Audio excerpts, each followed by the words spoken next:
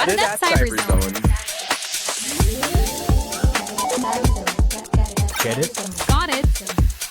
Got it at Cyberzone. No limits, all thrills here. Get it? Got it. Got it at Cyberzone. Get it. Get it. Get it. Got it. Got it. Got it. Get it. Got it. Awesome. Got it at Cyberzone.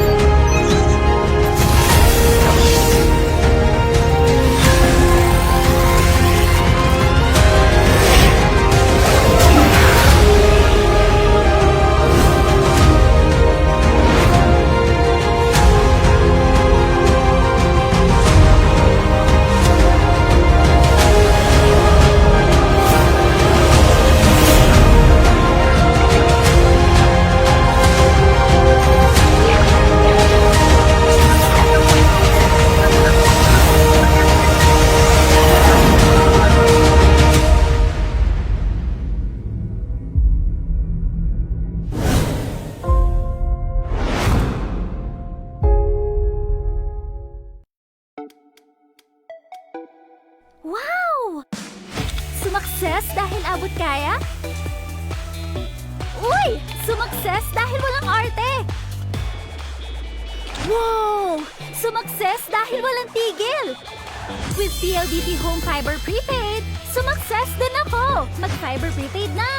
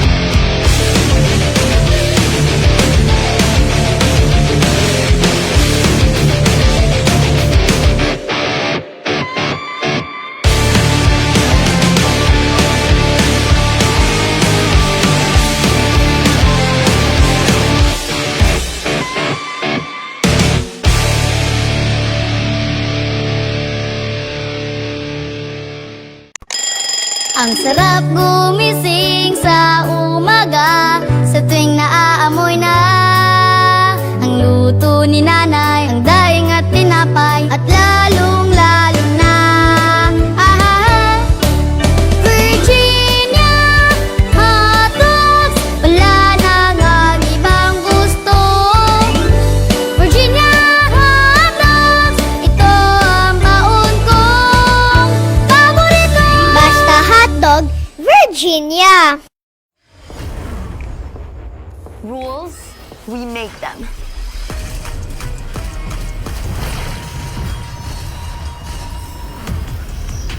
Limits, we go beyond them. One size fits all? Hard pass. Introducing a groundbreaking Digiflex mobile experience. Kick Mobile. Download the Kick app, choose your number, activate the eSIM, and own the country's first ever customizable mobile experience. Stay first in line for network priority and customize all you want, because the real flex is when everything is built to your rules. Kick Mobile. Our way, our rules. Hindi aabot ang data. Nice! Don't worry! The Only with Smart Power All 99. Hindi nabitin with 10 gig data plus only Facebook or TikTok and more. Load now! Hindi umuulan. Di mo tayo makakabenta! Yes! Don't worry! The Only with Smart Power All 99. Hindi bitin ang benta with only TikTok or Facebook plus 10 gig data and more. Load now! Bitin? Never sa pag-aaral. Never sa streaming. Never sa pagla-live. Sumakses ka sa Unli with PLDT Home Fiber Prepaid.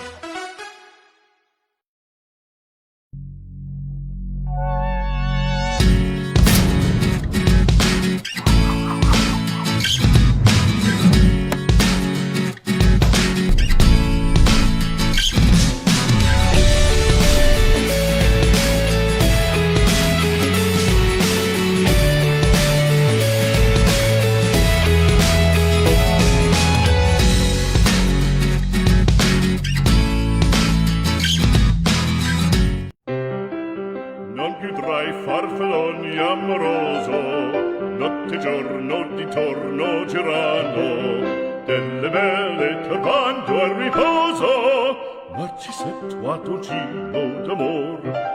Delle belle turbando al riposo, Narcisetto giro d'amor.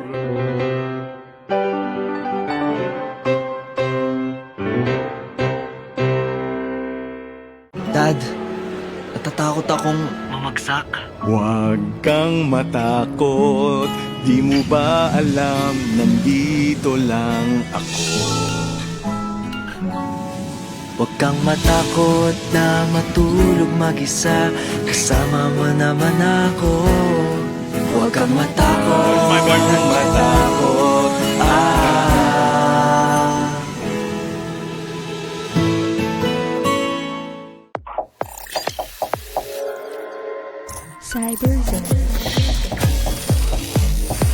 Get it. Get it? Get it. Get it. Get it. Got it at Cyberzone. Get it? Get it? Got it. Got it. Get it? Got it. Ooh, got it at Cyberzone. Get it. Get it. Get it. Got it. Got it. Got it. Get it. Ooh, got it. Wow, got it at Cyberzone. Get it. Got it. Got it at Cyberzone. Get it. Got it. Got it at Cyberzone. No limits, all thrills here. Get it? Got it. Got it at Cyberzone. Get it. Get it. Get it. Got it. Got it. Got it. Get it. Got it. Awesome. Got it at Cyberzone.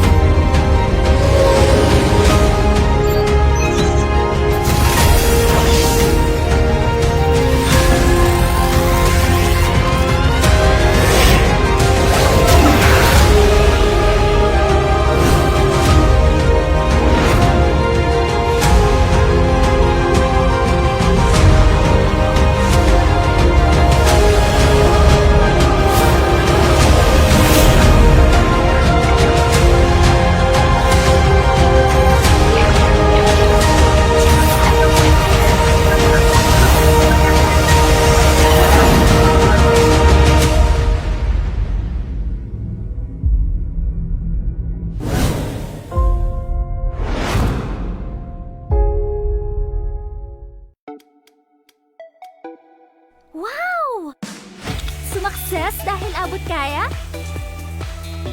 Uy! Sumakses dahil walang arte! Wow! Sumakses dahil walang tigil! With PLDT Home Fiber Prepaid, sumakses din ako! Mag-Fiber Prepaid na!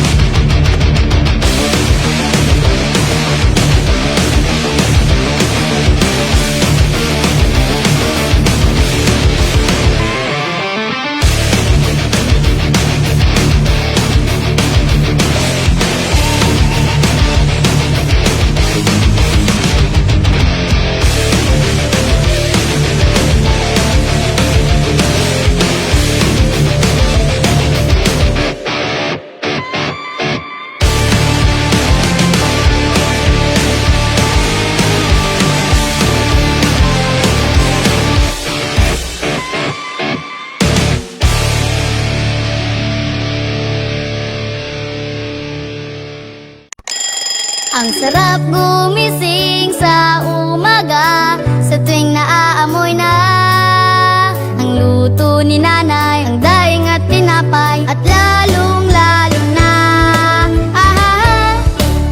Virginia hotdogs, wala nang ang ibang gusto. Virginia hotdogs, ito ang baon kong paborito. Basta hotdog, Virginia. Rules, we make them.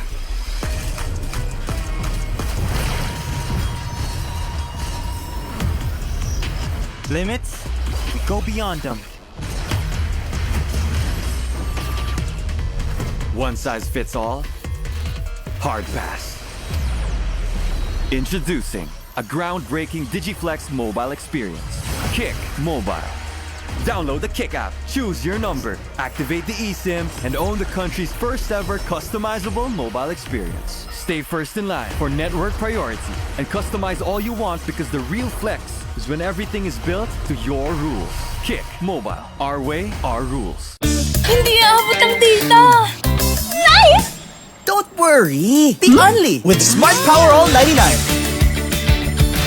Hindi nabitin with 10 gig data plus only Facebook or TikTok and more. Load now! Hindi umuulan! Di mo tayo makakabenta! Yes! Don't worry! The Only with Smart's Power All 99. Hindi bitin ang benta with only TikTok or Facebook plus 10 gig data and more. Load now! Bitin? Never sa pag-aaral. Never sa streaming. Never sa pagla-live. Sumakses ka sa Unli with PLDT Home Fiber Prepaid.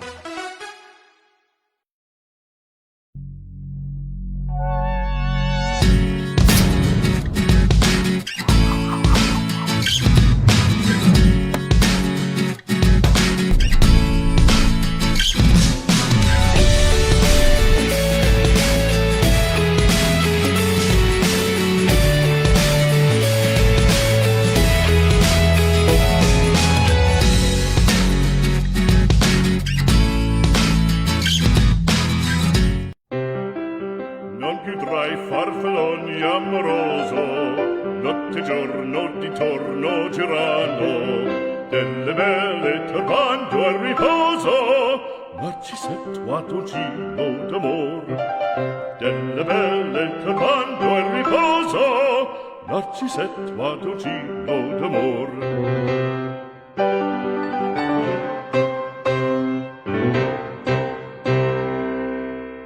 Dad, natatakot akong mamagsak. Huwag kang matakot, di mo ba alam, nandito lang ako. Huwag kang matakot na matulog mag-isa, kasama mo naman ako.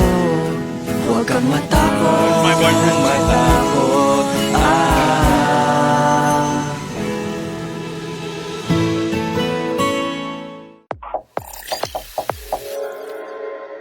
Cyber Zone. Get it. Get it? Get it. Get it. Get it. Got it at Cyberzone. Get it. Get it. Got it. Got it. Get it. Got it. Ooh, got it at Cyberzone. Get it, get it, get it, Got it. Got it. Got it. get it. Ooh, got it. Wow, got it at Cyberzone. Get it. Got it. Got it at Cyberzone. Get it? Got it. Got it at Cyberzone. No limits, all thrills here. Get it. Got it. Got it at Cyberzone. Get it, get it, get it. Got it. Got it. Got it. Get it. Got it. Awesome. Got it at Cyberzone.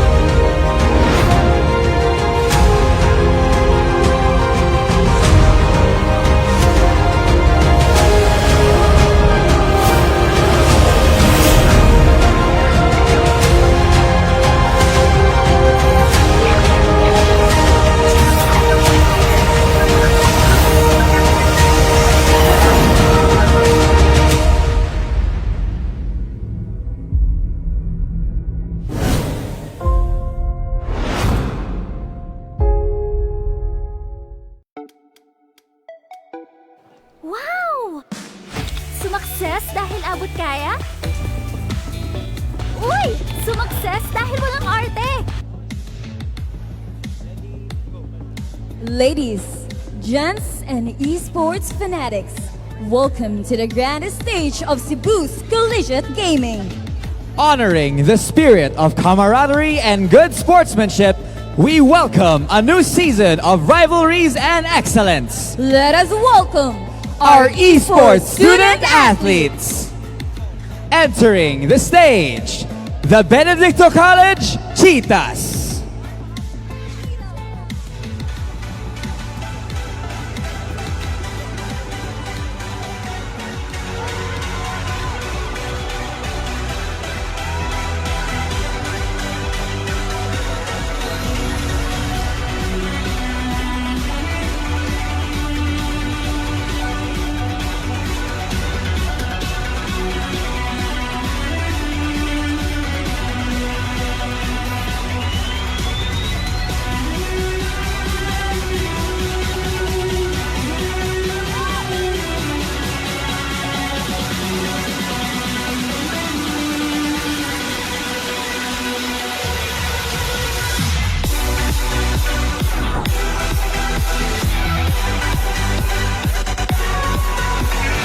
the Cebu Eastern College Blue Dragons.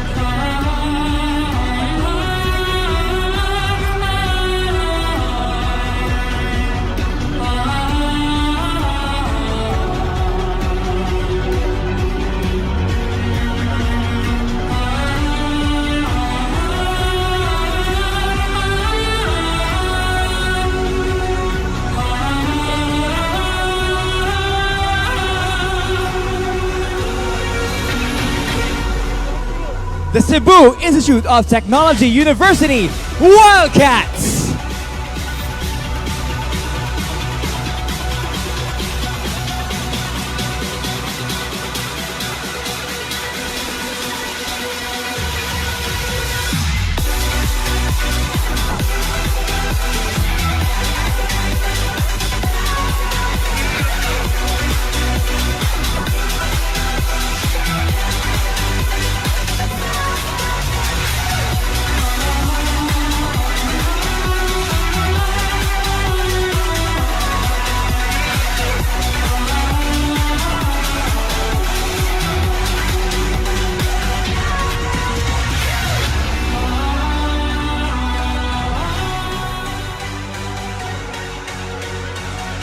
University of Cebu made webmasters.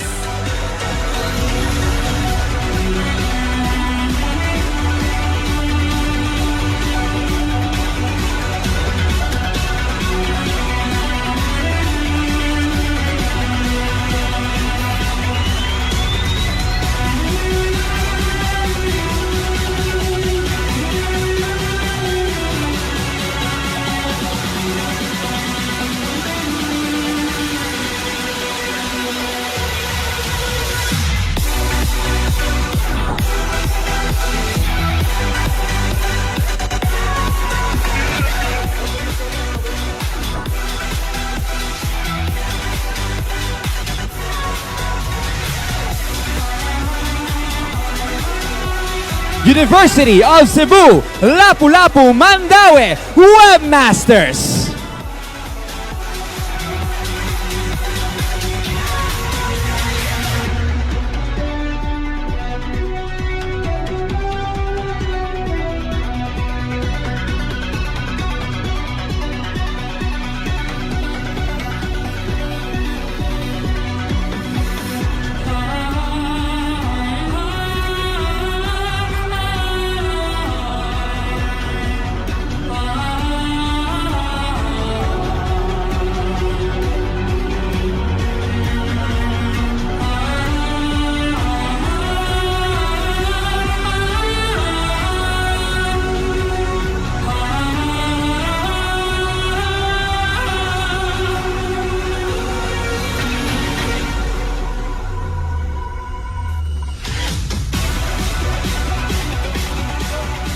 University of the Philippines, Cebu, Fighting Maroons.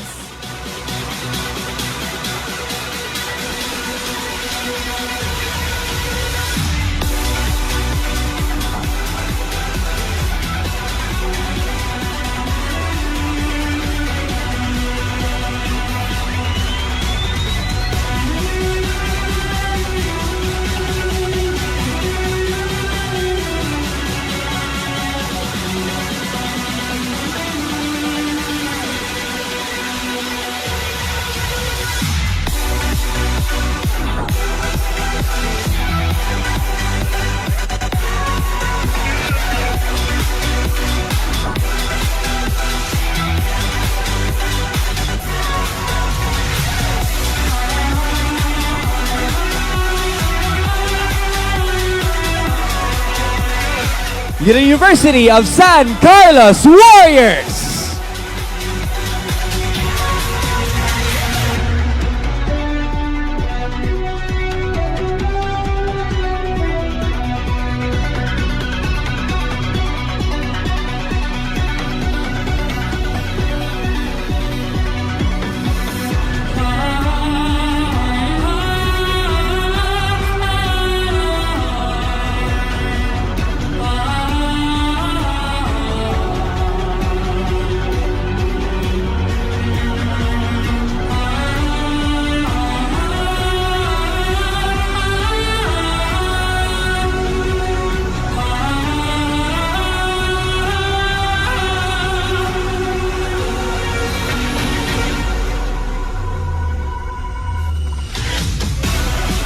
University of San Jose Recoletos, Jaguars.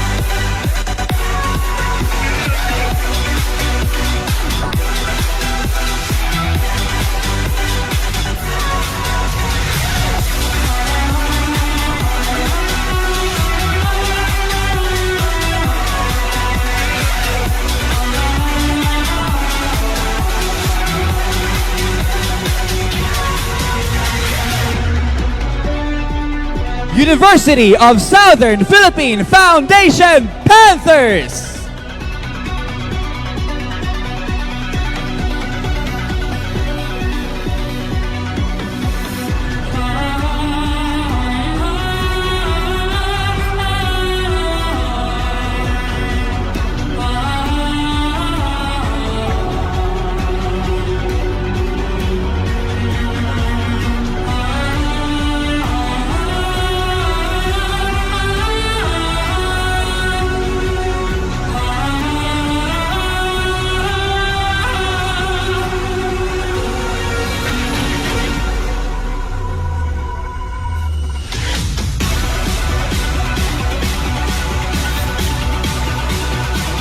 Last but not the least, Cebu Doctors University White Stallions!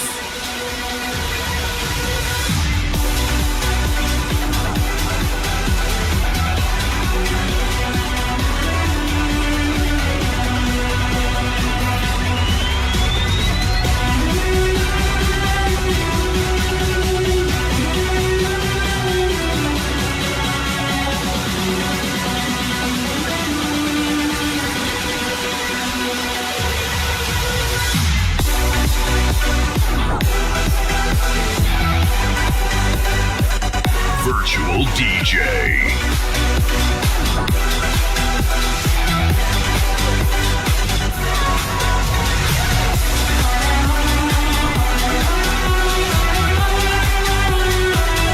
These are student athletes for this CESAFI Esports League Season 4.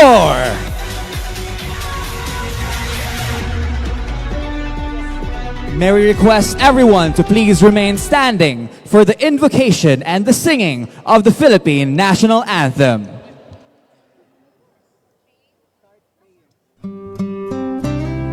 Dear Heavenly Father, we thank you for gathering us all today in this important endeavor. We ask that you bestow your guidance and blessing upon each attendee. May we honor one another by keeping an open mind. May we voice our truth and listen with an open heart. Bless everyone present today, that each may be able to share his or her contributions and gifts. Grant good health and safety to loved ones left outside this room, and bestow peace and goodwill to all of us. We ask for your wisdom and grace to use our talents for the betterment of others.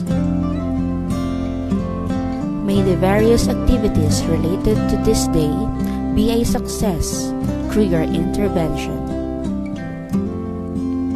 With gratitude, we offer this prayer in your name. Amen.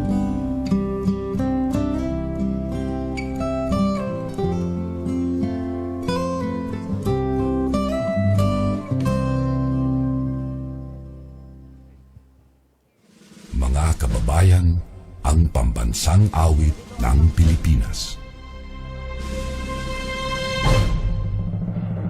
Kayang magiliw, helas ng sinakanan, alam ng puso, sa titik mo'y buhay.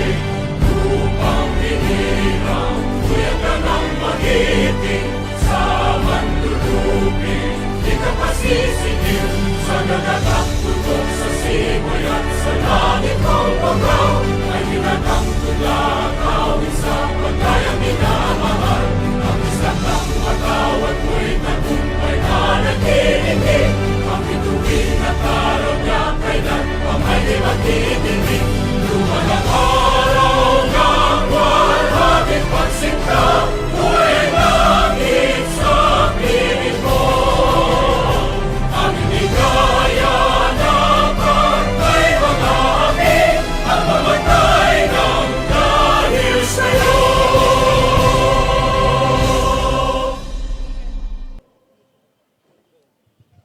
As we prepare to witness the height of Cebuano esports talent, we are joined by a guest who shares our passion for excellence and dedication.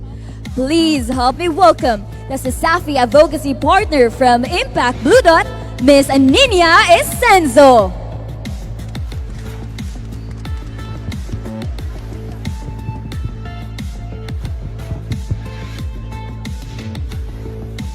Hello.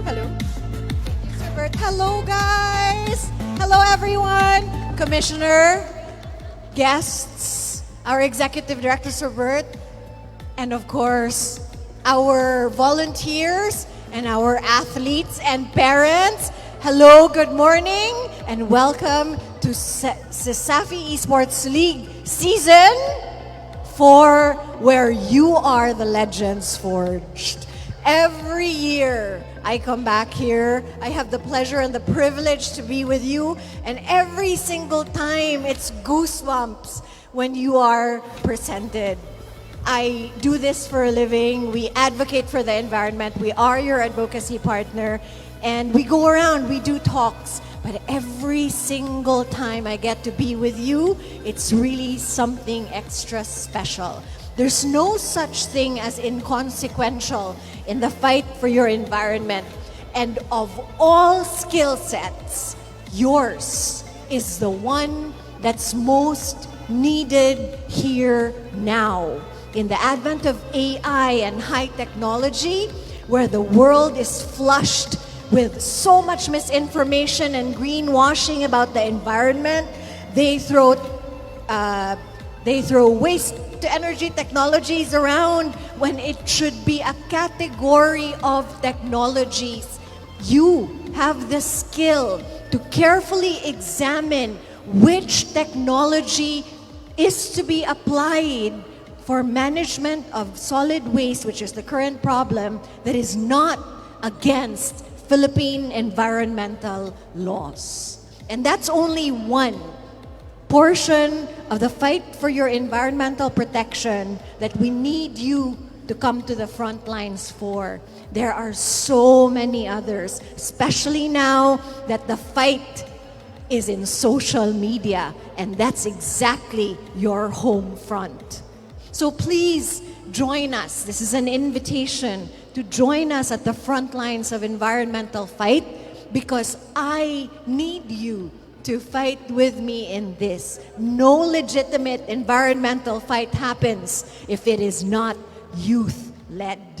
So I'm so privileged to be here because I see environmental warriors in front of me. CESAFI, especially CESAFI Esports League, is now in its 4th year in banning single-use plastics in all its games and venues, and you lead. I'm so happy, especially to see women. That's a round of applause to our 6 women teams. How gender forward and inclusive CESAFI Esports League is. And it all started with our heroic sets of volunteers and our wonderful executive director, Mr. Ryan Abarcas, good friend. And round of applause to our volunteers as well. Your commissioners, the adults among you here, we're all just support. And we sit in awe. We watch you in awe of all your talents and the bright future that you have. And that begins with you protecting your environment, applying your skills. So I'll see you at the front lines, guys. Will I?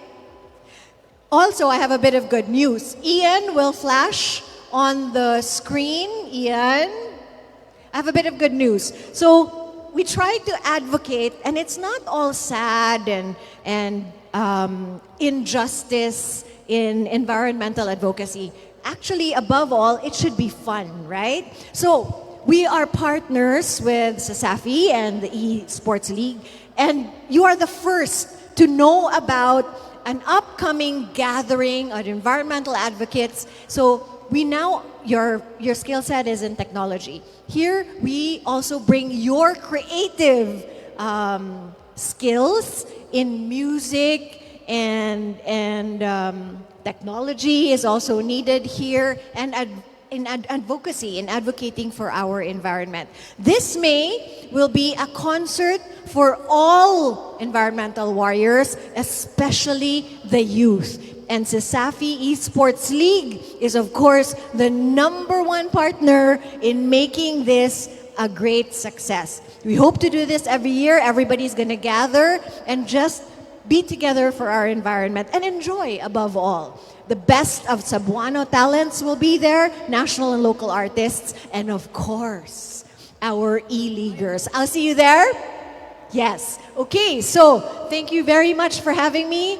Every single time it's goosebumps. You are heroes. I've been just fangirling over there. Okay? But let this be a reminder that we are one league, one blue dot in a tiny blue dot.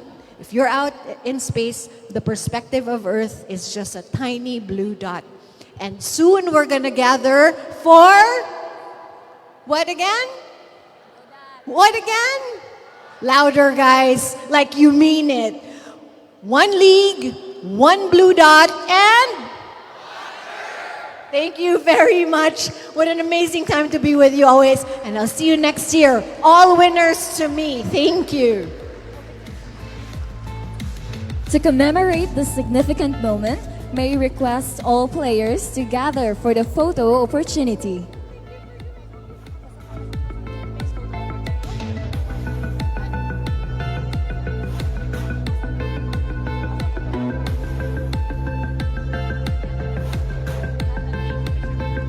Once again, may we request all players to gather for the photo opportunity.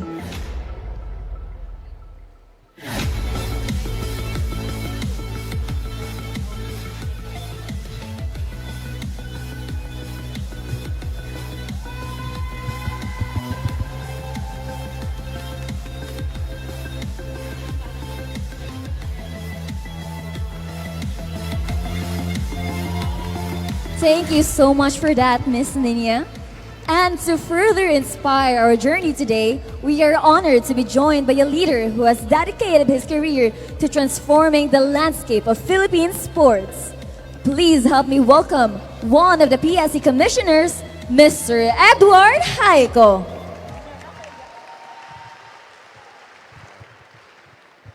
Good morning. I was supposed to be in Manila today, but I never regretted being with you this morning.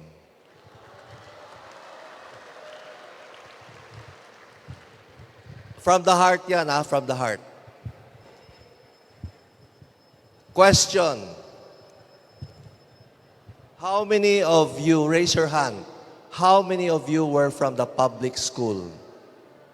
Public school. Raise your hand, public school. Be proud that you were from the public school or still is from the public school. Oh, wala from here? No public school? Oh, look around you, ha? Those are from the public schools. Thank you. Question. Out of 100 public school, grade school student, 100, how many graduates college? Hula. Tagna. Guess. One guess lang. 50. 28. Oh, sige, the one who guessed, may PC Express from Jesse. Joke lang, joke. Ninya, by the way, thank you, Ninya, you were great. Ninya, Jesse, Ryan, ang galing nyo, ha. The answer is a heartbreaking 13. 1-3. Oh, I saw your expression. Parang surprise, but her expression was sad. Sad? Yeah. Why? You would say, Jesse, why am I talking about public school and why am I talking about grade school not finishing college? What's the significance here? How many of you are athletic scholars? Raise your hand. athletic scholars because of... Raise your hand. Be proud. Be proud. What school? San Carlos. No athletic scholars? Academic scholars.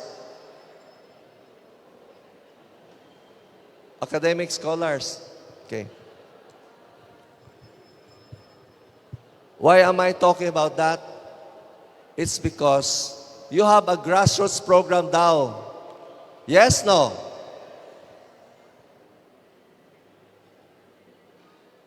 The 90 public school, grade school, who will never reach the college, 87, exact 87, that is one of your role in the future. Using your craft. Nakasabot mo na ako? In your lifetime, you're 1/4 of your way through your life. You're more or less almost reaching 20, no? In your lifetime, you need to leave a legacy. That legacy is at least in your lifetime, you were able to help a public school reach college through your craft, through your passion. That's number one request from me. Number two, is E-Games in the Olympics or not? Is E-Games in the Olympics or not? Do you want to be in the Olympics? Who wants to be in the Olympics? Raise your hand. Those who raise their hands have a chance to be in the Olympics. Those who did not raise their hands will never have a chance to be in the Olympics. Even if your opponent, your team, kalaban ninyo, 99% sure makadaog. You only have 1% chance. Musokol mo, dili. Sokol. Even if it's 1%.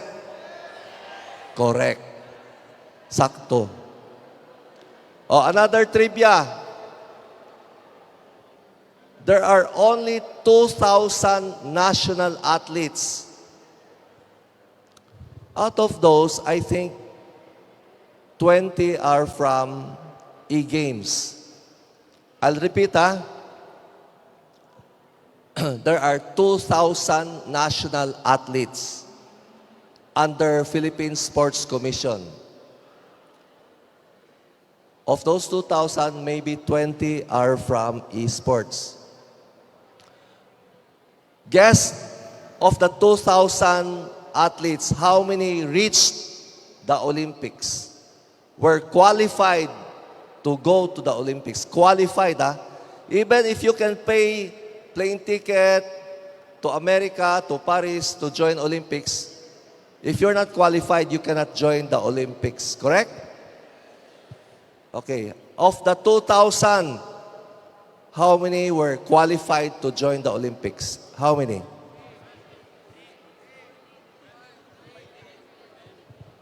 Only 20. Only 20. Ryan. Where's Ryan? Ryan.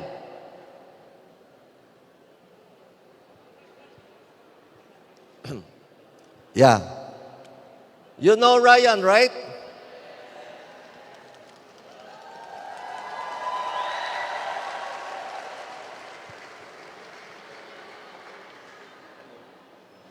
We have a challenge for you. No? We have a challenge for you. When is the Olympics? When? 2022? 2028. Where? LA. If you don't set your goals, you will never reach there. Di gani mo mag-damgo, di jud mo kaabot. I'm surprised you're not. Ayaw mo pag huna-huna, kutob ra mo dire. Huna-huna mo, kutob mo dito langit. Sabot di. Ha? Ryan, make it their goal, not just your goal, that a team from Cebu will represent and will reach and be qualified to go to the LA Olympics.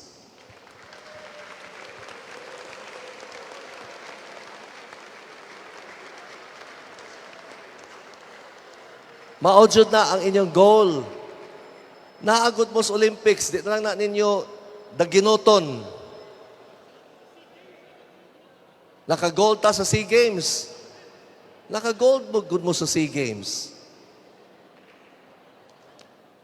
Ang goal gani ninyo, makadaog lang sa CESAFI, kutobra mo diha. Goodbye. Ang CESAFI should not be your end, but should be the beginning of your journey to the CESAFI should be the beginning of your journey to the Olympics. Okay? That's your, Next time, be mind-setting. Ayaw mo butang lag CESAFI. Butang mo next time, our pathway to the Olympics. 2028. At least one of you, one team makaadto sa Olympics, all of you will be proud. Agree? Disagree? Wow. Agree, disagree? And that's what you call an intangible legacy. Unsa may legacy nga tangible? Kani? Physical. Unsa may intangible legacy? Unsay inyong mabati sa kasing-kasing, di na mawala.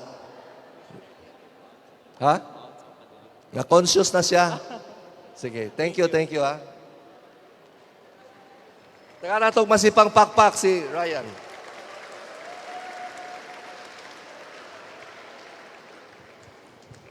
Lastly, my message to you is this.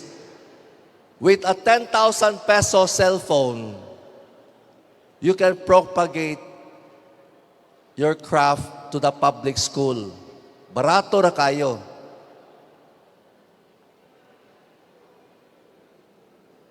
Those Olympians might just be hiding in the public school, and some of you. So please, do that legacy for Cebu. Thank you. To dedicate this moment, may we request all players to please step closer for another photo opportunity.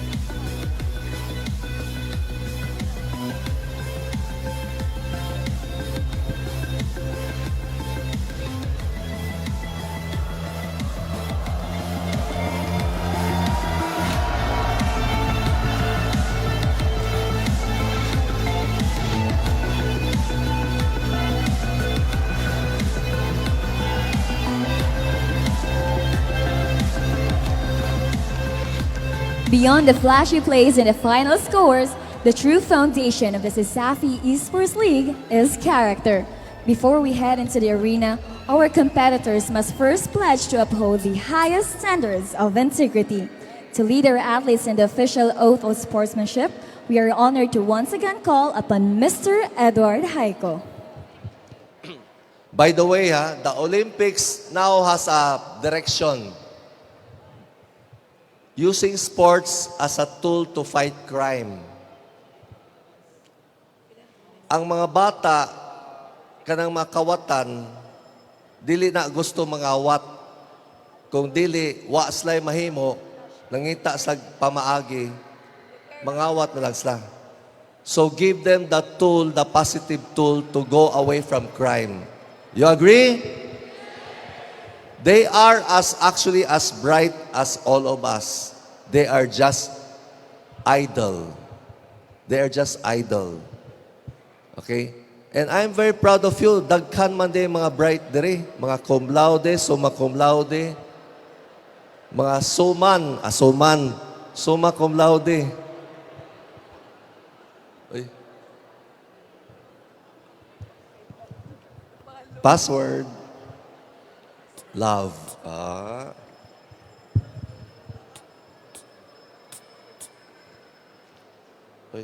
Wait.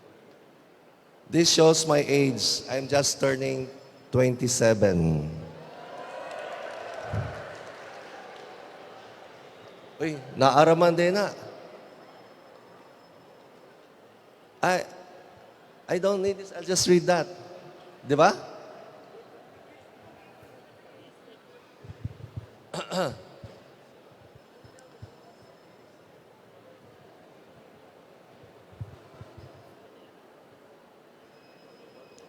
Permission to add. Permission to add, ha? I'll edit a little bit. Okay. When you raise your hand, right hand. Also, feel what you said in your heart. By the way, you're all students, never lose that idealism, especially when you're working with government or private companies. Never lose that idealism and passion and dedication because the world is so full of temptations. So raise your hand. I. State your name. Uy, chat GPT man eh. Ano sa to? I state your name. Nag-state your name sa ka. Out. Badlungon. What is your name? Your name, please. State your name. Representing what school? As a student athlete of CESAFI Esports League. Solemnly swear to compete with integrity and honor, to respect my teammates, opponents, coaches, and officials, to uphold the rule of the game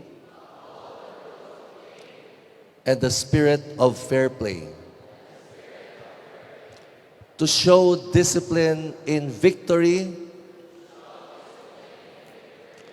grace in defeat, and resilience in every challenge.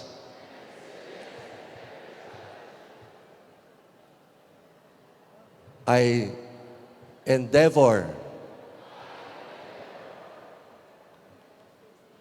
to attempt to reach the Olympics, to help my fellow Cebuanos in the public school experience esports.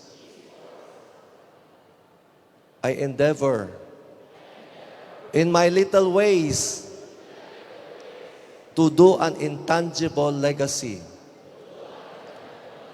to be responsible for the scholarship of a public school.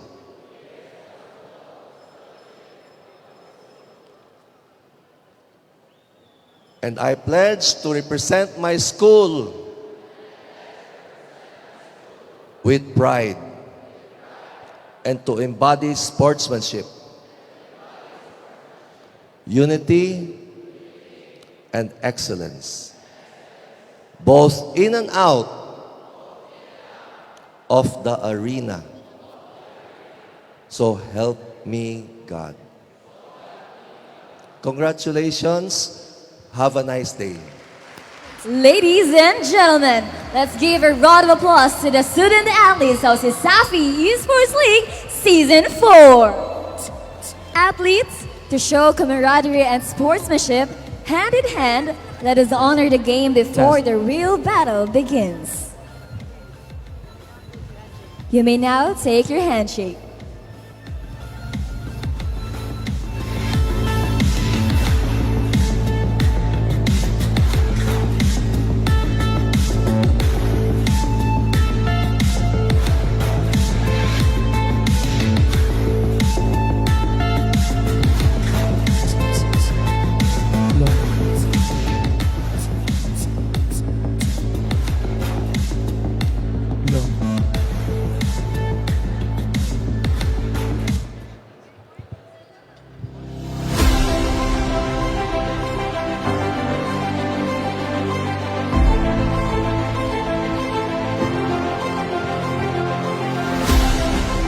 The logo features the number 25 to mark CESAFI's 25th anniversary, celebrating its legacy of excellence.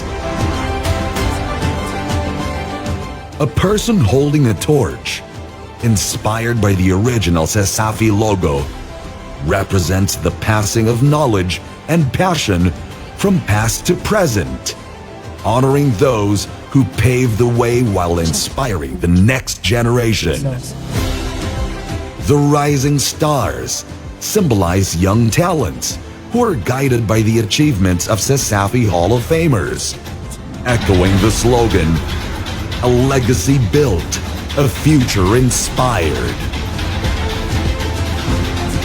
Laurel leaves reflect victory and recognition, highlighting the accomplishments of athletes, coaches, and leaders over the years. Lastly, the eagle head represents strength, vision, and forward movement, capturing CESAFI's commitment to growth and excellence for future generations.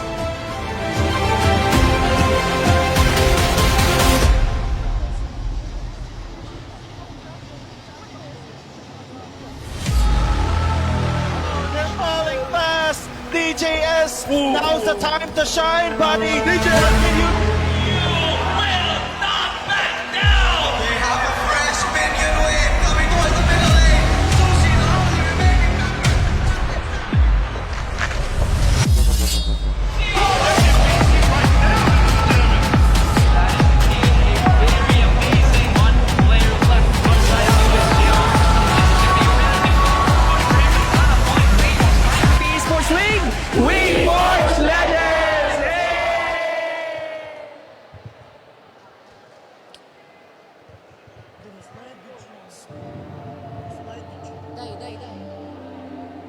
Cebu!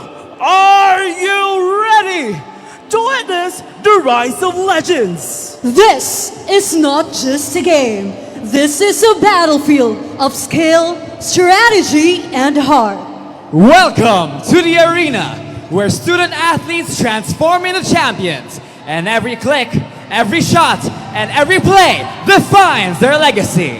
Where passion meets precision, and champions are forged through fire. From intense Mobile Legends Bankman clashes to tactical Valorant showdown, today we celebrate Cebu's elite esports. But this season, we go bigger, we go stronger, as we proudly showcase our women's division, proving that greatness knows no gender. Different schools, different banners. One goal to dominate the stage and bring glory to their name. Every round will test their courage. Every match will demand their best. And only the bold will rise above the rest. Are you ready to cheer, to shout, and to witness history in the making? Ladies and gentlemen, welcome to the 10 of the best esports student athletes in Cebu. This is CESAFI Esports League Season 4, where we forge legends.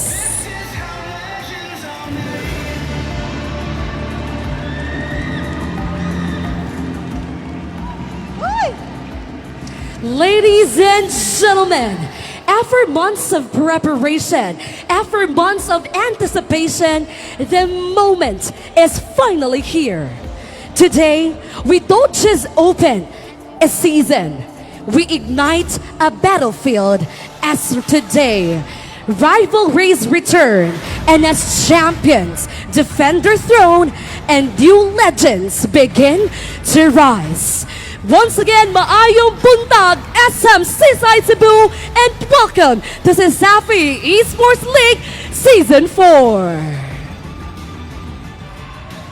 How about we start this celebration with putting our hands together? Let's show our love, our support with our cheers and our shout, ladies and gentlemen, and let's all greet the people sitting next to us with Olas Kamustas in 3, 2, and 1. There you have it, ladies and gentlemen. Once again, maayong buntag, and you are tuning in to CESAFI Esports League Season 4. And if you're just going to ask me, what are the words to describe Season 4, ladies and gentlemen, then it's going to be inclusive, nostalgic, and driven. Inclusive is because for the very first time for this season, we're going to feature the women's division for the MLBB and Valorant tournament.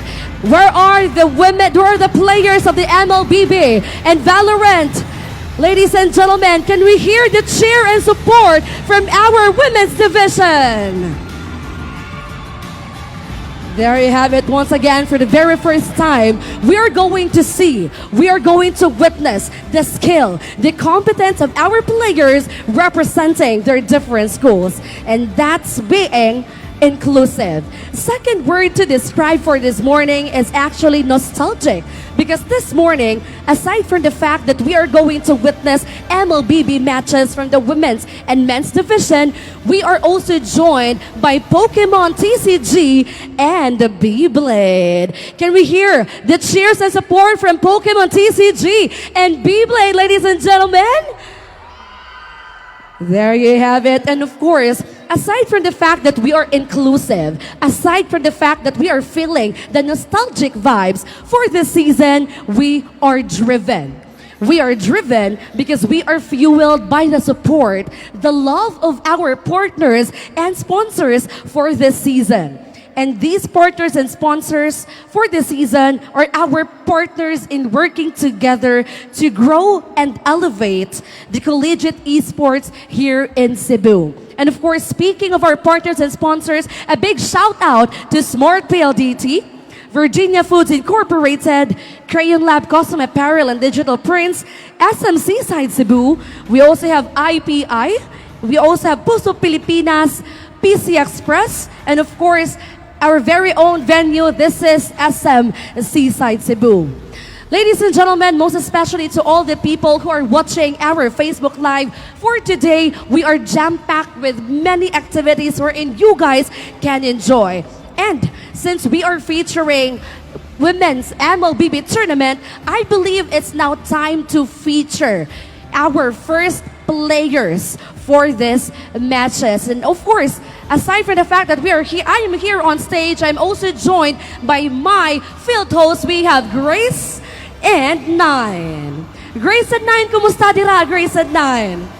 Hi Nash, it was good right here at the back. I am here with the players from the UPC Fighting Maroons and the CIT-U Wildcats Women's Division. They will fight today for our MLBB. And right now, before we start, may I call in here Pau Pau and Mitsuri? I have some few questions for you guys.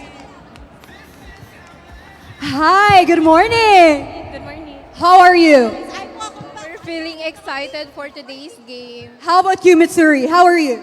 I am anxious but excited. You're anxious but excited. Well, we have to be excited for today since this is the opening of CEL Season 4. And I would just like to ask the captain, si Pau Pau, how does it feel that you're one of the few players nga appearan sa debut for the women's division here in CEL? We felt so honored to pilot the women's team in CESAFI. So yeah, we're very excited for the incoming games. All right, how about you, Mitsuri? It's actually a really great pleasure to all of us who's here, especially kanang we can face other women who actually excels in the game. So it's exciting. All right, Pau Pau, earlier I interviewed them. Kaya wala ka ganiya. So I asked them nga, kanang ikaw kuno ang usa sa ilang gikuhaan og kusog, especially nga ikaw gid ang na-experience when it comes to tournaments. So unsa man imong ingon sa team for them to be motivated to play? What I say is that it's fine to make mistakes, just that we have to improve, and we shouldn't accept failure as a fail, but as a lesson to continue winning. All right, lastly, anyone you want to give a shout out?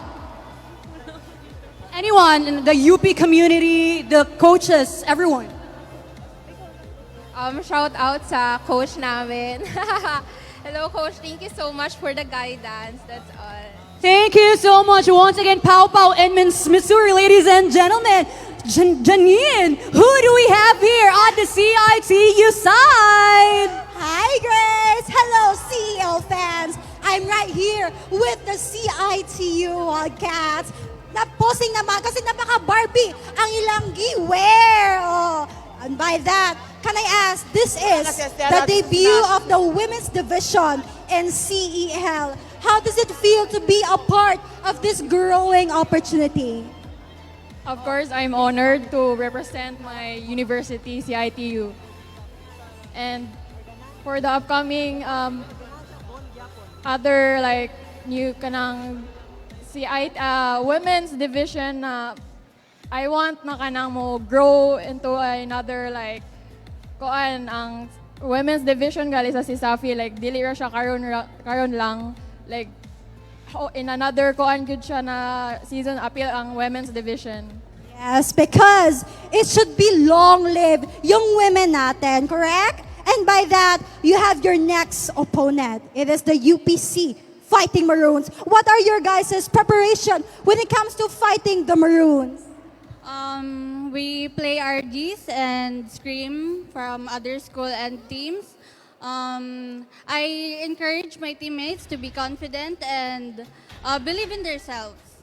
Believe in yourselves. That's the biggest motto that we all can give to our players right now. And to end this interview, can I ask, do you want to give a shout out to the people, to the school who has supported you all the way through this season 4 of CEL?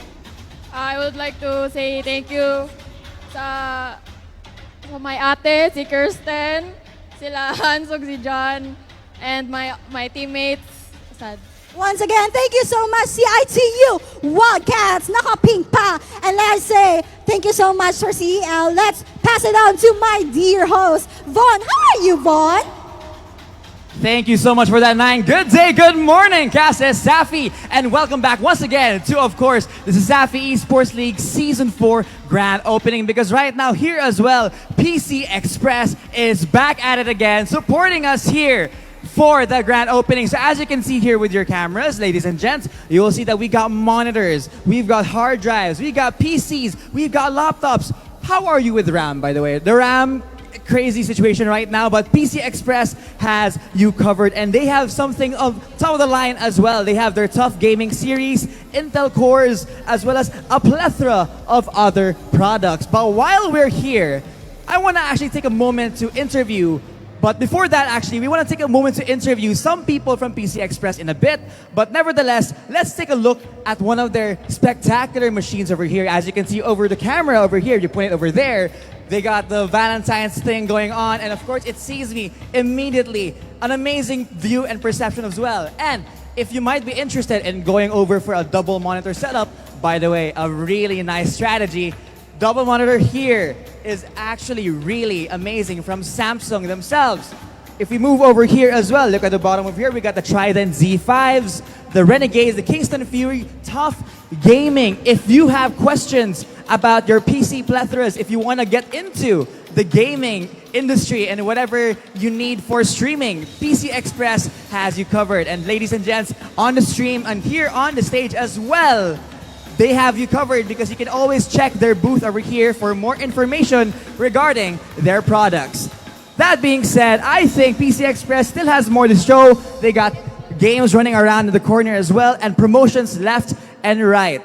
But I'm sure that we are good because PC Express will be staying here for both today and tomorrow as we go on with our MLBB and Valorant tournaments. Now, I'll be passing it over once again to Nash as we go into our next segment. Daghang salamat Von, Grace, and Shane for introducing to us a sneak peek as to what will happen for this two-day event. Once again, a big round of applause to my field host, ladies and gentlemen. Okay, and of course, right now, since the energy is now filled with excitement, with enthusiasm, I would just like to have a quick energy check to all the people here in the arena. Now, when I say CESAFI, you say esports. When I say esports, you say CESAFI, okay? Let us hear the energy, and if you really want to achieve and of course win in this tournament, once again, you're going to participate in this energy check. Once again, when I say CESAFI, you say esports. CESAFI! Once again, you guys can do better than that. Once again, CESAFI! CESAFI! Esports! Esports! There you have it, ladies and gentlemen. The energy is now in the arena. So without further ado, I'm going to introduce to you our schedule for this morning. Just like what I highlighted earlier, for this season, this is the very first time that the women's division are going to represent their school and, of course, play their hearts out in the MLBB and Valorant tournament. So there you have it, ladies and gentlemen. For match number 1, it's going to be CIT-U Wildcats versus UPC Fighting Maroons. Match number 2, that's CEC Blue Dragons versus UCLM Webmasters. For match number 3, that's UC Maine versus Benedicto College Cheetahs. And for our match number 4 is going to be CDU White Stallions versus USJR Jaguars. And there you have it. So to all our fans, esports enthusiasts who are watching our Facebook Live, then we're inviting you guys to call your friends, call your classmates and say, you know what? Our schoolmates are actually representing us here at SM Seaside Cebu. So once again, gather in the comment section, or if you have time, please gather as well here at SM Seaside Cebu. And now I believe that the arena is ready. The fans are so hyped and the players are now locked in. At this juncture, let's welcome the first teams stepping into the stage for CESAFI Esports League Season 4. Make some noise as they enter the battlefield. Ladies and gentlemen, today we are not just witnessing another match in MLBB, we are witnessing history in the making. To introduce our first team for the first time ever in the CEL, these incredible women are not stepping into the land of dawn just to participate. They are here to dominate, to strategize, and to redefine what competitive esports looks like. Let us all welcome Cebu Institute Technology University Wildcats! Starting with Marela Kauri Toping, Christine Chicken Cadilla, Cassandra Candy Ferolin, Karil Hiyari Gea, Lila Alils Laude, Jenzel Maymay Giovanna, Lovely Proof Razo. Once again, that was CIT-U Wildcats. Players, you may now take your pose.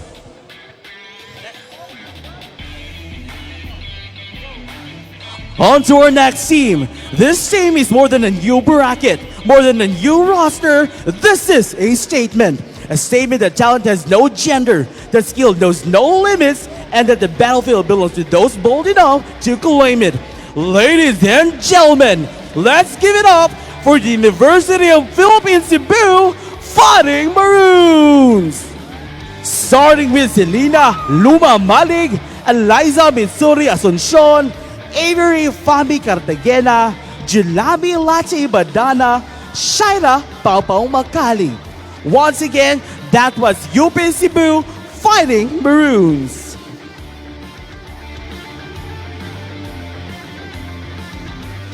And today, as we open the inaugural Women's Division of Mobile Legends Bang Bang, we witness more than a competition, we witness character. At this time, we ask both teams to face one another for the ceremonial handshake. Players, you may now shake your hands.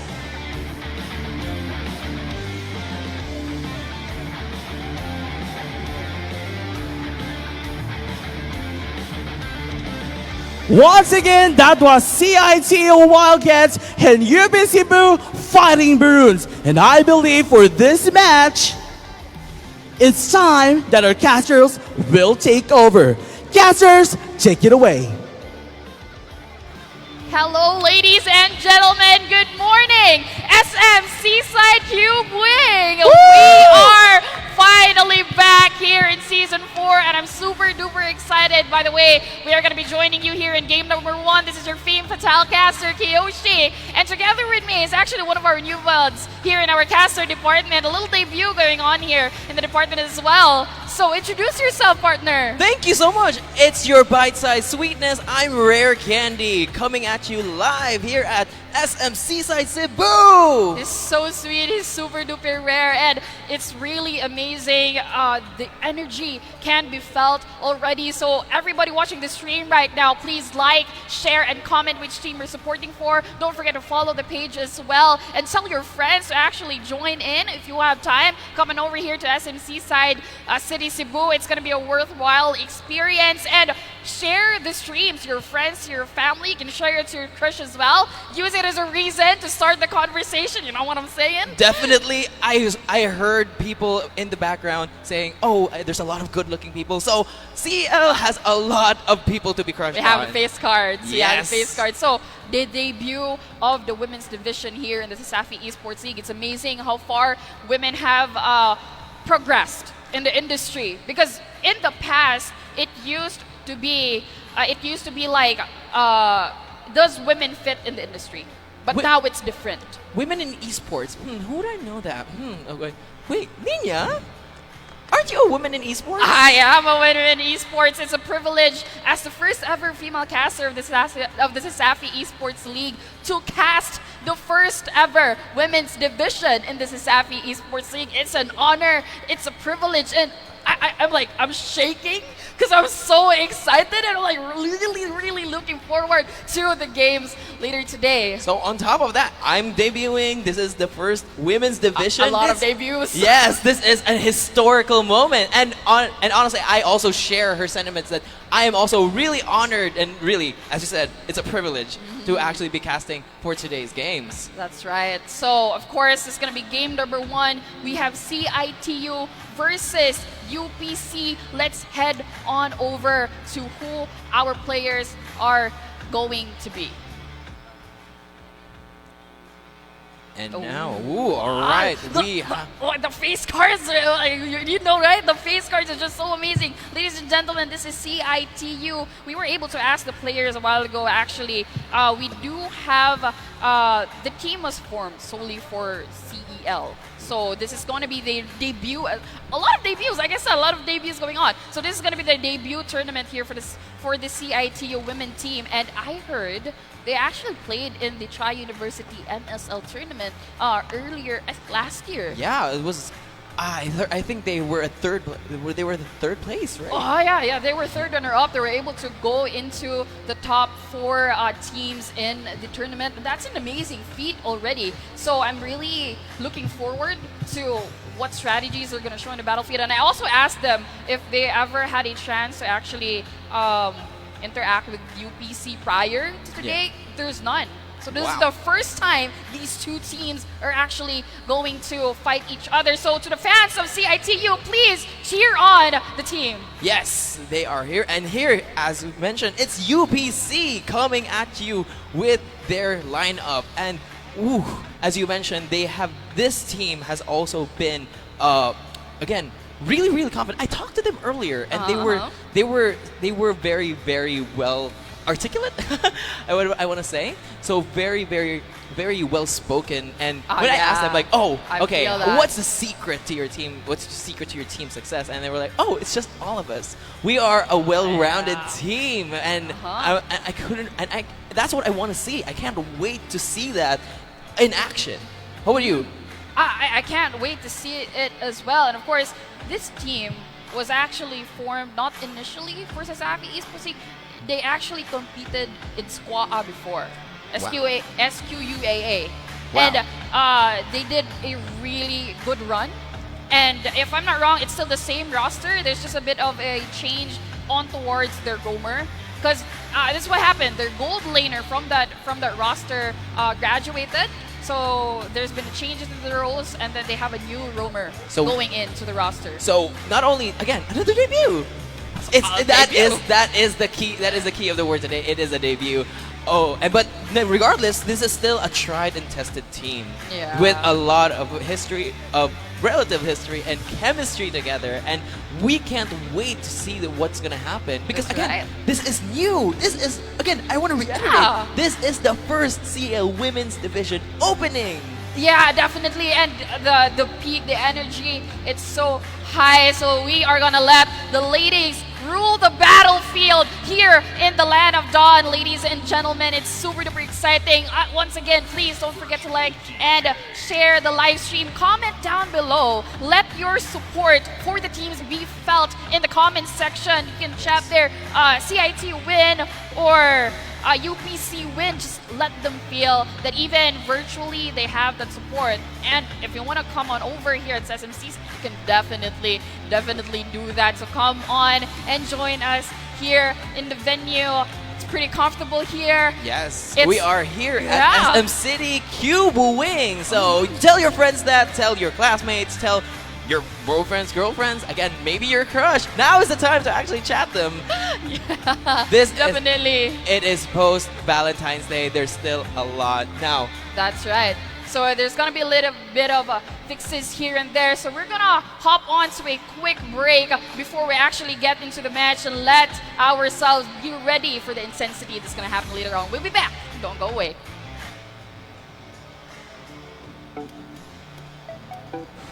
Wow! Sumakses dahil abot kaya? Uy! Sumakses dahil walang arte! Wow! Sumakses dahil walang tigil! With PLDT Home Fiber Prepaid, sumakses din ako! Mag-Fiber Prepaid na!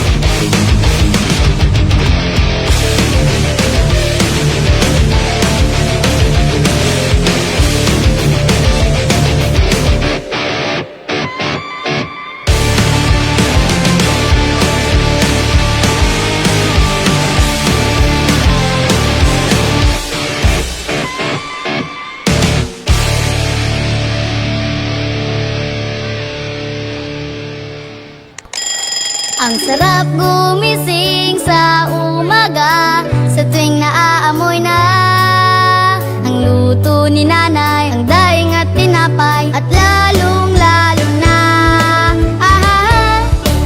Virginia hotdogs, wala nang ang ibang gusto. Virginia hotdogs, ito ang baon kong paborito. Basta hotdog, Virginia. Rules, we make them.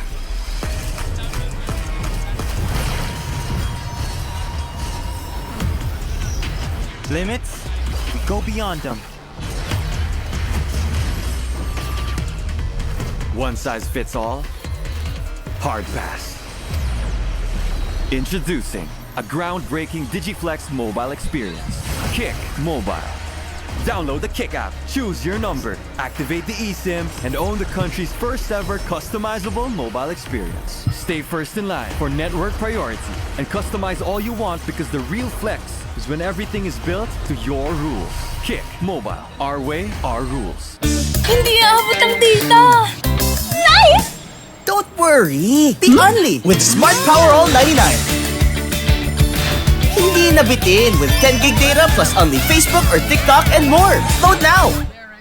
Hindi umuulan! Di mo tayo makakabenta! Yes! Don't worry! Be only with Smart's Power All 99. Hindi bitin ang benta with only TikTok or Facebook plus 10 gig data and more. Load now! Bitin? Never sa pag-aaral. Never sa streaming.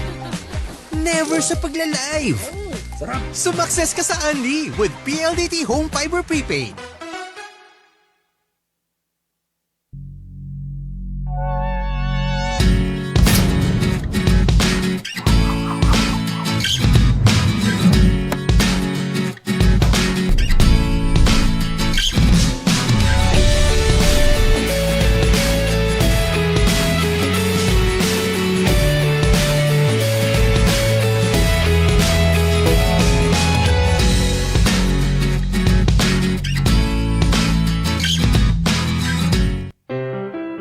Non più tra i farfalloni amoroso, notte e giorno di torno girano, delle belle turbando al riposo, narcisetto gino d'amor. Delle belle turbando al riposo, narcisetto gino d'amor.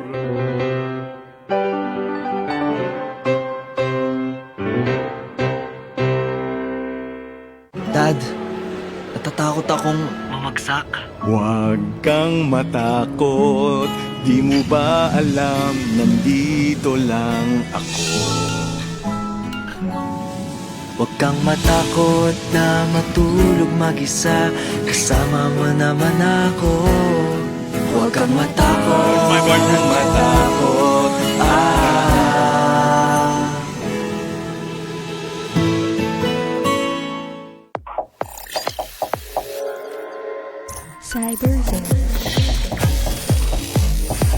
Get it? Get it? Get it. Get it. Get it. Got it at Cyberzone. Get it? Get it? Got it. Got it. Get it? Got it. Ooh, got it at Cyberzone. Get it, get it, get it. Got it. Got it. Got it. Get it. Ooh, got it. Wow, got it at Cyberzone. Get it? Got it. Got it at Cyberzone. Get it? Got it. Got it at Cyberzone. No limits, all thrills here. Get it? Got it. Got it at Cyberzone. Get it? Get it? Get it? Got it. Got it. Got it. Get it? Got it. Awesome. Got it at Cyberzone.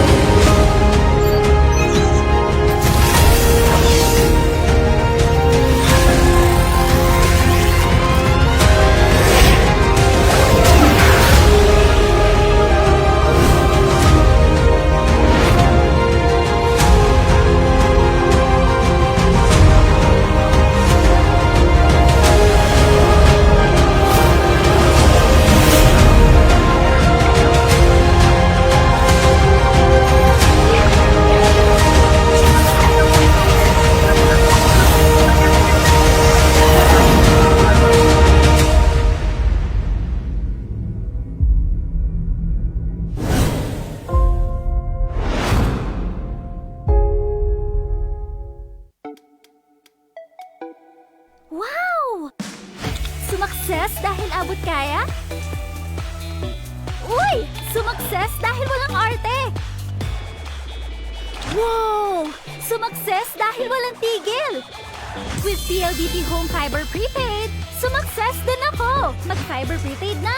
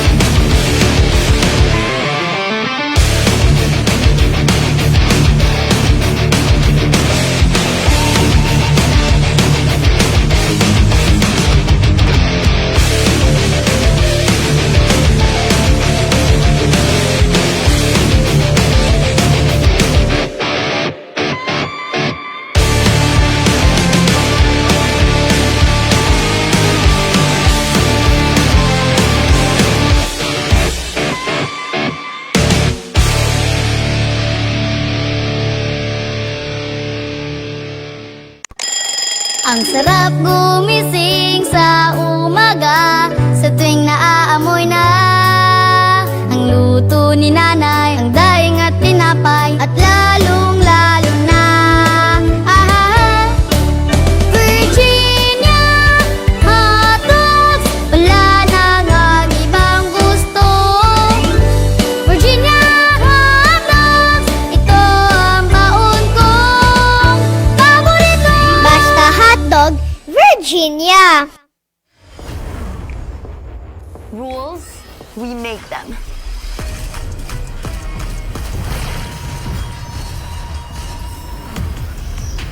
Limits, we go beyond them.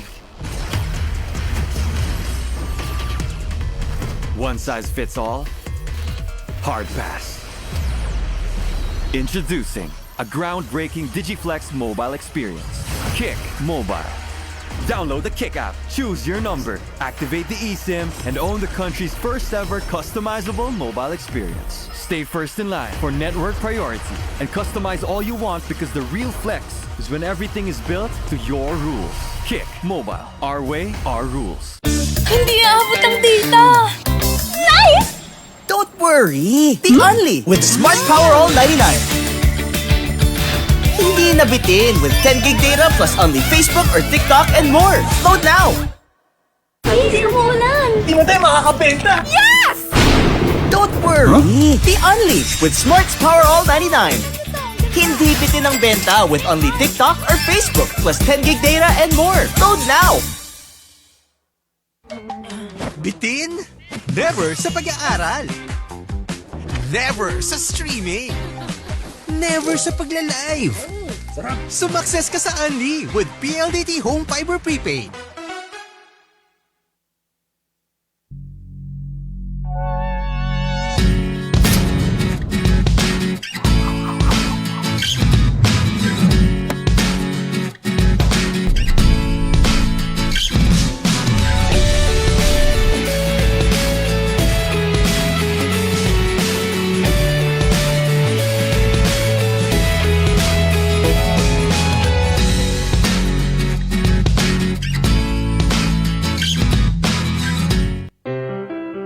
Non più tra i farfalloni amoroso, notte giorno di torno girano, delle belle turbando al riposo, Narcisettuatocino d'amor.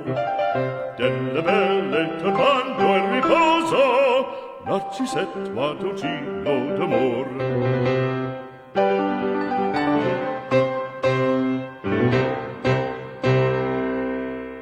Dad, natatakot akong mamagsak. Huwag kang matakot, di mo ba alam, nandito lang ako. Huwag kang matakot na matulog mag-isa, kasama mo naman ako. Huwag kang matakot, Huwag kang matakot,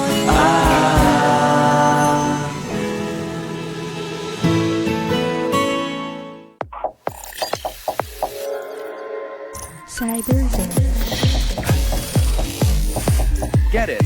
Get it? Get it. Get it. Get it. Got it at CyberZone. Get it. Get it. Got it. Got it. Get it. Got it. Ooh, got it at CyberZone. Get it. Get it. Get it. Got it. Got it. Got it. Get it. Ooh, got it. Wow, got it at CyberZone. Get it. Got it. Got it at CyberZone. Get it. Got it. Got it at CyberZone. No limits, all thrills here. Get it. Got it. Got it at CyberZone. Get it, get it, get it. Got it. Got it. Got it. Get it. Got it.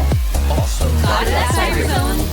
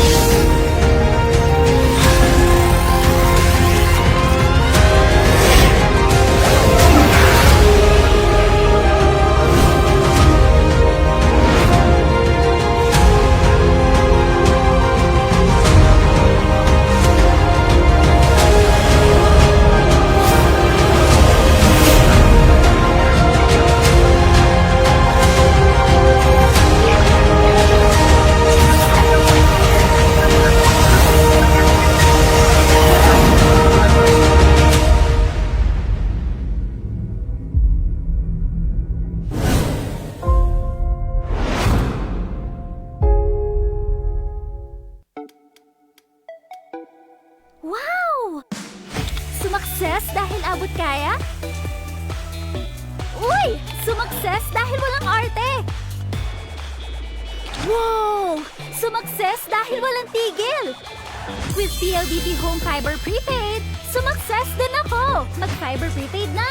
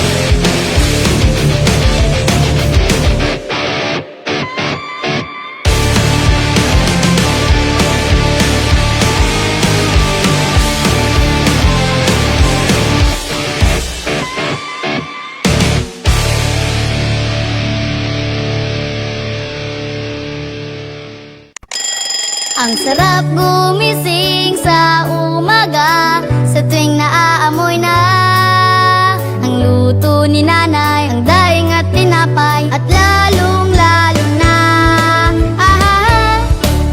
Virginia hotdogs, wala nang ang ibang gusto.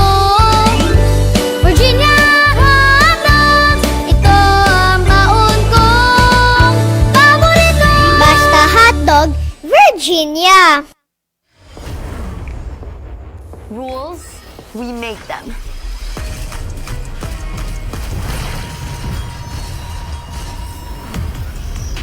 Limits, we go beyond them. One size fits all? Hard pass. Introducing a groundbreaking Digiflex mobile experience. Kick Mobile.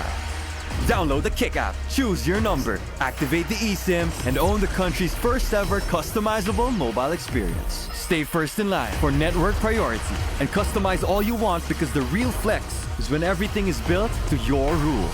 Kick Mobile. Our way, our rules. Hindi aabot ang data! Nice! Don't worry! Be only with Smart Power All 99. Hindi nabitin with 10 gig data plus only Facebook or TikTok and more. Load now! Please, umuulan! Di mo tayo makakabenta! Yes! Don't worry! Be only with Smart's Power All 99. Hindi bitin ang benta with only TikTok or Facebook plus 10 gig data and more. Load now! Bitin? Never sa pag-aaral. Never sa streaming. Never sa pagla-live. Sumakses ka sa Unli with PLDT Home Fiber Prepaid.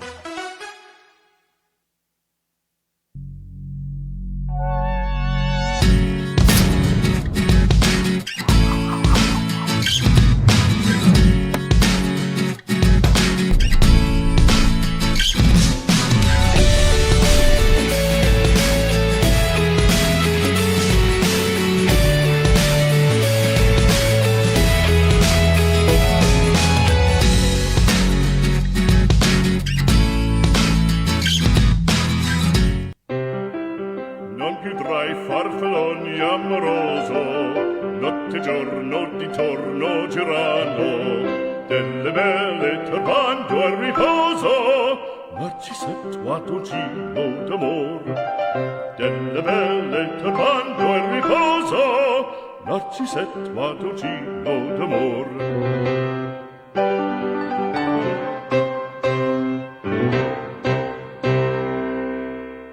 Dad, natatakot akong mamagsak. Huwag kang matakot, di mo ba alam, nandito lang ako. Huwag kang matakot na matulog mag-isa, kasama mo naman ako. Huwag kang matakot, Huwag kang matakot,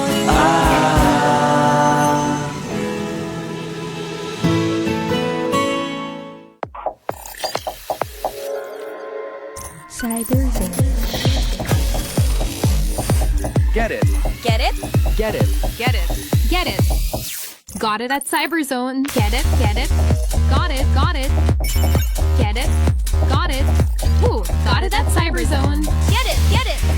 Get it! Got it. Got it. Got it. Get it! Ooh, got it. Wow! Got it at CyberZone. Get it? Got it. Got it at CyberZone. Get it? Got it. Got it at CyberZone. No limits, all thrills here. Get it? Got it. Got it at CyberZone. Get it, get it, get it. Got it. Got it. Got it. Get it. Got it. Awesome. Got it at CyberZone.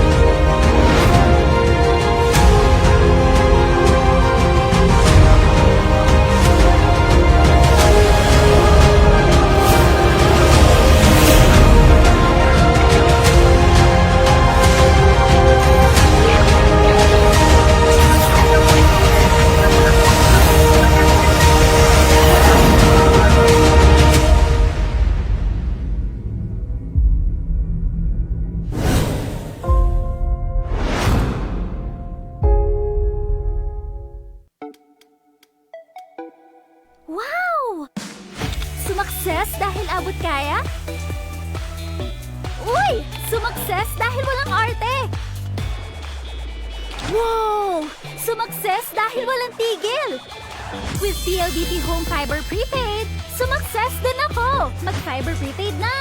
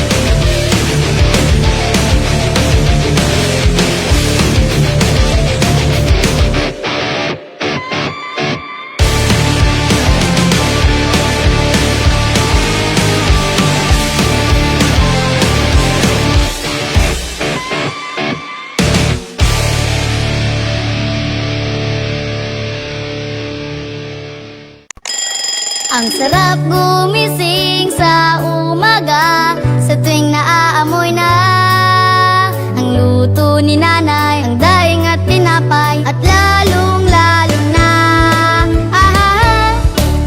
Virginia hotdogs, wala nang ang ibang gusto. Virginia hotdogs, ito ang baon kong paborito. Basta hotdog, Virginia. Rules, we make them.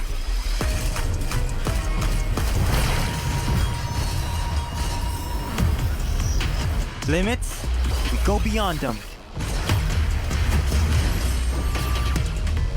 One size fits all? Hard pass. Introducing a groundbreaking Digiflex mobile experience. Kick Mobile.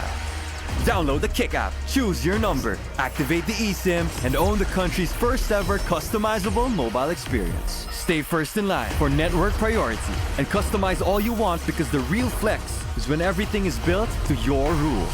Kick Mobile. Our way, our rules. Hindi aabot ang data! Nice! Don't worry! The Only with Smart Power All 99. Hindi nabitin with 10 gig data plus only Facebook or TikTok and more. Load now! Please, umuulan! Di mo tayo makakabenta! Yes!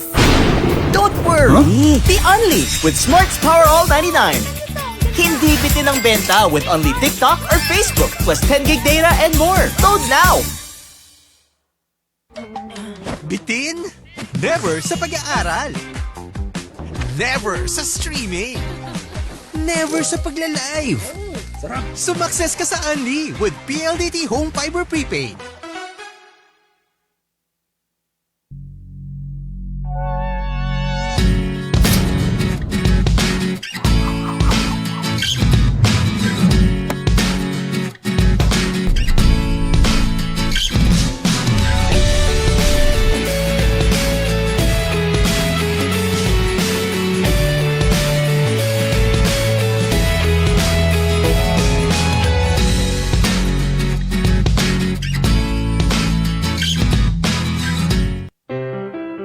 Non più tra i farfalloni amoroso, notte giorno di torno girano, delle belle turbando al riposo, Narcisettuatogino d'amor. Delle belle turbando al riposo, Narcisettuatogino d'amor.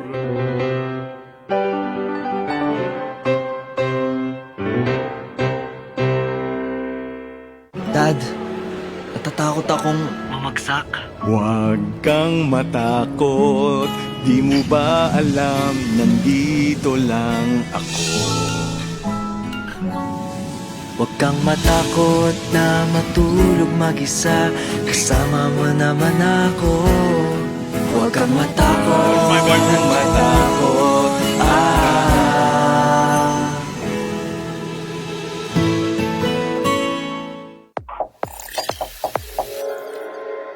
Cyber Zone.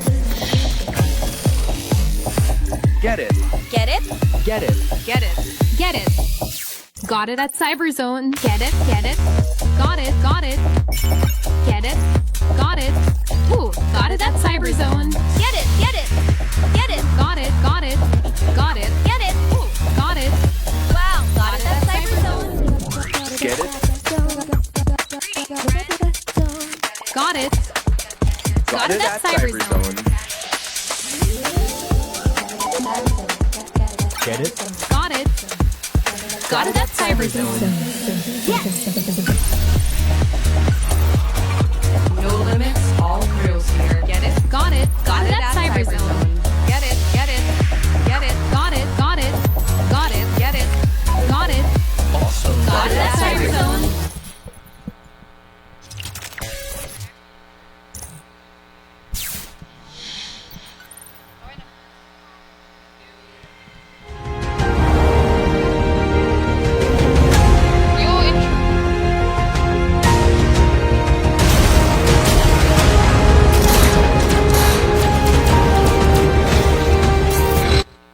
And with that, esports fans, we are still here at CESAFI Esports League Season 4 opening. Now, with the Women's Division, Game 1 between UPC versus CIT-U. Definitely, and it's a game that's super duper exciting that we couldn't just sit down. We had to stand up for it. Right. And so we are standing up right now because this is going to be a very energetic game. First game, and then we have a poll right here, ladies and gentlemen. Who will win for this match? Who is your bet? Who is your bet? I mean, I gotta go for CIT-U on this one because it's pure coincidence, but I'm wearing pink and their jersey is pink as well. So I gotta go for CIT-U. How about you? Oh wow, you weren't talking about coincidences. Well, I happen to be wearing the colors of UPC, so it seems like there might be some weird happenstance that is happening here, but I'm pretty sure it's just a coincidence at all. Yeah, that's definitely right. So again, first ever women's game here in the CESAFI Esports League. Women's division, it's just wow, you know? Because when we talked about it a while ago, because we said that before in the past, it used to be women being not welcomed in the industry. Now it's different. Now it's basically just showing what women can bring in the industry. They are recognized, but there's just some sort of stereotypes, some sort of discriminations. So that's gonna change right now. Yes. This is CESAFI Esports League setting women in esports in stone. Yes, as I mentioned, there is a rise. It is, well, as I mentioned here with our CESAFI Esports, we forge legends, and that includes our women with our women's division. And legends indeed we will make. It's just going to be exciting. I keep saying exciting because it's just it. That's just there's so many words. Yes, there's so many words we have yet to explore. You get to experience that journey with us. Again, this is a new frontier for all of us. Mine, Nina, and all of Kiyoshi's and all of us. Yeah, here. That's right. So this is going to be something you definitely have to look forward for. Ladies and gentlemen, watching the stream right now, don't forget to like and share the stream. Comment down below the team you're rooting for. Share it to your friends and family and follow the CESAFI Esports League page. And if you have time today, definitely head on over here in SMC side, City Cebu Cube Wing. And don't mistake that. It's already piling up in here. And I think the crowd can hear us right now, so I want to hear for the crowd that is rooting for CIT-U, please can we hear your cheer? Wow! Energy. Wow! There is. Okay. It's exhilarating. It is exciting. Wow. You can feel the heat here at SMC's Cube Wing. This time naman, to the audience that is rooting for UPC, can we hear your cheer? Wow. If it's not matched, it is way louder. Woo! There is a lot of hype building up right here in this tournament. In the arena. The goosebumps, man. Like, woo. I'm sure it's not just even the cold. It's not definitely not the cold because the women are bringing in the heat. Yes, and heat they will bring with their we are also just as guessing with everything that they're gonna throw at us with so many drafts, with so many strats that they are gonna showcase and show off. There's a lot of showing in there. A lot of showing. And wait, we are already progressing into the tournament. So let's talk about the possible matchup that's going to happen. Because of course, with MLBB right now, we do have our current metas. We have the meta heroes as well. We don't have the Fredrin. We could opt for that. We have the Fredrin. We could go for a Hayabusa. Florin is really good. Yes, the healing meta. Oh, the global heal, the shield utilization is just spot on. And it depends on how you time that blessing that you're going to do with the Florin. So, any comments on the current top meta? of that, true, that is also where the Florin, as you mentioned, not only with the global heals, the additional stat boost just from her passive, where you just get basically a lot of good stats already. So any hyper carry drafts that they want to do will immediately get amplified. I like what I'm seeing here right now. A huge shout out to Vin1, by the way. I think this Vin1 is a player from the men's team of CIT-U, and he is coaching the women's team of CIT-U today. And you can see the focus a while ago in his face, like, okay, you do this, and then you do that, and then you'll surprise them with this. Wow. You're gonna hit them with a double whammy. Yeah. There's this and there's that. Now, whew, truly. Maybe you have something. You're an ML player. I mean, the reason why we're in casting right now is because we're not good at the game. Wow. We like to beg to differ. It's just not for everyone. I am an example of that, unfortunately. Wow. I like to think I'm somewhat well-read to the game, I suppose. Now, however, I did hear a lot when I talked to CIT-U that they do have, well, they're really trusting this one player. Actually, when they said, oh, what is your clutchest teammate? And they said, oh, we have our gold laner, and I can't wait to see what she's gonna show off here. They said like, oh, are you more of a player that is she very independent, or do you like to play around her? And like, no, we support her whatever we can. Yes, and on the other side with UBC, again, I mentioned earlier that they were very united in that front, where they would like to say, oh, we do not have one clutch player, but we actually have. And now we are here at the draft. All right, so we've got our first blind picks here.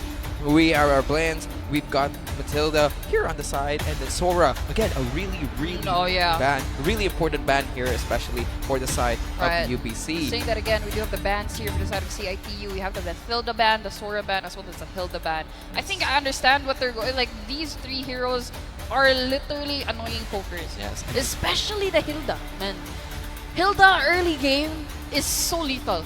Because she has the movement, she has the damage as well, and she can regenerate while in bushes. And here now for the side of UPC, we do have the Yuzong ban, Angela ban, as well as the Alice. Yes, and now they actually, CIT-U here already does with the Florin, as you mentioned. Yeah. Again, now we need a hyper carry that will take this, and with that we already have a Freya here being picked here for the side of UPC.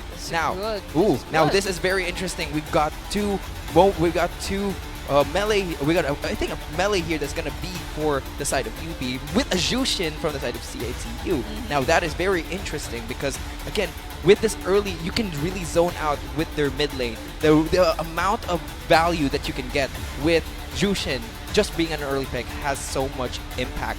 That and we have an Akai for the side of UPC.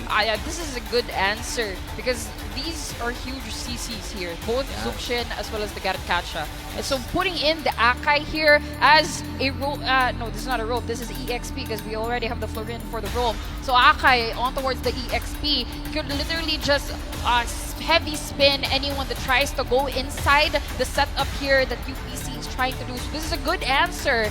And right now, we're going to go back to the bans. I think what do you think? Alright, so we've got now on the EXP, it could be an EXP, but it could also be a tank jungler here for the side of UPC. Akai, also a really fast player here now. And then, again, another EXP lane ban here for the side of UPC. Really hardening with that very dominant pick of Yuzhong and now there's an Iksha. Yes, an Iksha. Again, this is also something that more like a target ban here for the side of CIT, because again, CIT will focus with their gold lane, especially really honing, making sure that gold lane is accelerated. So with that Iksha being a very important team fight core. Oh, I see what they're trying to do here. Both teams don't have gold lanes yet. So they're trying to limit the options for their gold laners. And then at the same time, they have to think about what to do next, because of course, you can't just ban out everybody and then have no options for gold lane on your team. Yes. So they could possibly go for the fighter gold lane type of meta. They could definitely go, especially here for the side of CIT-U. Yes. That's an option. Yes, and a lot of really forward mechanic, a lot of gas here for the side of CIT-U. You've got the Joy who's going to be dashing in. I assume, and I think this is where the Joy is being countered by the Akai, where again you really need to time your engage as soon as possible, because when Akai starts rolling, you are gonna get locked out of the fight.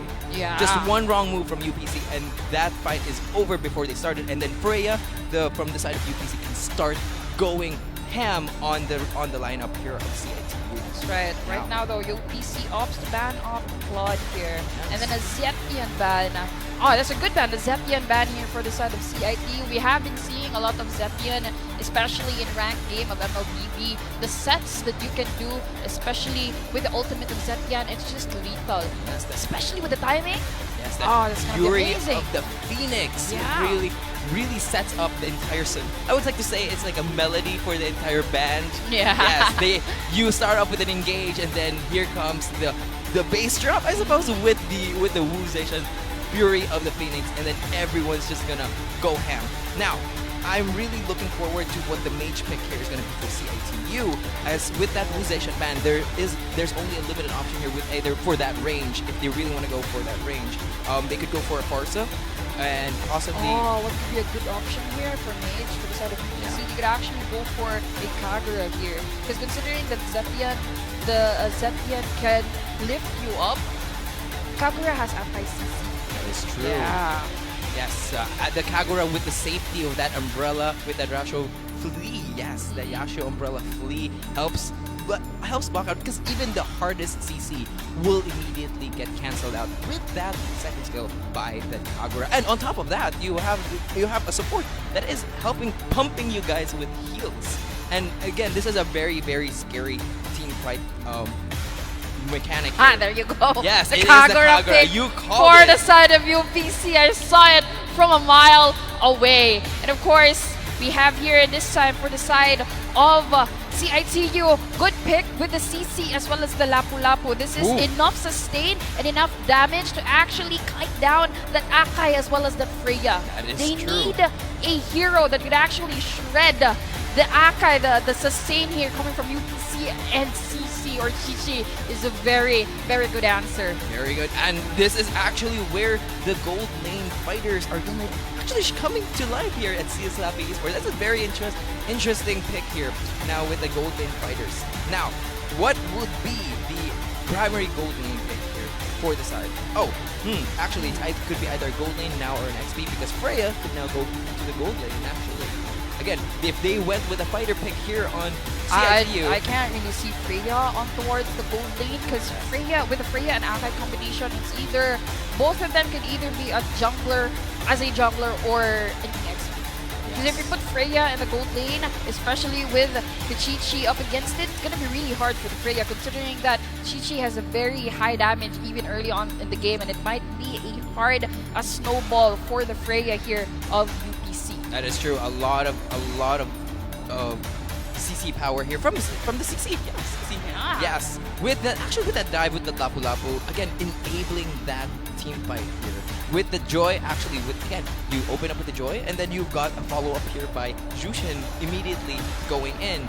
And yeah, as we are now, I feel the hype. I feel like, there's going to be something spicy that's going to be picked up. And it's a Granger. So it is an EXP lane here for the side of UPC. Granger with that safety against, and it would actually be a really good lane bully or a sort of neutralizer here for the CC so that she doesn't get to snowball that quickly into the game. Yeah, that's right. And with the Granger pick, considering that Granger does have some sort of mobility in him, that's going to be a good counter on towards the mobility that CIT-U has, especially the Joy, who just go in and out. And of course, you have the Chichi as well, and the Lapu-Lapu. So you guys gotta dash out when you're using the Granger. And so the lineup has been set, ladies and gentlemen. Cheer for your team!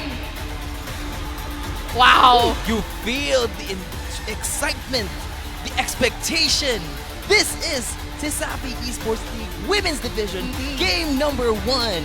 This is why we do this, ladies and gentlemen. The first ever game of the Women's Division in the CESAFI Esports League. CIT-U versus UPC, game number 1. Alright, so we are now here with the first Fierce. Actually, a little bit of focus here on Mei Mei here. Again, that mid lane has to be taking control because we need to see Mei Mei actually be that controller for that level 1 before that turtle fight. Actually, Chicken here with their first clear here. Again, relatively small. This is where a lot of actually Chicken has to be really safe with the very early game invades now. Now, Jushin, again, Mei Mei, again, there's a lot of bullying. Yes, even despite with the Kagura umbrella, there's still that. But again, Candy here actually providing a lot of pressure already for that Granger. But again, this is where this goes on is actually a little bit more as we get to the level 3 and 4.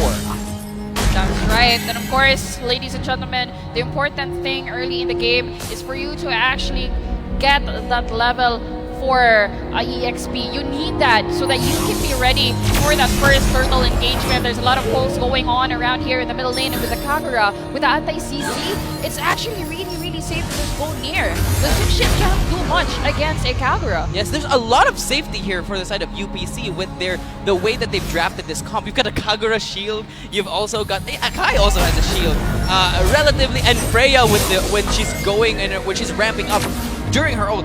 During the Valkyrie state, it's a lot of ulting shields actually, and whoa, there is a bit of a defensive line here that is being come up for the side of UPC. All trying right, to protect here their actual EXP laner.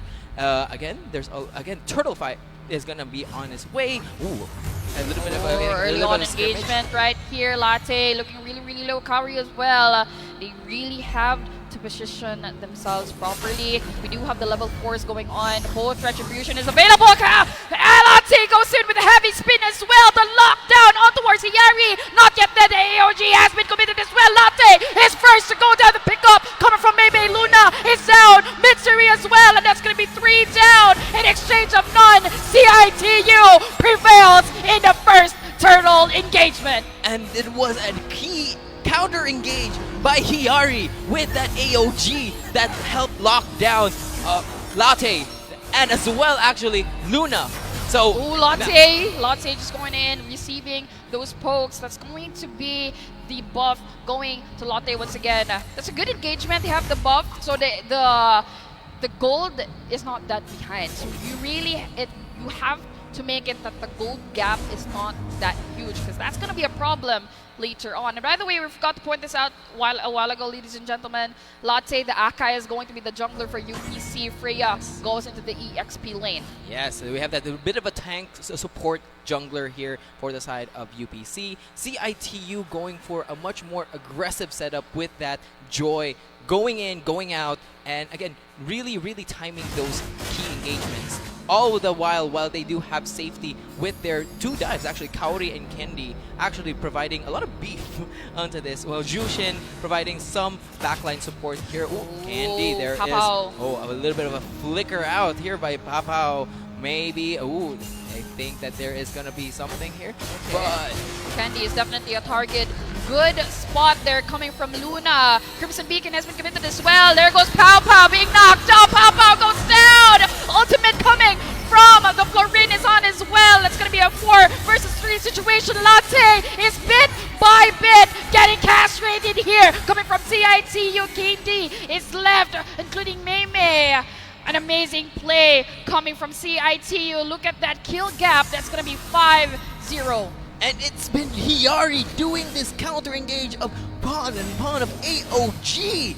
Really, she really knows her timings when to actually put that, especially when Lotte makes that first engage. And if you cannot make that key lockdown with that Akai ult, there is nothing that's stopping Hiyari from going down and already setting her team up for the rest. Now we got Mei here already with a 302.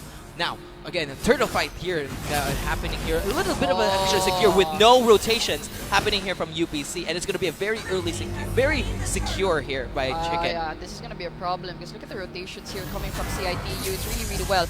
There's no contest in the turtle, and they got the orange buff here of UPC. So there's going to be a huge delay for the side of UPC, and that is reflected in the gold gap. That's a 5K lead here for the side of CIT-U. So this is looking dangerous here for UPC. Things have to change. The tempo has to change. They need to correct the rotations. And with that, too, I think they actually heard you. They are doing a little bit of a force here, actually, with Kaori trying to do something here. But Fami will escape out. The Lotte goes in. There goes the heavy spin. Kaori is locked down. The backup as well, but Kaori is not yet dead. Knock off and flicker out.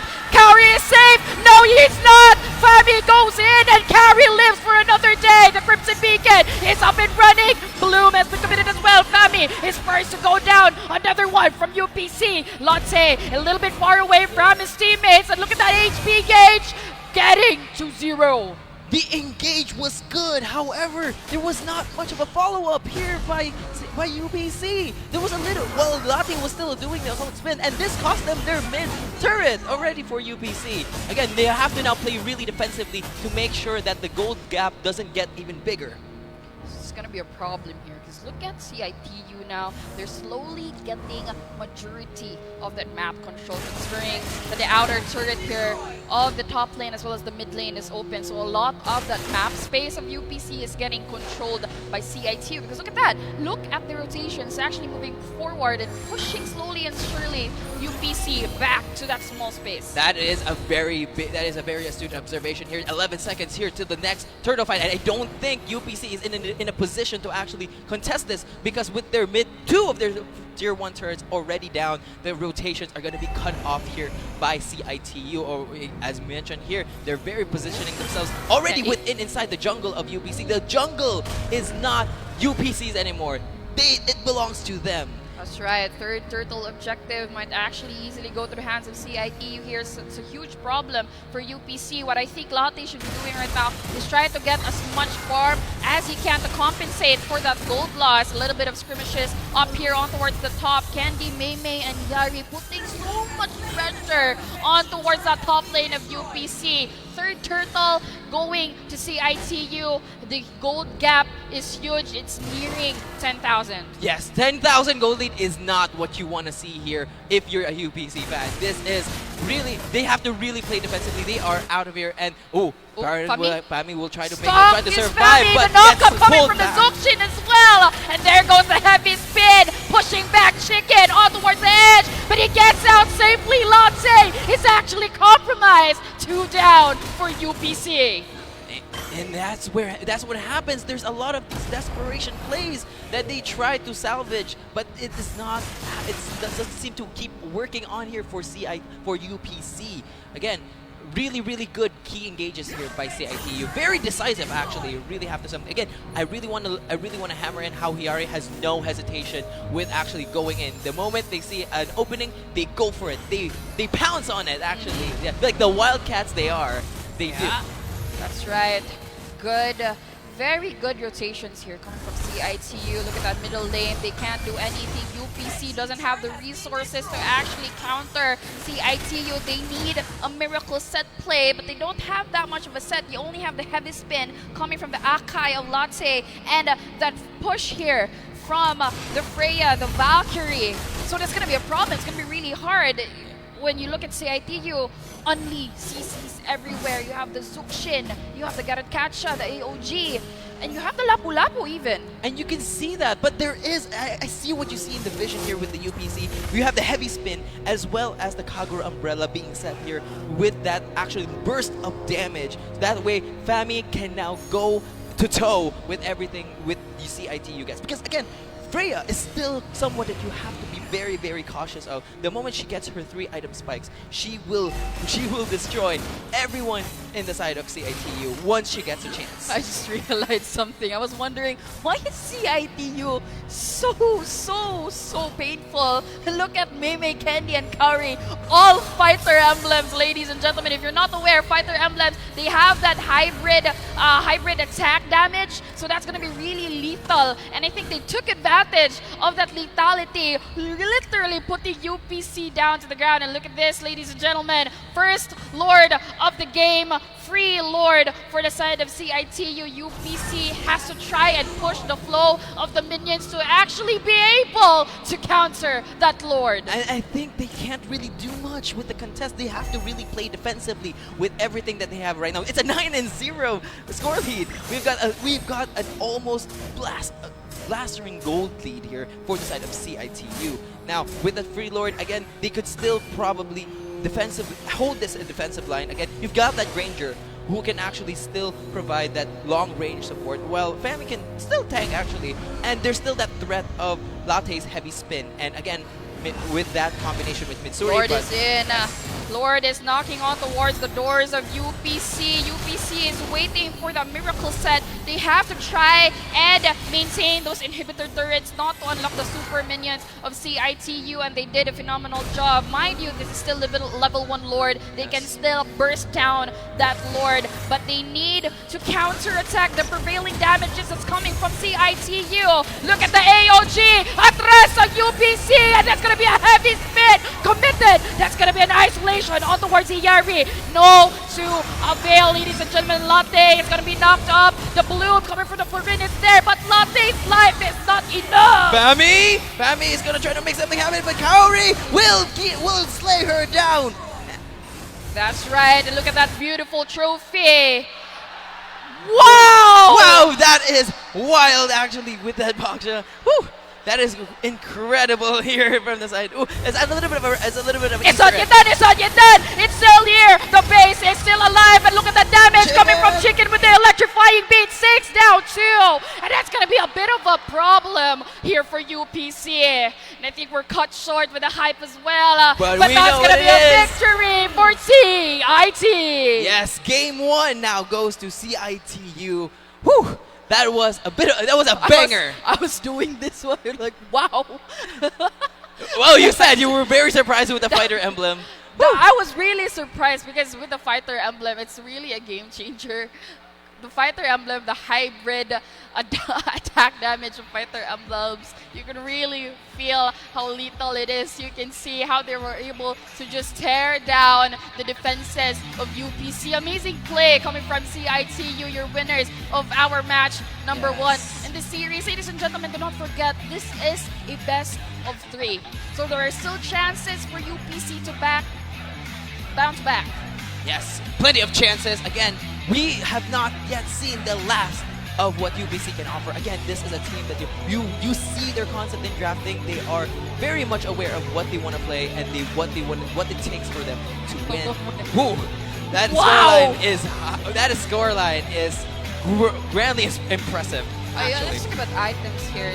Obviously, CIT was actually able to build up a lot of items considering that they do have the resources pulling in on towards their side. It's a very good snowball from CIT. I want to look at the Zukshin, because if you could look at the Zukshin right now, that Sky Piercer. The Sky Piercer is actually helping that fighter emblem that the Zukshin has, making it even more dangerous for UPC. That's why they couldn't easily go in.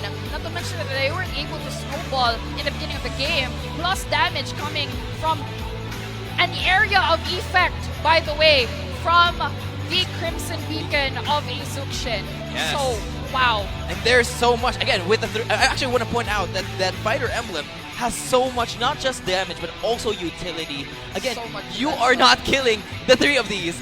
You're not killing Jushin. You are not killing Gatalkacha. You're not killing CC with this fighter emblem, because they're gonna keep sustaining, and that's what kept them mowing down the entire team of UPC. There's even, despite with the really good set by Lattes here, again, if you cannot lock them down, they will go to toe with you. They will mow you down like a lawnmower. Yes. A lawnmower. I really like that. I like how you worded that out. But amazing play coming from CIT. There's still game number 2. This is not yet the end of the game, ladies and gentlemen. We still have match. There's still so much to showcase. There's still so much. This is not the end. See, UBC is not gonna go down without a fight. Yeah, I am wearing their colors. I have. By the way, I know a coach of UBC is actually Kepsu. Wow. Yeah, one of the player before he was actually highlighted in CESAFI Esports League page. Shout out to Kepsu and. The potential. I know it's there. I'm curious. Okay, so you know the coach of UP, but you're not wearing UP colors. I'm the one who's wearing UP colors. Okay, you go ahead then. I'll give it to you. Oh no, I'm waiting for you to actually finish that so that I can glaze on him for later. Yes. Go on. Woo! You know him personally, not me. By all means. But you know, ladies and gentlemen, just keep yapping here. But I know the audience is actually waiting for the next game to commence because they wanna look at the possibility if UPC can actually slap back at CIT-U, or will CIT-U prevail with their current performance. It's a huge morale boost already. Yes, getting game 1 with that very dominant fashion. They did not let UPC breathe at all. At all. Well, it feels they like didn't let me breathe at all. Yes, Even. it feels like they were the one doing the heavy spin on UPC, even though Akai was on UPC. Yeah. So again, no room to breathe. It was back to back, just pure domination here from the side. But I suppose that's not the last we've seen of UPC. Yes, but again, very strong showing here by CIT-U. Again, we can't wait to see. We can't wait what's more left to see from both of these teams actually, especially game 2. Game 2 is where it's gonna be a make it or break it here. Your thoughts? My thoughts.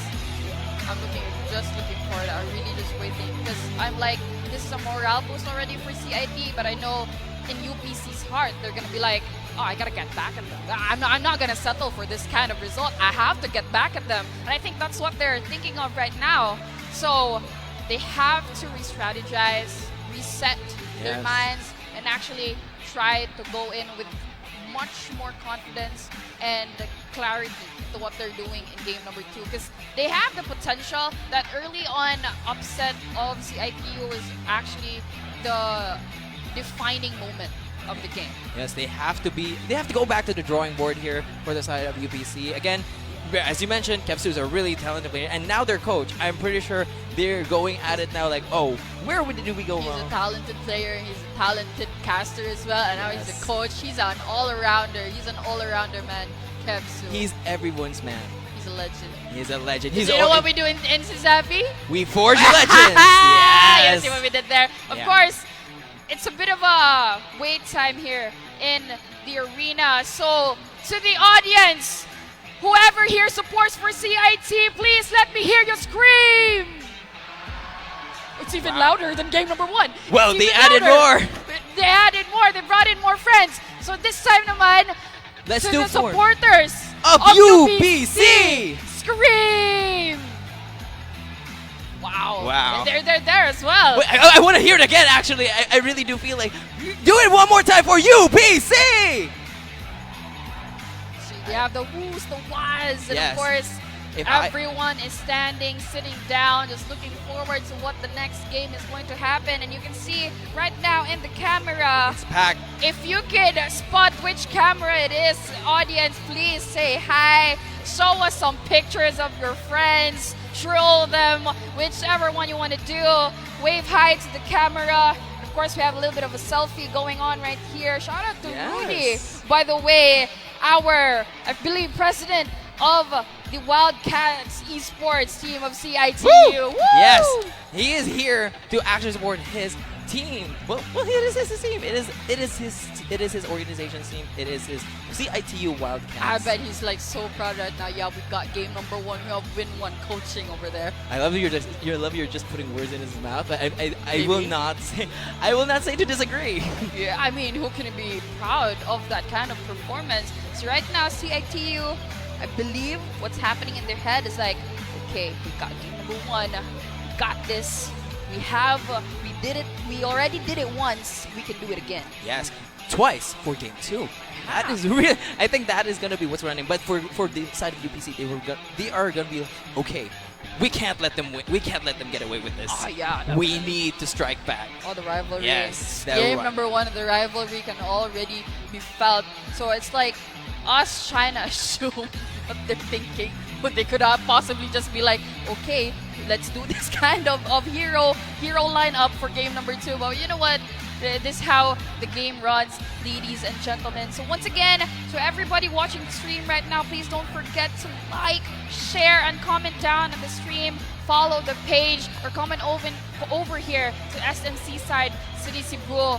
Get the experience firsthand.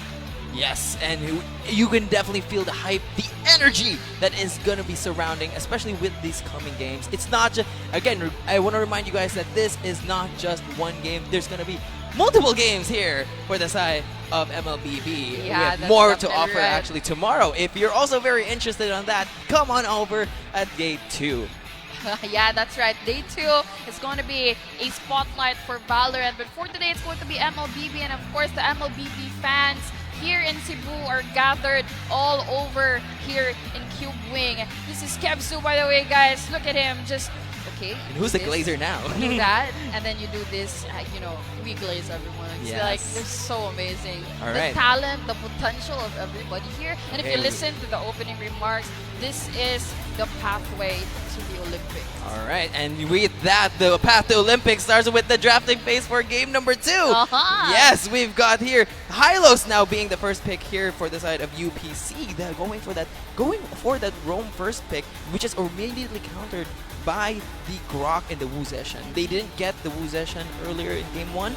Now they do it here in game 2. So I'm very interested in what they can go for this. No, probably no Florin now here for the side of either teams actually. Again, Angela being a prio ban because as you mentioned, Florin is one of those with the ult actually being global. You also have Angela, who not only who attaches from I assume to be a global range. She has those antennas thing that she does. Yes, that's how she connects to everyone. She attaches to you, and then you're basically invincible as a player. So Correct. yes. So right now, same bans here for the side of CIT-U. Still the Hilda ban, Sora ban, as well as the Matilda ban.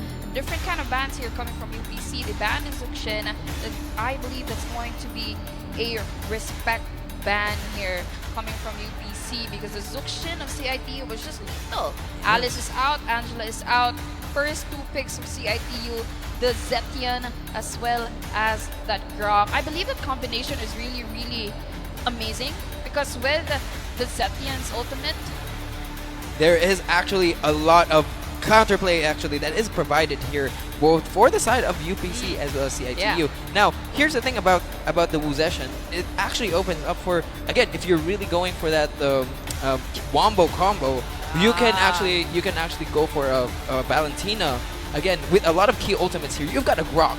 You've got a Grok with that wild charge, and then you've got also Wu Zeshan with the Fury of the Phoenix, and all possibly taken away with that Valentina pick. Actually, would really be interesting. And again, there's something here about with CIT-U with their confidence in having an assassin jungler, despite having in game 1 being countered by a tank jungler, but they somehow managed to actually prevail despite of being countered by an Akai. Now I want to see what maybe this time they'll actually try to do a tank jungler themselves, or they want to keep going with their tempo and actually choose a different type, maybe a Fanny?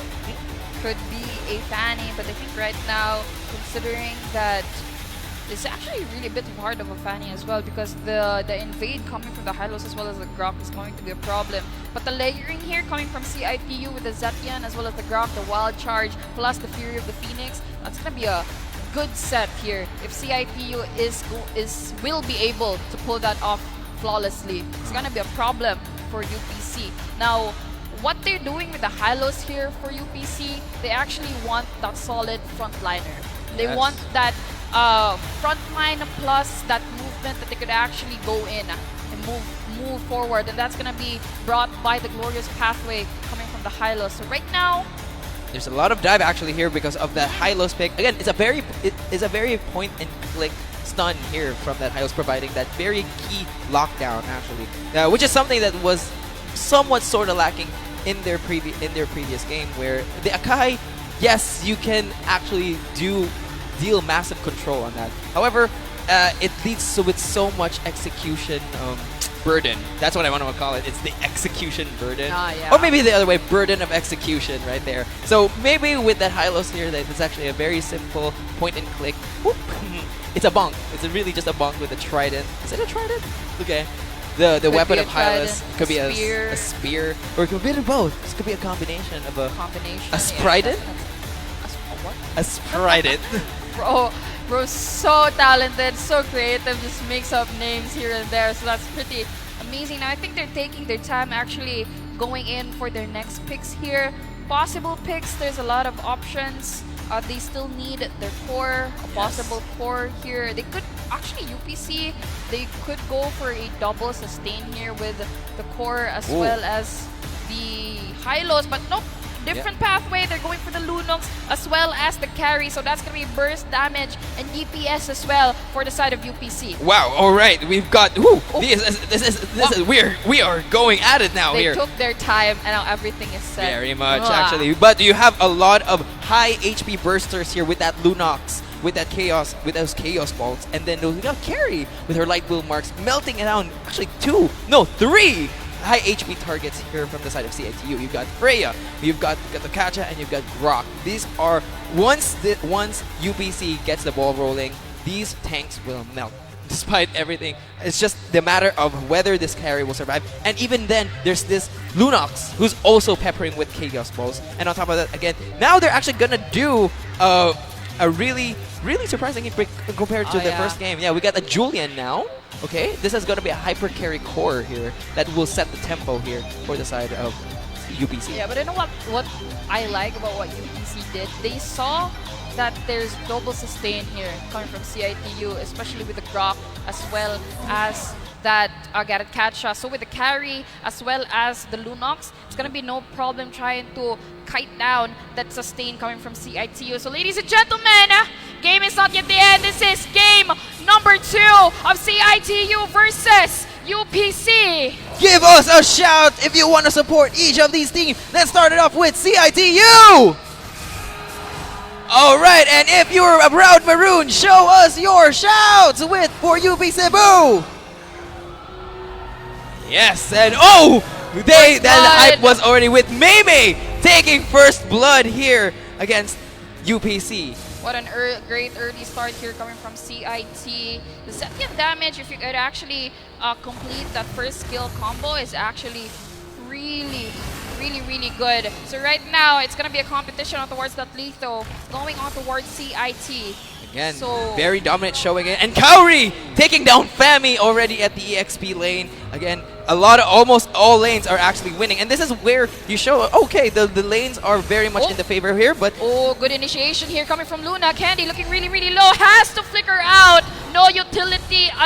One utility down here for the side of CIT-U, but there goes the wall coming from the Grok. Yari is there, just trying to zone out UPC. And I like what UPC here is doing with, they're actually trying to make a play here. If they saw that the lanes are somewhat not in their favor. Oh, flicker out as well is Pow Pow. Good initiation coming from Chicken there from CIT-U. Using that Freya really well. Yes, and Chicken being a little bit caught out. That's it done. That's going to be a latte. Looking really problematic right here. The backup is there coming from UPC, but it's not enough. Latte goes down. Hiyari getting kited down. The damage coming from Mitsuri as well as Pow Pow. But Yari has the movement as well as that sustain. But here we have the Yuzhong. Carry going in as well as the Fury of the Phoenix. Pow Pow is down as well as Luna. And that's going to be an easy 5 kill for CIT-U. They're not yet done though. It's going to be Chicken. Just trying to go out. Still safe. Low. out. A Fami revenge kill here with actually there as they defend here. Latte actually kicking back Hiyari now with the going with that Lucas really pushing a lot here. Mei a little bit pushed out here, but again still they're not yet but Latte. done. Kaori is gonna go down as well, and with that skirmish, UPC was actually put themselves in a favorable position. Mei though, This is merciless. This is a complete overturn from game 1 where they are now actually fighting tooth and nail UPC with their first turtle. They actually got it this time. And wow, again, what started out was a good fight here for CIT-U was immediately traded back by UPC with Hiyari being killed. And now here, this actually evens out the everything. initiation from Chicken is there. Fami is low. There goes the kill. Chicken has to go out. Lotte is there with the damage. Kaori tries to sustain, but there goes the Valkyrie coming from Kaori. Lotte tries to go out really low. Fury of the Phoenix as well as the Glorious Pathway. They're going in. They want Lotte's blood, but no.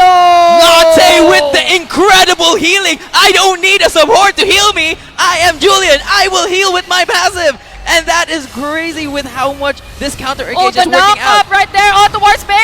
It's not yet done. It's not yet done. Hiyari is there taking over the damage, but look at that. Blazing Do-It is on. Not that much damage, but Hiyari, look at that. Boom. And I mentioned Bao gets the kill. Again, the light with the final fadeaway light wheel mark.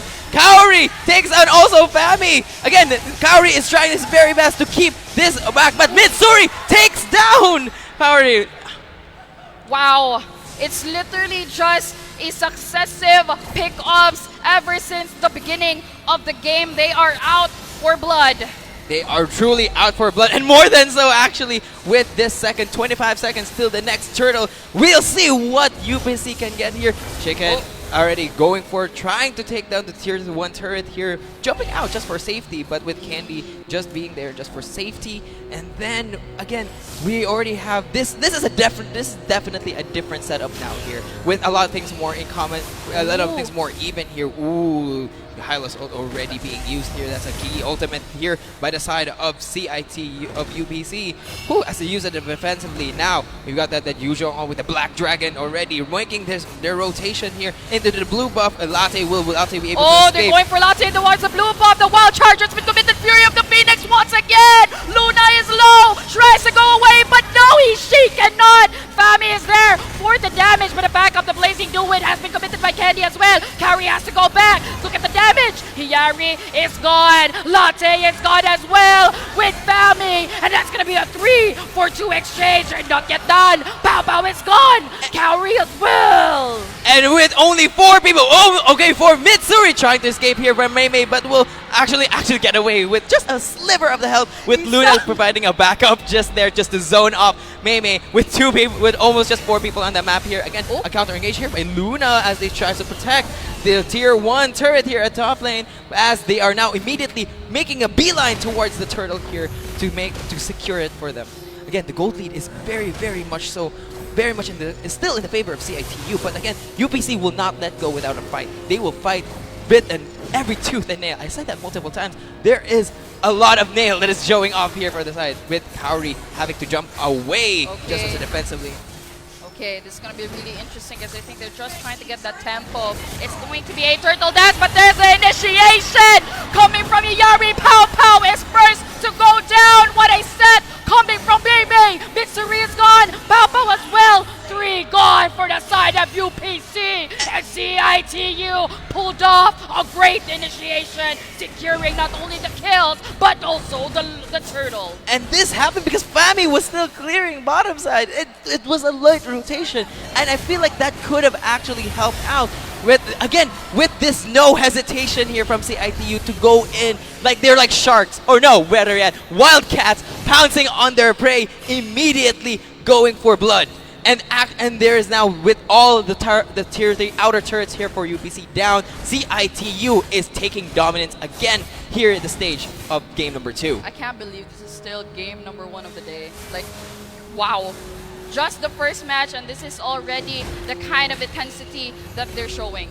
Yes, and now they still have 1 tier 1 turret here. UPC is here holding on to dear life with Fami actually clutching on the Luna here, just a bit of a defensive, but with 4 people Luna goes for the already. initiation this time around. It's going to be a different story, but CIT-U was like, you initiated, we're just going to back away. Yeah. Their focus was actually the turret, and there it goes. No more glorious pathway here for the side of UPC. Fury of the Phoenix has been committed, does not set on towards anyone. Resources after resources has been exchanged, but there goes the blazing to win the wild charge as well. Hiyari with that counter engage. Luna!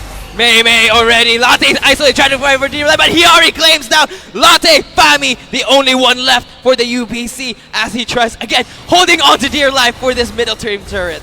That's going to be 4 down for the side of UPC. CIT-U could easily march down, but the energy blast here coming from the inhibitor turret could actually be stopping that advancement coming from CIT-U. So this is a problem for UPC. Look at the items. There's not that much items for the side of UP. It's their wallets that are hitting back. It's not the skills, it's the wallets. It's the gold lead with this 7K gold lead here for the side of CIT-U. Just massive, massive. And they do try with this comp as much as possible. The tanks, but this carry gets the carry, How Pao gets immediately bursted down. Hiyari with finding those clever angles, waiting out those keys escape ultimates, but then immediately goes ham already with that wild charge. I agree, I definitely agree. The initiation of Hiyari's wild charge actually set the pace here for the side of CIT-U. And wow, CIT-U, the combination of the wild charge as well as the fury of the Phoenix is really lethal here for UPC, because that's what I mentioned in the drafting phase as well. So right now, it's going to be a lore dance, but I think UPC tries to go in, but the zone coming from Kaori and Hiyari just stops UPC from actually going in, so that's going to be a free lord for the side of CIT. This seems like a repeat of game number 1 where the jungle of UPC does not belong to them. It belongs to CIT-U. They got the damage, they got the hurt, you got the heroes, they got the gold, they got the items, and they got now the jungle as and now they also got the lord. Yeah, look at the items right now. The Cloud as well as the Freya actually has those attack speed increase type of items. I think they need a Chassis Cauldron here for the side of UPC just to lessen that DPS coming from CIT-U. So that's definitely an item that they need right now that could actually change the result of their clashes. And while I do agree with this triple tank melting or HP melting picks here for the side of UPC, it's really hard when you have 3 massive HP pools coming at you. The Black Dragon has been committed as well. It's going to be the Glorious Pathway. The Wild Charge has been committed. The Fury of the Phoenix with Papa going down. CIT-U. Candy goes down with Fami. No one left for UPC. CIT-U is marching and claiming the victory. And the Wildcats get their prey once again here at game number 1 between UPC and CIT-U for the first ever CEL Season 4 Women's Division League. Round of applause for that phenomenal performance, ladies and gentlemen. What a play coming from CIT-U. There's 2-0 sweep. They were dominant. That's what I want to say. Again, they were apex predators in that game. It was their jungle. There was no distinction between UPC and CIT-U jungle. They owned it. They claimed what was rightfully theirs. I really can't believe that this team formed just for CEL, because they functioned as if they've played in multiple tournaments together, because the coordination, the layering of the skills was just phenomenal here for the side of CIT-U. The no hesitation, the directness, their decisiveness to immediately go for it is what led them to actually win this game. Wow. Amazing performance here. And ladies and gentlemen, to all of you online, if you're only here, you can actually hear the cheers from the crowd screaming for both UPC and CIT. And look at our players just claiming that victory, that limelight on the stage. Ladies and gentlemen, a round of applause for our 2 teams. Woo! Big shout and a half here for both teams. They really did give us a really good show, a really good debut. Again, key word of the day right there, actually, for everyone here at CESAFI Esports League. Whew.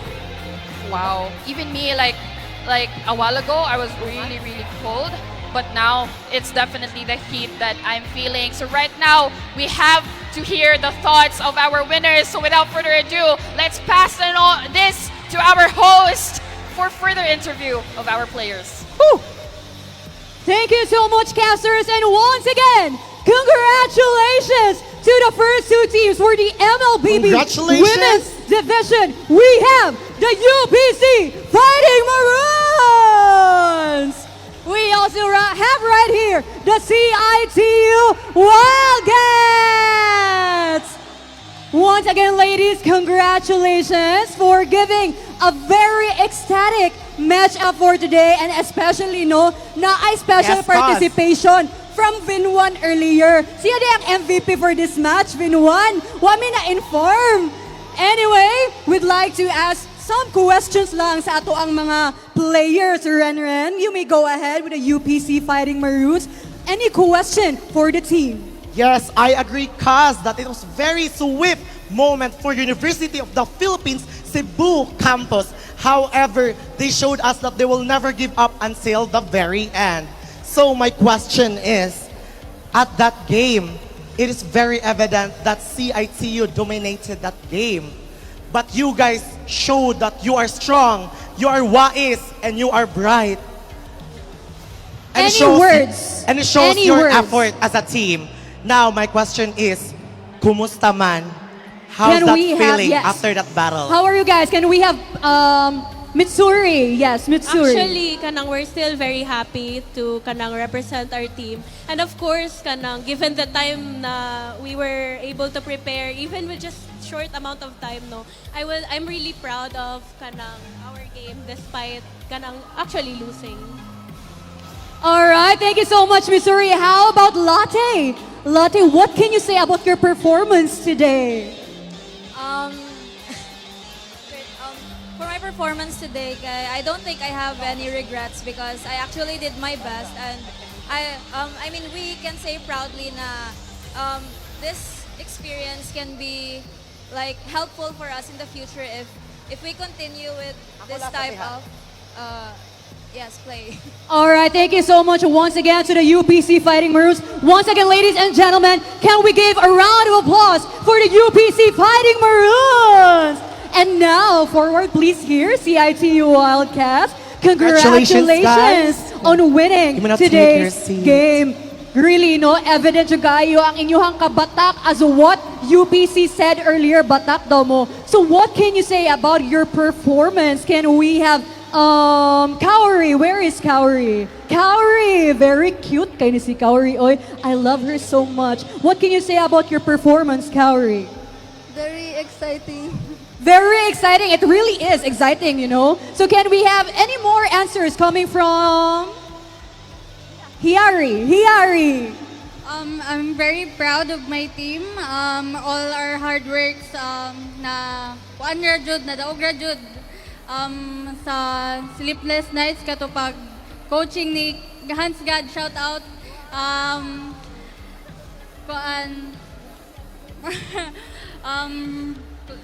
Let's do well lang sa next matches natin. Okay, thank you so much, Ren. Yes, cause they show that they're very hardworking as a team. Diba, batak jud kayo ang CIT-U. Batak, yes. And now, I'm gonna ask Candy. Up to that game, what was your mindset during that match? Yes, Candy, especially nung ikaw gyud ang murag ni Saka for the team. No, maikog ko ana. Maikog daw siya. But let us give Candy a round of applause, everyone. She deserves it. Congratulations. Any words, Candy? Thank you. Thank you. Nonchalant yun yung mga Thank CIT. you, Rakunoy. Nonchalant yun ang mga CIT. Pero magaling. Truly. Thank you so much once again, CIT-U Wildcats. Congratulations, CIT-U. You may now take your exit. Congratulations. Sorry. Sorry, all right. Ladies and gentlemen, this is not the end for our MLBB Women's Division because later, for our next game, we will be having the CEC Blue Dragons and University of Cebu Main Webmasters. Okay, so I think it's time to pass it on to Aiden for our next match. Once again, congratulations to the UPC Fighting Maroons and the CIT-U Wildcats. Congratulations, guys. Let's give them a round of applause. This is Grace and this is your host, Kaz Renren. See you on the next matches. Thank you so much.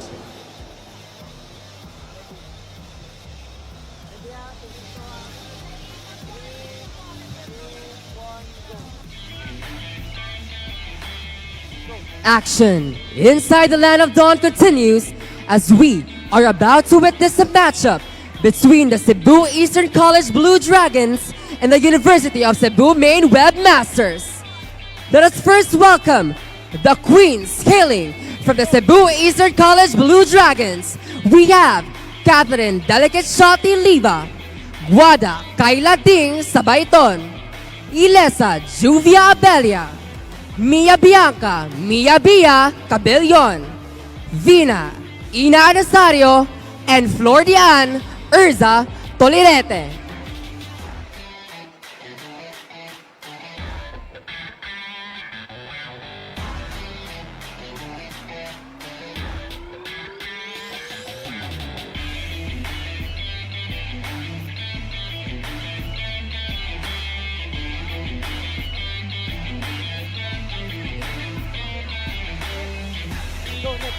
Now let's meet their opponents, the Queens from the UC Main Webmasters. We have Verona Jean Balinting, Nicole and Barnay Garcia, Zarina Jean Ciza Prohimo, Leila Rose Laay Hines, Darasan Soline Aro, and Fatima Phoebe Taburnal.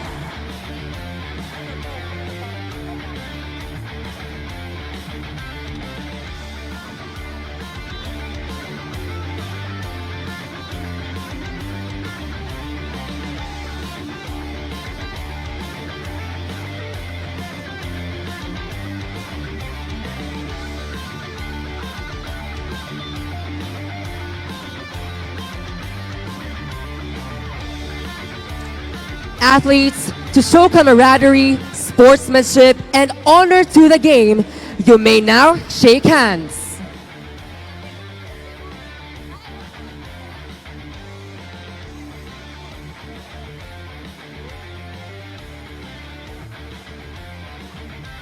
Once again, our athletes from the Cebu Eastern College Blue Dragons and the UC Main Webmasters.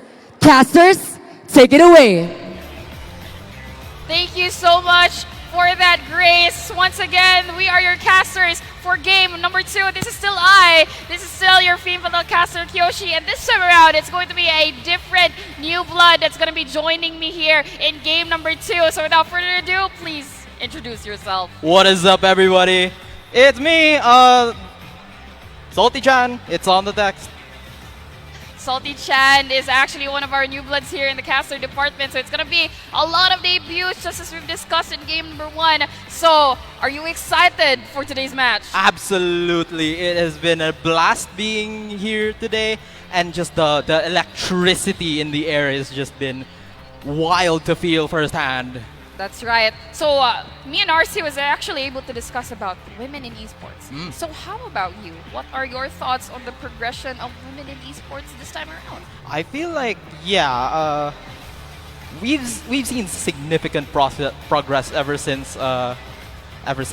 So the thing is, I firmly believe that there's so much MLBB to be played out here, right? Yeah. And there's no real need for us to kind of gatekeep it into like one specific gender or whatever. People should be able to play how they want to play. That's my thing. With of course the comfort of being in the game as well. So yeah, that's definitely a great point that you have there. So game number 1 was such an intense match. I mean, everybody, even the crowd was cheering. They were screaming for the teams that are playing. So what was your reaction to that? So let's touch that a little bit. Yeah, those guys wild actually. Just how USJR those are? Yeah, those guys. No. UPC and CIT-U. Yeah, those guys absolutely just they put up a fight. They really put Yeah. up a fight out there. And I like how a UPC started to bounce back in game number 2, but CIT-U just had the ins and outs of that game. So this time around, it's a different match, different kind of matchup. So this time we have CEC versus UC Main, and we were actually able to talk to the players a while ago also. This is going to be a debut tournament also for the side of UC Main. I wasn't able to ask that question for CEC, but definitely this is going to be a first time interaction of both of these teams, because UC Main was actually able to scrimmage with all of the other teams except for CEC. That's interesting. And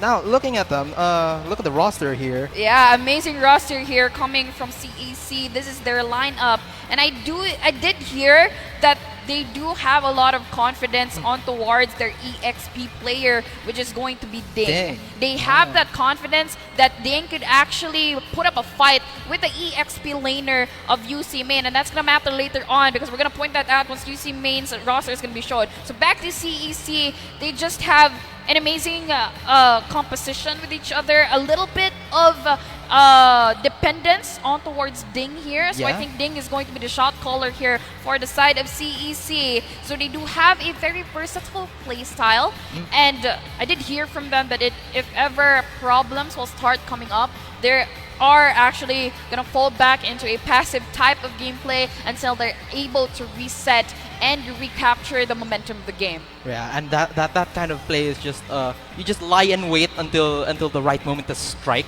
That's kind of interesting to look into, you know. Oh my god, I just noticed their Kila is all on fleek. Ooh. I love that for CEC.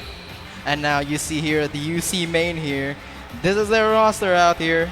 Jean, Hibule, SZA, and Barney. It's also their debut tournament, as they also scrimmed with UPC, BC, CIT, and they're very confident in what they can bring here into the table. So I did say a while ago that CEC has put their hopes on their EXP laner because the EXP laner here for the side of UC is actually she comes from the team Smart Omega, Wow. the women team that competed in the pro scene of MLBB. So this is going to be interesting. So basically what we're seeing right now, ladies and gentlemen, is going to be an EXP versus EXP of both of the teams. So this is going to be really interesting. UC is going to bring out the fight as well. You can already see it from their pictures that they have the confidence, including when I asked them a while ago, are you feeling nervous or is there something to fear of? They said they were just not. They were just looking forward to it. And women's, man, they were just like ready to bring it on in the battlefield. And yeah, that's the result of being locked in here. And so having your star players kind of tied into the EXP lane, that kind of puts an idea on how the game can go. For me, what I'm thinking is prioritize those kinds of picks that allow them to go online by the moment the level 4 starts, right? Because that's where usually EXP laners will just start getting their key ultimates, right? Stuff like Lapu-Lapu's Bravest Fighter, the Yuzhong's Black Dragon form, those kinds of ultimates that can play make and create so much space for the rest of their teams to kind of seal their deal and kind of snowball from there. Yeah, that's right. So definitely has a lot of pressure on towards their key EXP players. So ladies and gentlemen, don't go just yet because we're gonna go into a short break. So get ready later on when we get back in a few minutes.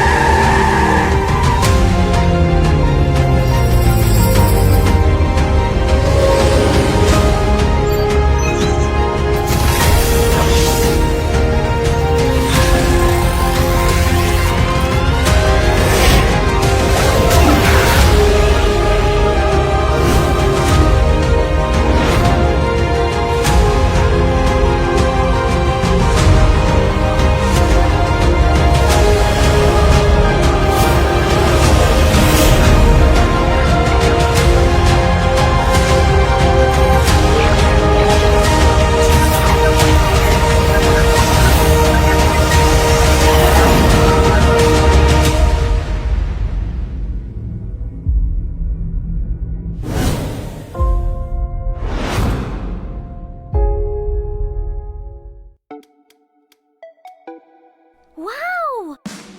Sumakses dahil abot kaya? Uy! Sumakses dahil walang arte! Wow! Sumakses dahil walang tigil! With PLDT Home Fiber Prepaid, sumakses din ako! Mag-Fiber Prepaid na!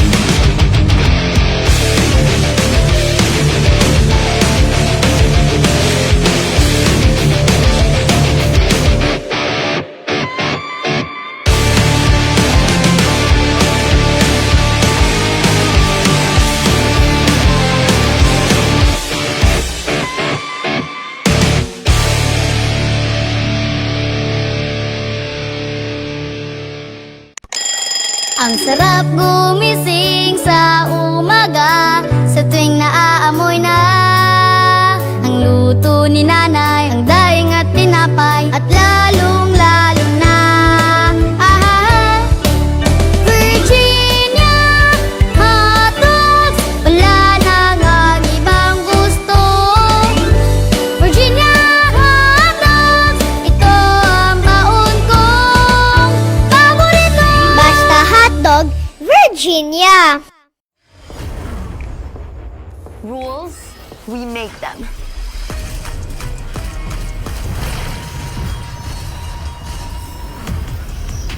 Limits, we go beyond them. One size fits all? Hard pass. Introducing a groundbreaking Digiflex mobile experience. Kick Mobile. Download the Kick app, choose your number, activate the eSIM, and own the country's first ever customizable mobile experience. Stay first in line for network priority and customize all you want, because the real flex is when everything is built to your rules. Kick Mobile. Our way, our rules. Hindi aabot ang data! Nice! Don't worry! Be only with Smart Power All 99. Hindi nabitin with 10 gig data plus only Facebook or TikTok and more. Load now! Hindi umuulan! Di mo tayo makakabenta! Yes! Don't worry! Be only with Smart's Power All 99. Hindi bitin ang benta with only TikTok or Facebook plus 10 gig data and more. Load now! Bitin? Never sa pag-aaral. Never sa streaming. Never sa pagla-live. Sumakses ka sa Unli with PLDT Home Fiber Prepaid.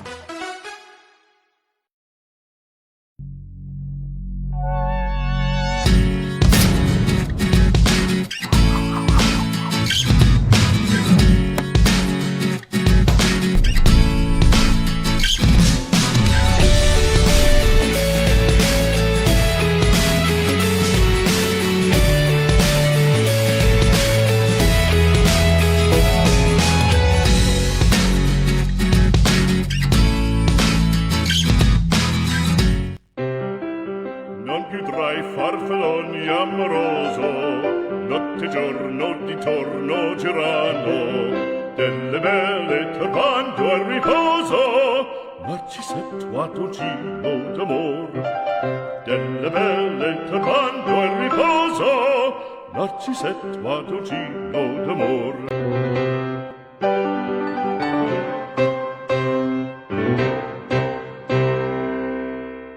Dad, natatakot akong mamagsak. Huwag kang matakot, di mo ba alam, nandito lang ako. Huwag kang matakot na matulog mag-isa, kasama mo naman ako. Huwag kang matakot, huwag kang matakot.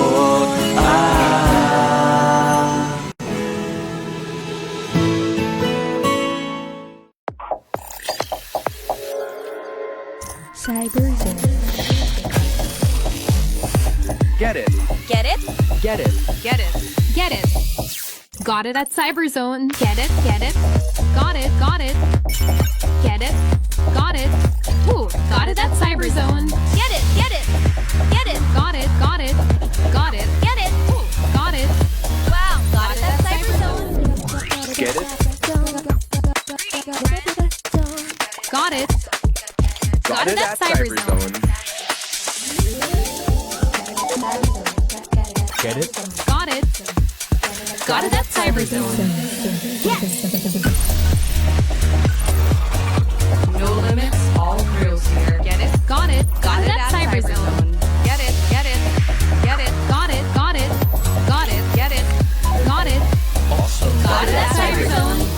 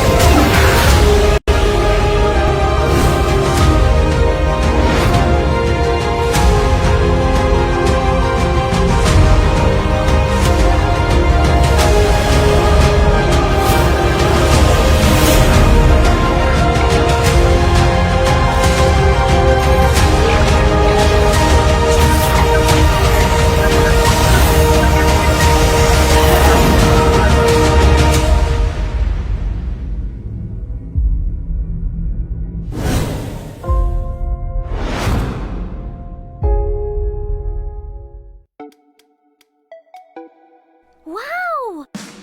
Sumakses dahil abot kaya? Uy! Sumakses dahil walang arte! Wow!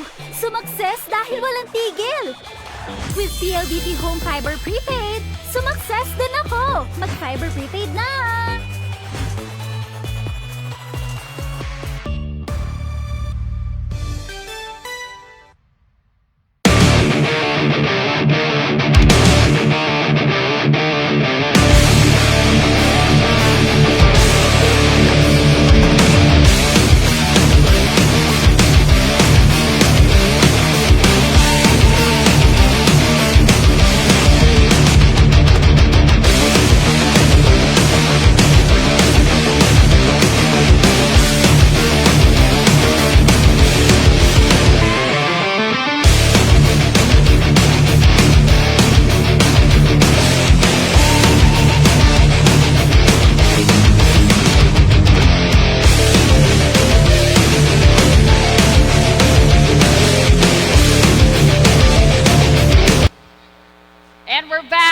Gentlemen, game number 2 of the women's division of CESAFI Esports League. This is still your casters, Kiyoshi as well as Salty Chen, and we're heading on to the first match of the game.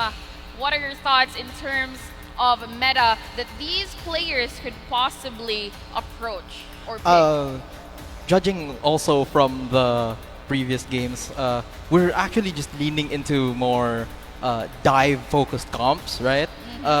When there's compositions that succeed that are all about just snowballing from the early game and just riding that momentum from there. And there's also this other kind of play here that can be described as a ticking time bomb. You pick something like Claude, you pick something like Carry, and the moment they get their first 3 items, their Demon Hunter Sword, the Golden Staff, and their Corrosion Scythe, they just start becoming this unstoppable force that kind of ruins everything.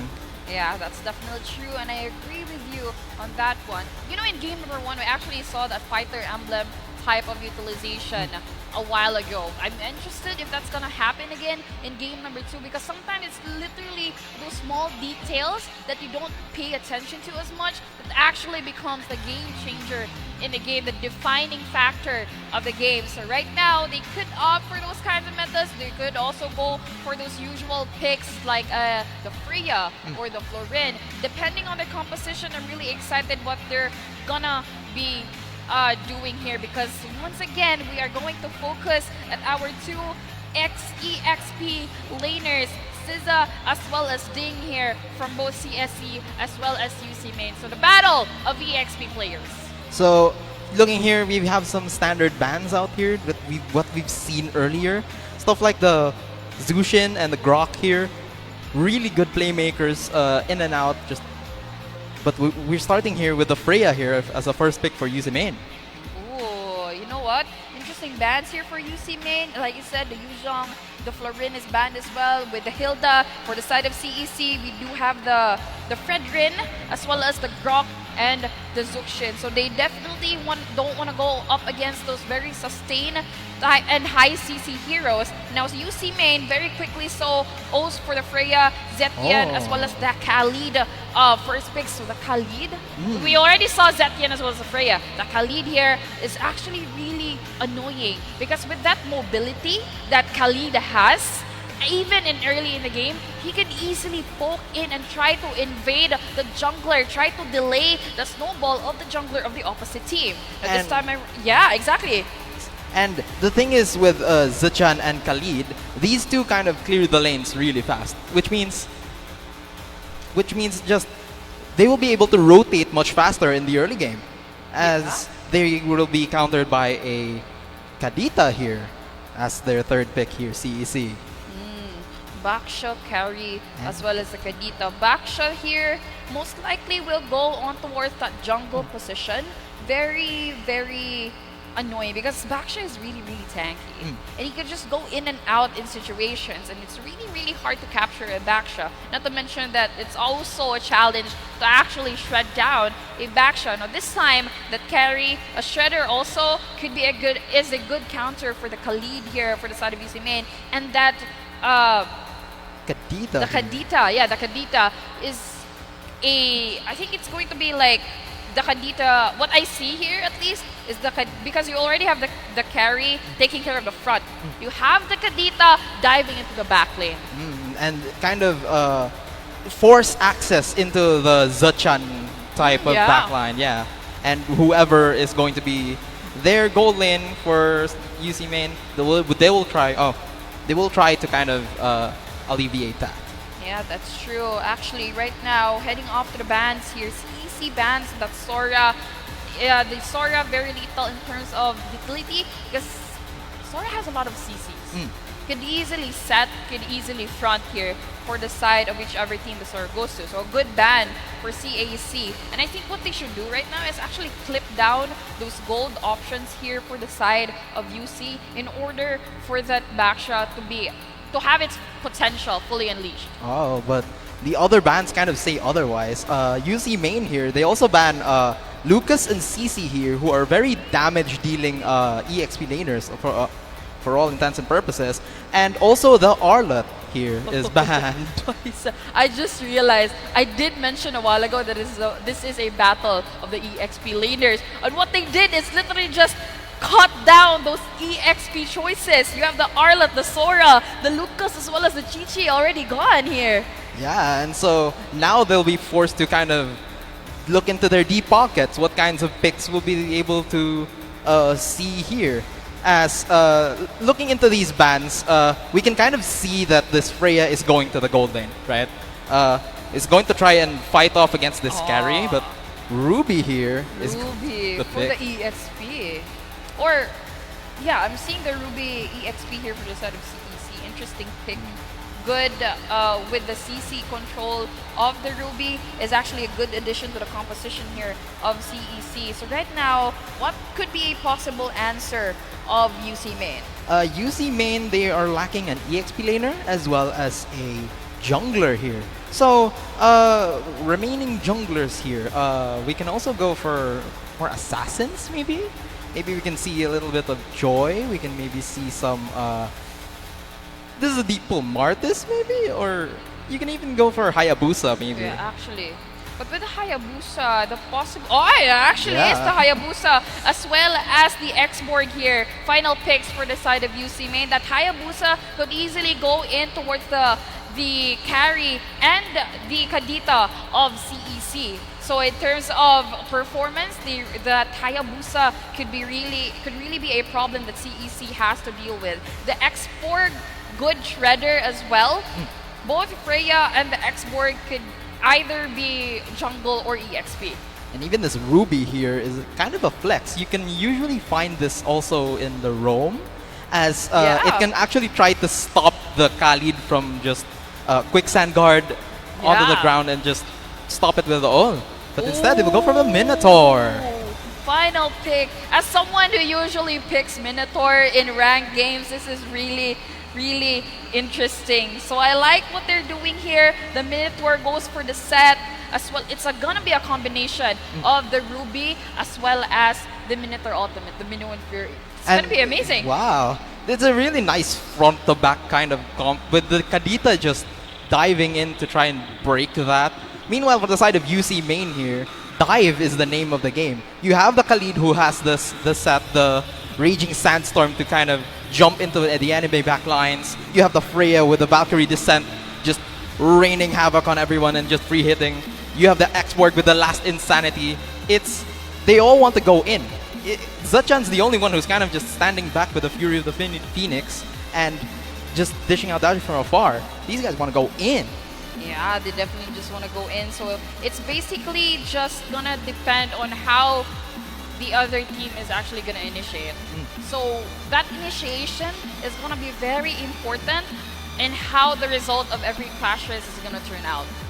Initiation and the counter go, right? Yeah. It's the ebb and flow of the team fights that will really shape this this match. So that's right. So we already have the lineup here from both UC Main as well as CEC. So to our crowd, please let me hear the cheer for CEC. You can definitely hear it. And this time around, please cheer on for UC Main. Absolutely electric. The difference of that loudness from both teams is gonna be actually really important, because you know, if you're actually playing and you can hear the cheer from the crowd, it's such a boost of confidence. Yeah, it's a morale boost for you that. You can easily take down even 10 players. 1v10. 1v10 with the crowd's cheers as a buff. So right now, the crowd is pouring in, they're piling in, they're everywhere. Some people are standing, some are sitting. So definitely this is something that everybody is looking forward to, whatever the result will be.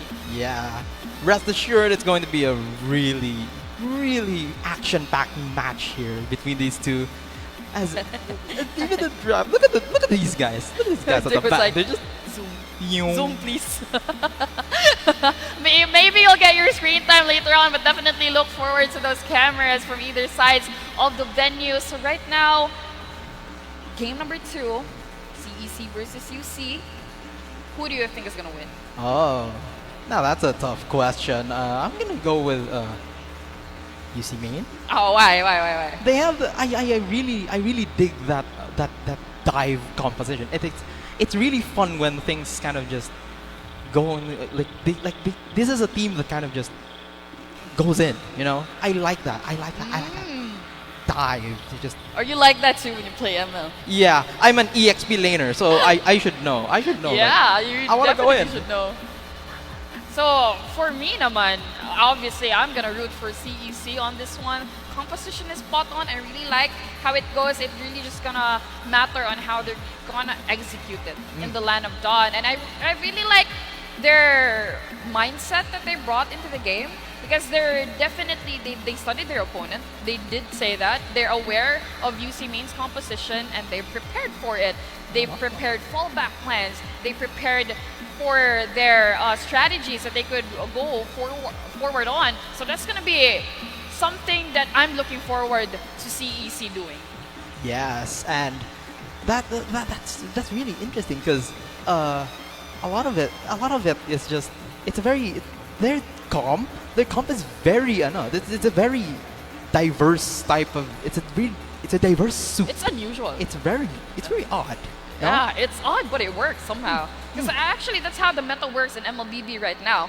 Odd, but it works. And right now, ladies and gentlemen, put your hands together. This is game number 2, match 1, CEC versus UC Main.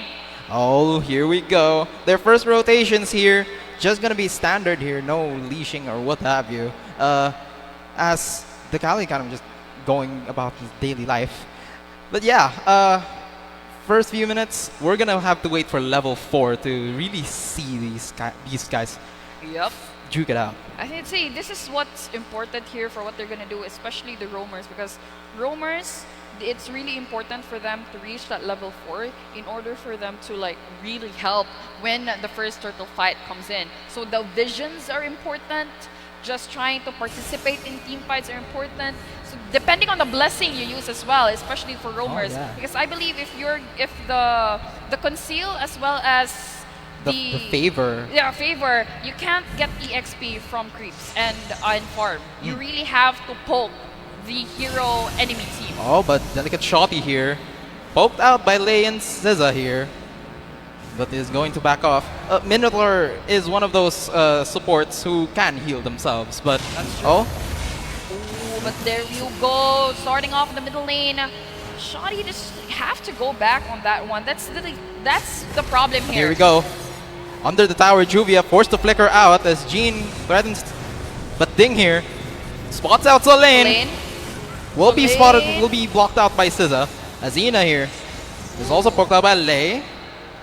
As CESA they is really aware. CESA is super duper aware of his surroundings that he could easily actually respond to whatever problems is actually near him. But look at this in the middle lane.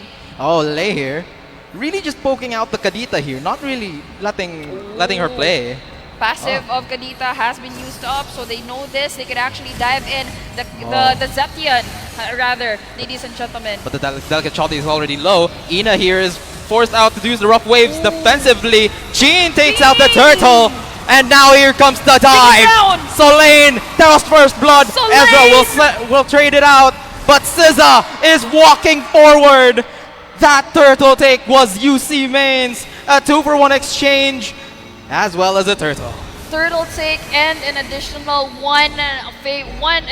one kill favor here for the side of UC Main. Definitely a good start, good snowball for UC. This time around, it's actually a problem for CAC because look, the roamer is not yet at level 4, Solane's already at level 4. That became a problem here because the Minuman Fury wasn't available to actually try and dissipate the oncoming onslaught from UC Main. Yeah, and looking into that, Delicate Shotty was already kind of low when the turtle fight starts as, well, hold on, the river is running rampant today. Yep, that's right, and there you go, it's just definitely an important vision with Solane going in! Oh, Solane is going down here, Barney will be able to claim that kill here. Delicate Shotty goes down. Dissipation right away after getting the kill. Ding as well as Ina was actually late to respond towards that.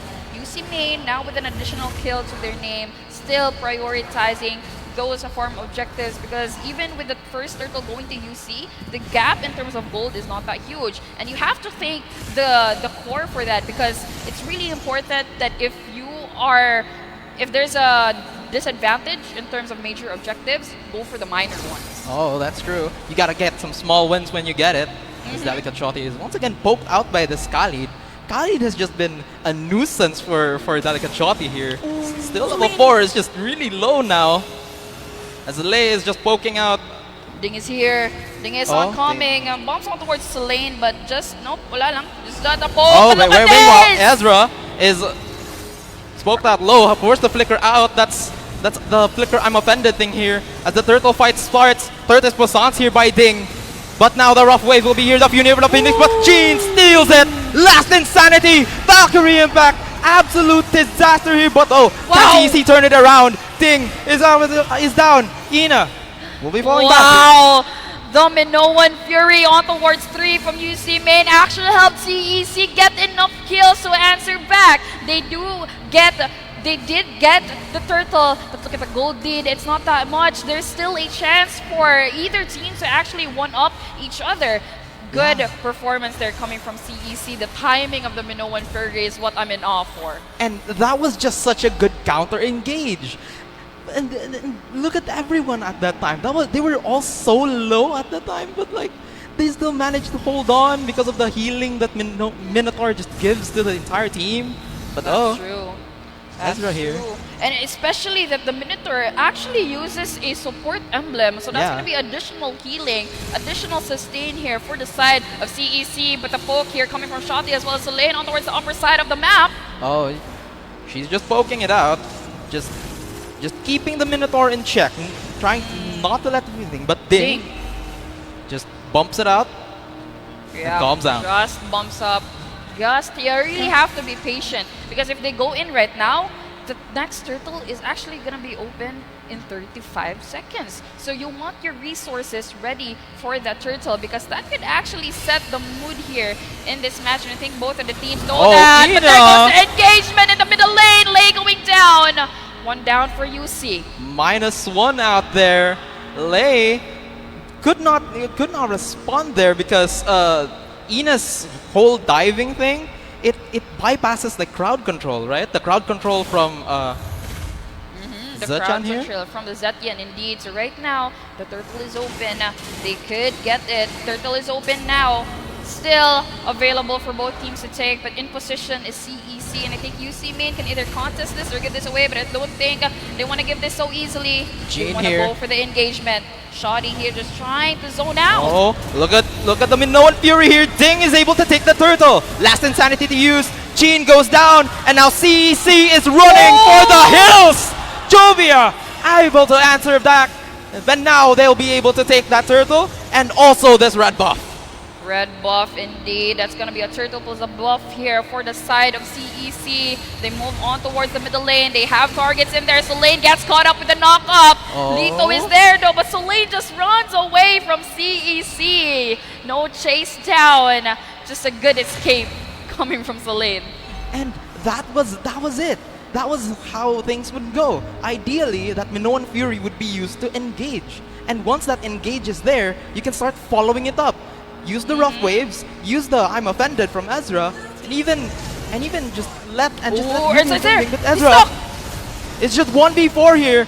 I'm offended to try and fend them off. Can Ezra escape here? He's alive! She's alive! She's still alive! Urza is still alive! Up against a lot of people from UC Main. What an escape here coming from Urza.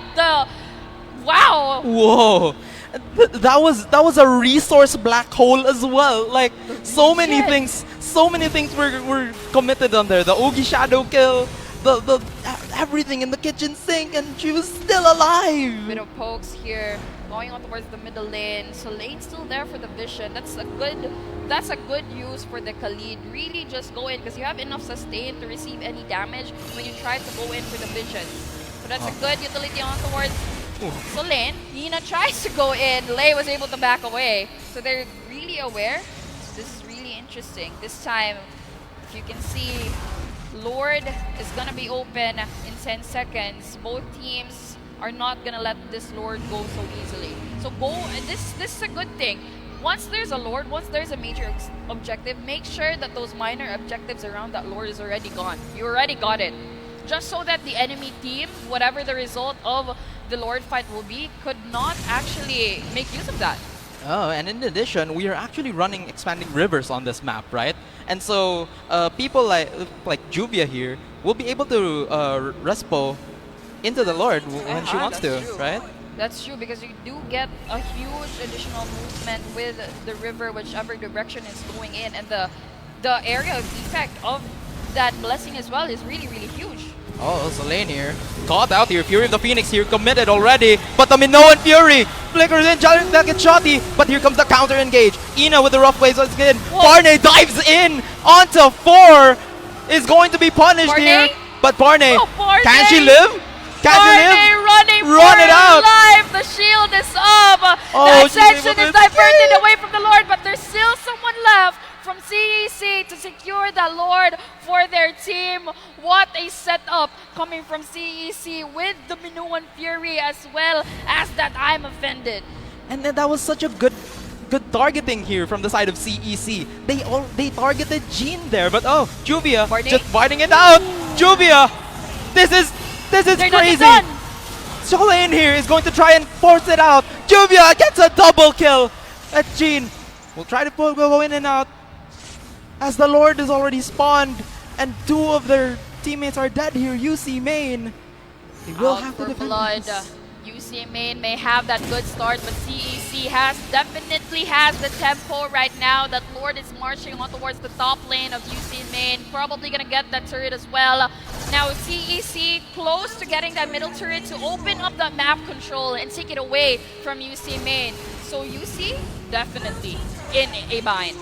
All right, and another thing that I noted here earlier is that there's no marksman here in UC Main, right? Freya, while is very powerful, but oh, shadow kill here, committed by Jean. The Fury of the Phoenix here, and Jean is going to engage here. Minuan Fury, the counter engage. Solane is in trouble here, nearly going down. Solane is low, but that's not enough. Barney tries to go in, but a bit of a back away right here. Those are very high CC heroes. You can't easily go in alone. So right now, UC Main is left with just inhibitor turrets. Map control has definitely gone to CEC. Resources are down. UC Main has to make a setup here that can change the game and actually give them a potential comeback against CEC. And as we see here, Juvia has already completed that Trinity build, right? And from there, it's just a ticking time bomb, right? Not much can kind of fight back against this carry. Vision coming from Shotty here. Still, vision is very important, and that's what a roam should really deliver to a team, because with the vision, you can actually decide when to weigh out the options, whether this could be a good fight or not. Oh, look at this, the lack of it of the face checking here. Backfired as Solane gets washed away. The sands get washed away out there. Eradicated just like that. The damage, the burst damage coming from Ina already with a 405 PDA is actually really a problem here for UC Main. And just it's that surprise factor, right? She was not expecting that many people to be in that one bush. That's right, and with that, 15 seconds until the next Lord is gonna be available. UC Main definitely is gonna have a problem if they do want to contest this Lord. But I think what they should do, Jean should really try and clutch steal that Lord. And like you hear that clutch steal in the game. Oh, but meanwhile, oh, look at there on towards the top lane. CEC does have the focus on the Lord, but on towards the top lane, that's going to be Juvia battling it out against Suso. Lane is really, really low. Still, major objective going back to the Lord. UC Main is in position, and CEC is definitely aware of that. Look at Shotty trying to zone as well as Urza here. Oh, just try to push them away. Ding secures the Lord for CEC. But oh, delicate Shotty once more here. Jean has already committed that quad shadow to escape. Very, very good. The thing is, UC Main, they were trying to get their small wins there, right? They were trying to get that top side turret and the bot side tier 1 to try and alleviate the pressure that's being given to them. Yep, that's right. And of course, with the Lord coming in, means a buff also to the minion waves from CEC. So this is definitely going to be a problem. But the flow is on sync. Not in sync. Lord already there in the middle. I think right now CEC is just actually gonna let this be. Damage coming from Ina. Fury of the Phoenix has been committed. But that's just gonna be it. That's just gonna be a poke. The Lord was not utilized to its fullest extent. Good defense there as well by UC Main. Not letting the dive comp of their team kind of force them into kind of just diving in, because they're not in that position just yet. I saw like a C halberd here for Earth's itemization here. That's definitely gonna be against Solane with very high regeneration rate. So right now, the items are in. UC is trying to prevail this as long as they can, enough to actually counter CEC. If CEC does let this game prolong for like an extended time, they might actually face a problem later on. Because the Oogie Shadow Kill is just going to get even more painful, right? And the dives here from Barney and the last Insanities here by SZA is just going to start wailing down on them, even to their fourth liners. The items. Lock item carry here. Good two chassis cauldron here for the side of UC, definitely for the carry. But there goes the engage. Look at the tankiness of Shotty as well as Ding. They're just walking forward. They were just walking around. They're like, oh yeah, please hit me. Yeah, address me, right? Yeah, I'm here. You feel free to hit me, but they're just so tanky. And UC Main's damage is just not enough. Once again, on the board, we do have 6-11 in favor of CEC with the gold lead in favor of CEC also with that 5K, almost 5K gold lead. But the map control is mostly just evening it out, right? They're trying. UC Main is also trying their hardest to kind of open up their map, right? Open up their map indeed. They're trying to go for those minor objectives in the jungle lane. Oh, Vision Ding! coming from Shouty, but I think Ding is trying to go inside. Tortoise Passants here, used up, just to try and force something out. Oh, Not gonna get anything there. They're so patient. Yeah. There's a Lord in 12 seconds. They're so patient. They don't want to go in. They don't want to use those resources. They want to secure that Lord and actually have enough push to penetrate the defense of UC Main. And of course, you can hear a lot of cheers from the crowd because aside from the MLBB competition happening here, we also have a Beyblade and a second booth as well. So definitely visit those. While CEC right here shreds down that Lord. Fury of the Phoenix tries to clutch steal it, not enough timing. Well, that was an effort at least, as they will also try to pressure this topside tower, right? And try to get small wins when they can, right? And one of the things, I think one of the things that UC Main were able to do to kind of screw up with the Lord push last time was the way they managed their waves, right? As it's now pushing here, speaking of which. What I'm seeing here is that once that Lord actually reaches that inhibitor turret, it's gonna be up to Lei to actually set the mood here for UC Main.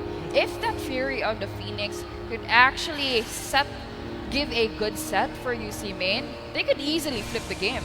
Right, But if not, it's gonna be it could be a game ender here for the side of UC. So Lei, it's all up to Lei, definitely. But they were able to shred down that Lord. Look at that Fury of the Phoenix! Oh my goodness, Ina! Dives in there, leaves unscathed. Minoan Fury to foe. But the last Insanity has dealt enough damage to the rest of the CEC team. We'll try to back off. Wow. There is still some fight in them as the tower is getting pushed here. Solane is getting really low. SZA body blocking everyone else. Last Insanity on top 3. SZA gets them out. But now here comes the dive. Juvia here just free hitting Barney here to try and go down. Wow! That's it's just they're not done. Another Fury of the Phoenix. And seen here for both of the teams. You know what I'm laughing at right now? The heal coming from Shotty was so much that even though they were really low HP early on, just one heal from Shotty boosted their HP bars enough to actually battle out with UC Main. He's a walking base at this point. She's a walking base at this point. It's actually crazy. It's like a fountain. I wish my Minotaur can do that. My Minotaur in my ranked games can do that. Let's see the items here. Oh, I see. Yeah, that's Flask of the Oasis here to kind of boost the healing here given to us by Delicate Shotty. Okay, interesting. And of course with the magic boots, definitely lowers down the cooldown of the skills, which is actually the consecutive heals coming from Shotty. What a great item, definitely. Good pickup here.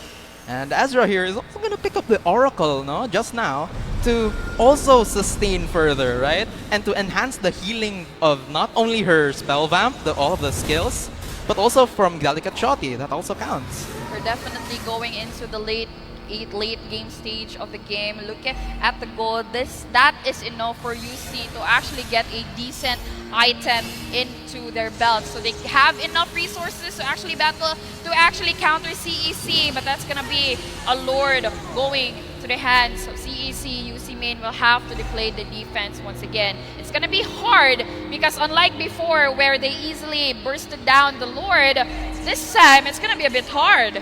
Because the Lord here is a little bit tanky, so they really have to think about what they could do because they could not rely on that previous defense that they did. And another thing, their mid lane is the Lord is already marching in the mid lane, and their mid lane is already badly hurt. Look at it; it's hanging by a feather. Like it's like hanging on a rock. Definitely just one push from that Lord, and that middle lane is down. They definitely want to burst this down. Ding has the poke in there already. Still no Fury of the Phoenix left, but there they go! Solane here has to flicker out, but the Raging Sandstorm on top 4. They will try their hardest, but CEC is knocking on the base. Minoan Fury to seal the deal as they lock in the Yogi Shadow kill to try and force things out. It's a triple kill here by the carry, and CEC will claim game number 1. Lot of cheers here going on for CEC. The claps, even their smiles from the players. They definitely deserved that win. They were so patient, so disciplined enough to actually wait for those major objectives, not waste those resources in clashes that could actually compromise their performance in the game. And that was just it, right? They were able to engage and counter-engage with that comp, right? Yeah. That was such a good. I'm so proud of them. I'm gonna do that. Like, I'm so inspired by Shotty, how she used the Minotaur. I'm definitely gonna do that in my next rank game. The support emblem plus the magic shoes for less CD. I'm so doing that. Hopping on a game right now. Wait. Well. Just gonna stop casting. just stop casting. Wow. Once again, CEC bags our match number 1. Definitely an amazing performance. I could not. Nobody will disagree with that. Yeah, that was good showing from both of them actually. The early game was really solid there for the other team, right? UC was able to have a good start. Yeah. But CEC played passively because this is what they said as well. Yeah. They play passively if things don't go there as they plan, and once they play passively, they could actually just go in for the next attempt. And right now, MVP of the game has to go to Yina with a 509 KDA. The damage coming from the Kadita easily bursted down the Solane with the Khalid. Yeah, and just frontliners, backliners, no one is safe from the rough waves of this absolute mermaid here. Absolute mermaid. Phenomenal performance coming from Mina. It was really amazing. So right now, CEC definitely has the advantage as we move on to match number 2. This time, what do you think UC should change to put up a fight against CEC? Let's see. For one, they were doing really good. Like, they just had to kind of amp up the pressure even more, right? Up the tempo, right? Don't let this team that plays passively lull you into a lullaby, right? Actually, because sometimes you really want that hype when you're playing in a game, that when your opponent plays passively, you get caught off guard. Yeah. I'm like, what's happening here? Because they had the aggression early in the game. But CAC played passively, that they got caught off guard, and they were like, huh? What? What? And that moment of confusion, or that moment of like hesitation, really kind of like changed their gameplay, how they approach the entire game.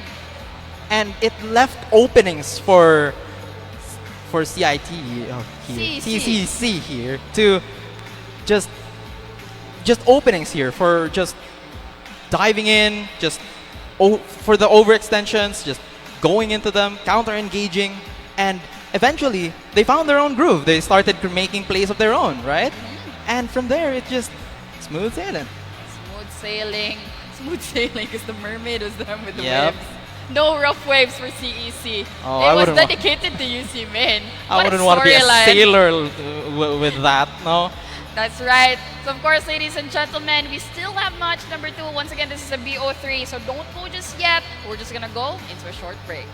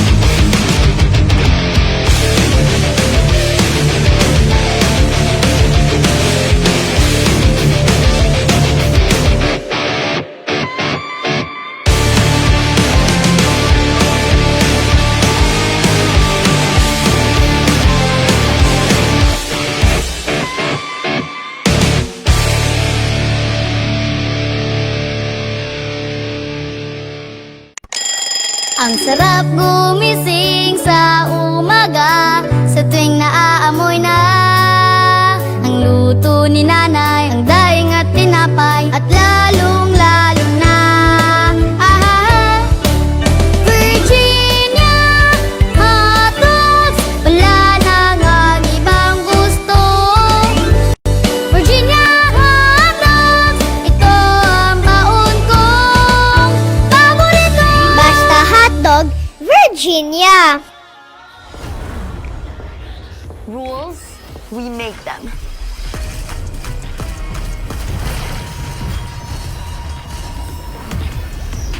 Limits, we go beyond them. One size fits all. Hard pass. Introducing a groundbreaking Digiflex mobile experience. Kick Mobile. Download the Kick app, choose your number, activate the eSIM, and own the country's first ever customizable mobile experience. Stay first in line for network priority and customize all you want, because the real flex is when everything is built to your rules. Kick Mobile. Our way, our rules. Hindi aabot ang data! Nice! Don't worry! Be only with Smart Power All 99. Hindi na bitin with 10 gig data plus only Facebook or TikTok and more. Load now! Hindi umuulan! Hindi mo tayo makakabenta! Yes! Don't worry! Be only with Smart's Power All 99. Hindi bitin ang benta with only TikTok or Facebook plus 10 gig data and more. Load now! Bitin? Never sa pag-aaral. Never sa streaming. Never sa pagla-live. Sumakses ka sa Unli with PLDT Home Fiber Prepaid.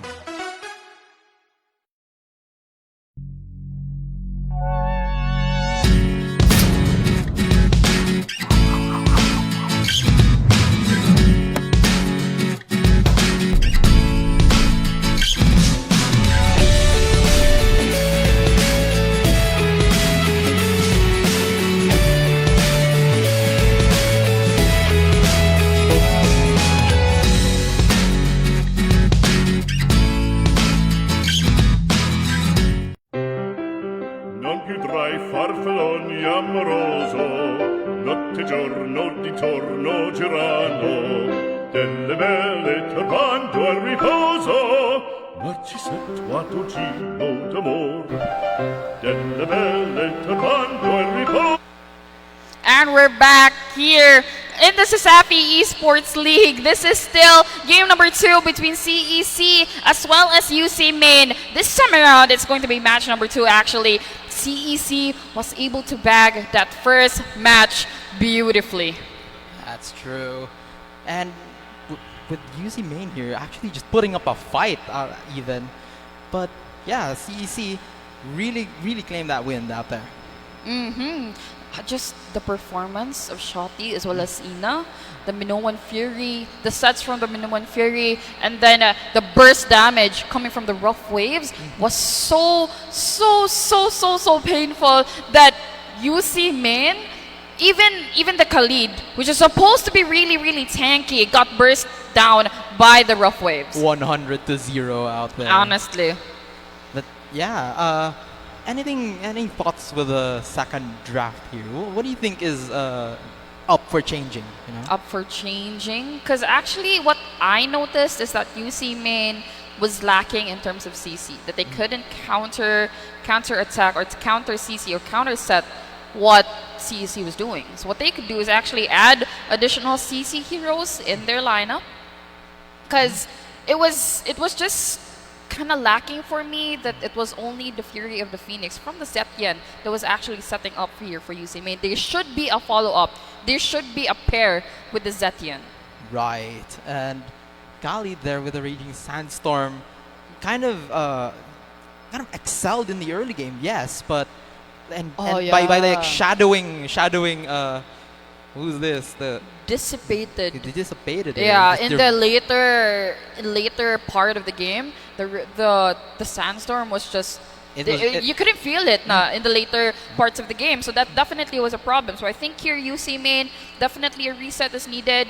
They have enough power, to be honest. They have enough power to actually take down CEC. I think they were just lacking in terms of performing it or like putting it out, performing it out in the Land of Dawn. So that definitely has to change. They need to really sync with each other.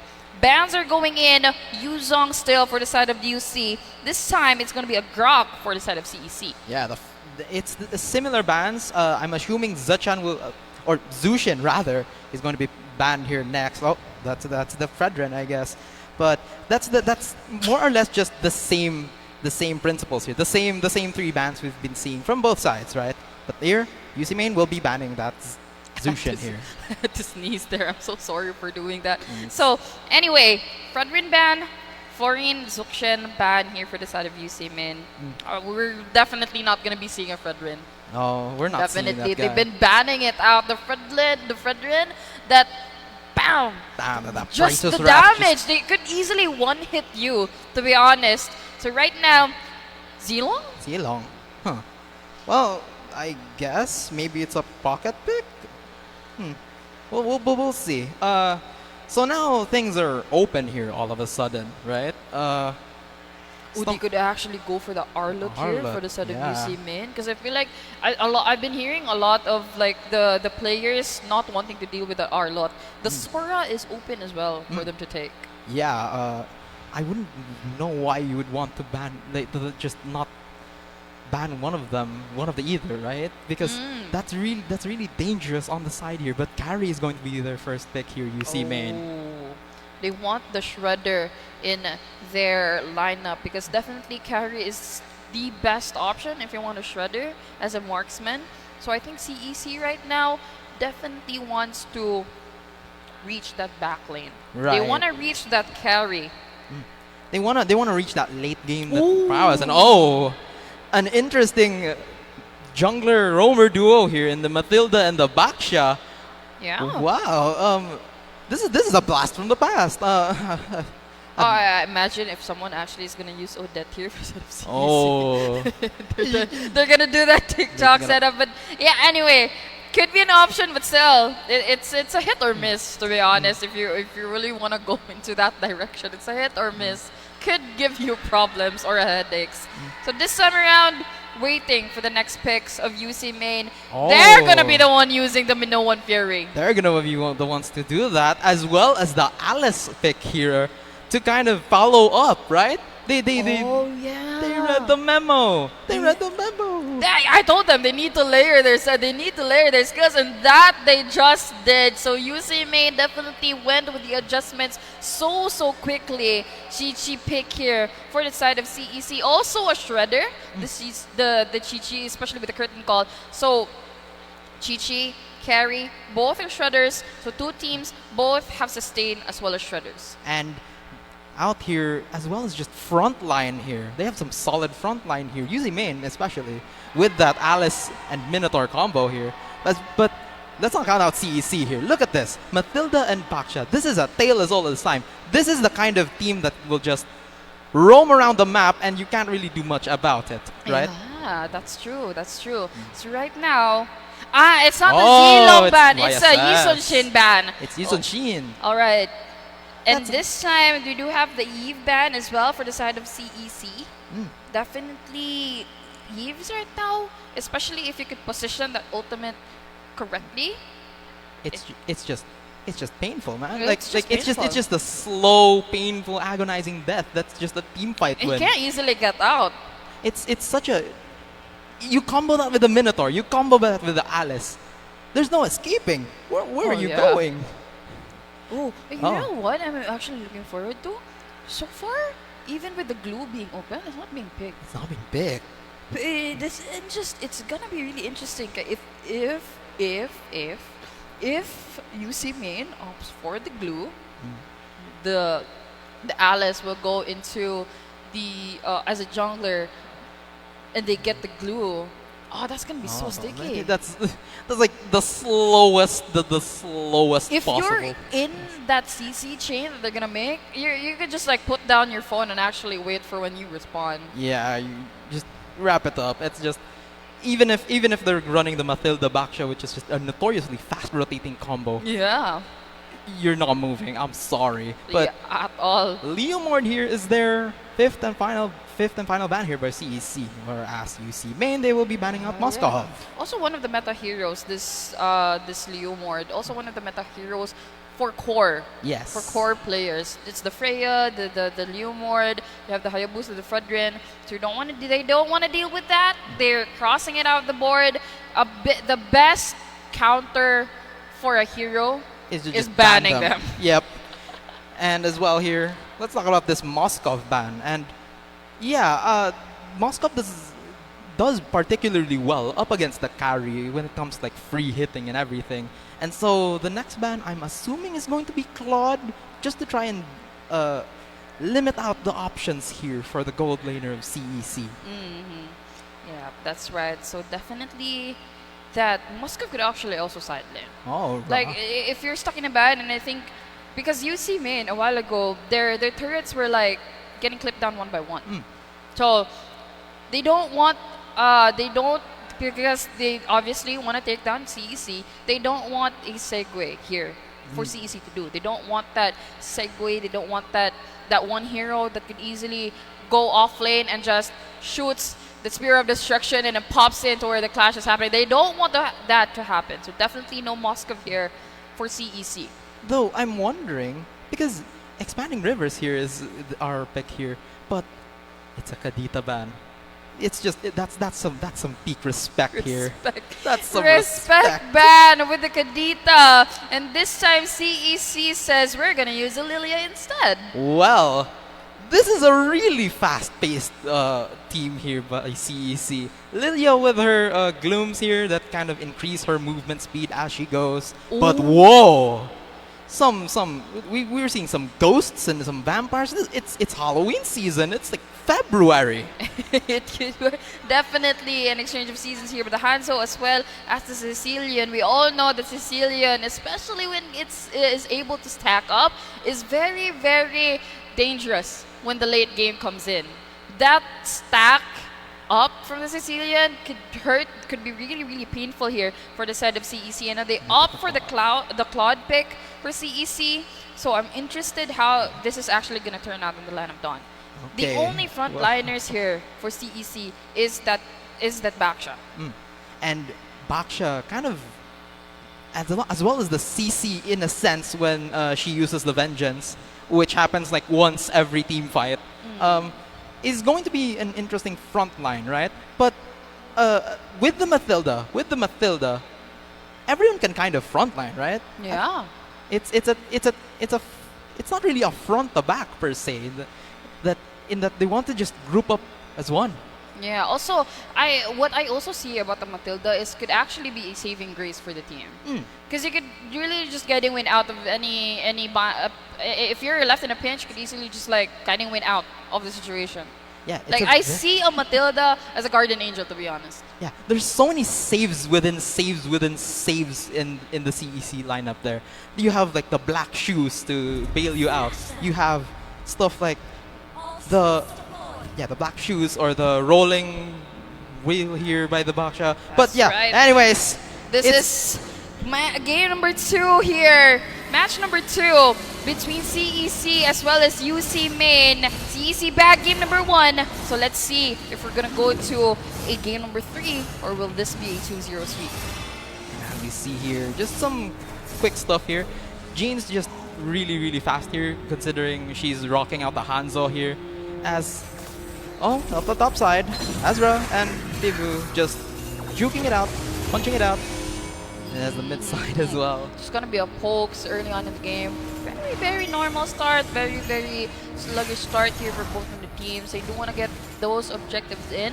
We don't see that much of an interaction, and I do want to point out the Lilia, the early game advantage of Lilia is you can easily get that combo. Right, and knowing that she's up against Sicilian, who does have that crowd control. No in the mobility sandwich also. But no mobility, right? No mobility. As that good shotty and is just yeah, definitely. So this time around, still it's important once again to get into level 4 once that turtle is gonna open up. So they have 25 seconds left.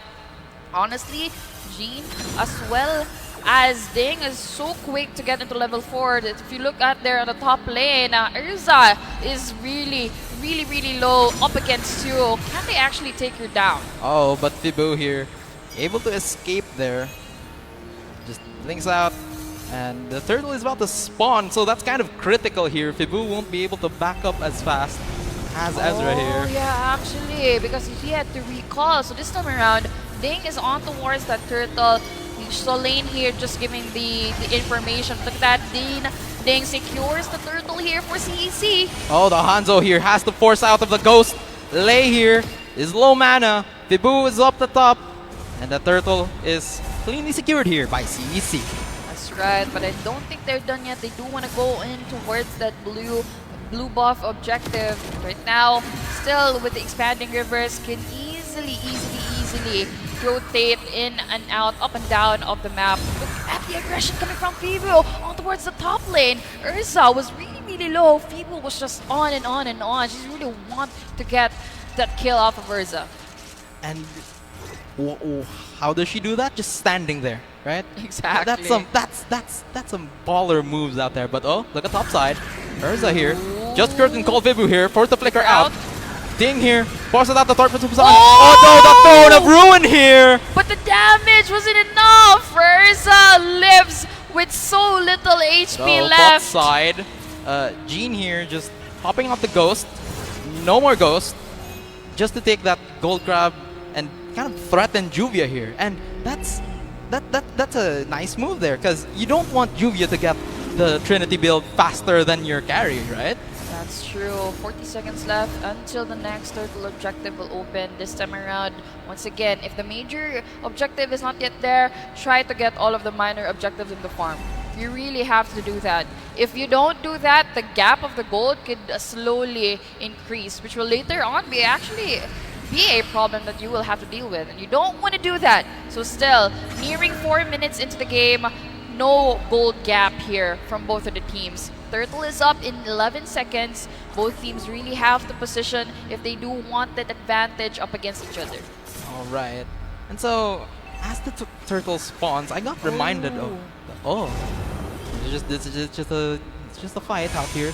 Corrosion site now built out by Juvia here. Okay, so Lane is actually going in for the information. But oh my goodness, Nibu goes in, and the Minoan Fury to follow it up. Jean is able to take the turtle, but is there a counter engage? Jean here just shocking in everyone, but Ina here is just moving forward, flickering in. Flash choose to escape. So Lane is still alive, and that's gonna be a 3-for-1 exchange plus the turtle. Great play here coming from both teams. UC Main now at a 1K gold advantage. And that turtle pick was just so good. Oh, but here comes Jean with the ghost. Forced to purify here, Juvia. But Delicate Shotty is there to save. And good save. And she backs out. She backs out. Really out for blood here on towards Juvia, but Juvia was just backing away bit by bit. Not enough damage coming from Jean here. KDA of Jean is 101. Wants to add another one in terms of kills. Definitely the aggression from UC Main can be felt early in the game. Oh, but Throne of Ruin here used by Cebu to try and sustain through the 1v2. Flickers out as well, but there, a wheel for you. And that as Cebu just goes down. But Minoan Fury used out by Solane as the Blazing do it as well on towards the downside. Solane is looking really low. Good heal coming from Solane. Really just a counter engage here coming from UC Main. They don't want to put themselves in a sticky situation. They really have to go out. And that's going to be a turret going to the side of UC Main. They might not have gotten it in like a fashionable way, but they surely got the objective that they want to get there. But CEC here, eager to follow up there with a turret take of their own. It's just equivalent exchanges, right? Yeah. If you can't really get the minor wins to succeed, maybe Solane got the vision in towards the bush here. The attempted assassination, the attempted surprise attack coming from UC Main just cancel out. Solane, good job with the roam. Good call there. And we just saw CEC just group up as 4 there. Very, very reminiscent of the Ube strategy. Had no vision actually go there. That might have been a problem UC Main had to face. Oh yeah.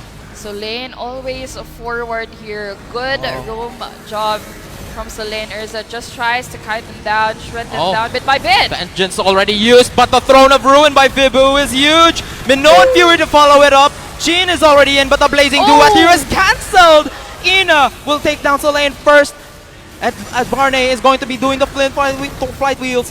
As the turtle is going to be secured here by Jean. Jean secures the Lord and the team fight is not yet done. As Ding goes down together with his team. 2-for-1 exchange plus a turtle going to the belt of UC Main. And I think they want more here. Ina is forced to black shoes out, but Jean is still out for blood. But the Grinding Wind saves Ina. Wow. Okay. They got a lot of objectives there, pushes their gold lead from 1K to now 2K. And right now, if we look at that replay, Solane, just with the engagements with Shadi, forces the flicker and out.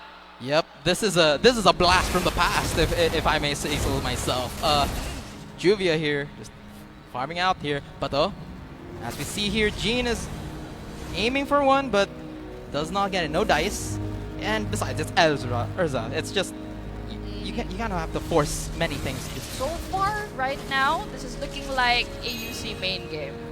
They have the upper hand, but that upper hand is not that big.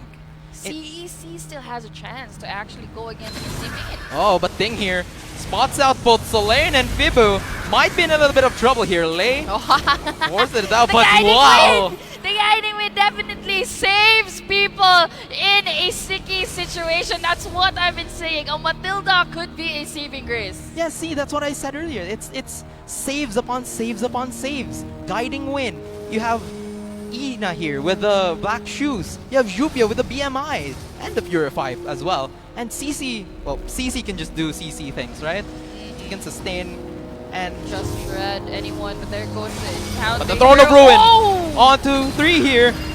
The Minoan Fury to follow it up once again. Jean is able to destroy that tower, but Ezra is here to Vengeance in and from the forward here. Jean here, already joining in with the fight. The twin light here by everyone. As the Lord is spawning here, Urza here has to back away alongside Delicate Shotty.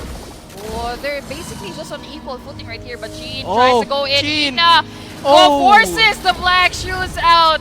Jean's damage just is getting bigger and bigger, and this time around, CEC has to back away. This could be a chance for UC to actually start that Lord. Oh, but no noise is done just yet. The Sanguine Claws, yeah, that Sanguine Claws is really just opening things up for UC Main here, as that long range just crowd control that just immobilizes you. Oh, Cebu. Yeah. That's right. So it's just gonna be an exchange of folks here on towards the mid lane. The Lord is still available for them to get. It's still there. No one has gotten it ever since it spawned, so it's still there. Definitely. They're just waiting for that perfect opportunity because it can go either way. It's not yet a UCK.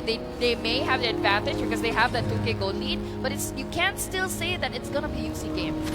They still need additional push to get there. There needs to be room to turn it around, right? There's still room to turn it around. And CEC, they've been trying their best to just save themselves. But is that going to be enough when things go hairy, go dicey, just...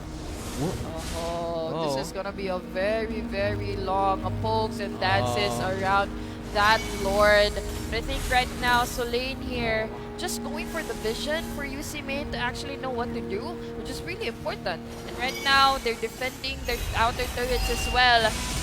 Oh, delicate shot on the flicker out there. Hey. As Lane, Cebu in. here Oh! with the engaging. Follow it up by Solane's Minnow and Fury here. The circling eagle to try and hit it out. Juvia here with a blazing duet. Has to go away, but Jean here out for blood. Solane here out the one side. Jean's at the back. Jean Black here. Shoes has been forced out coming from Ina. Oh, UC main here. They're a bit low now. But Ding wants blood. Juvia. Juvia.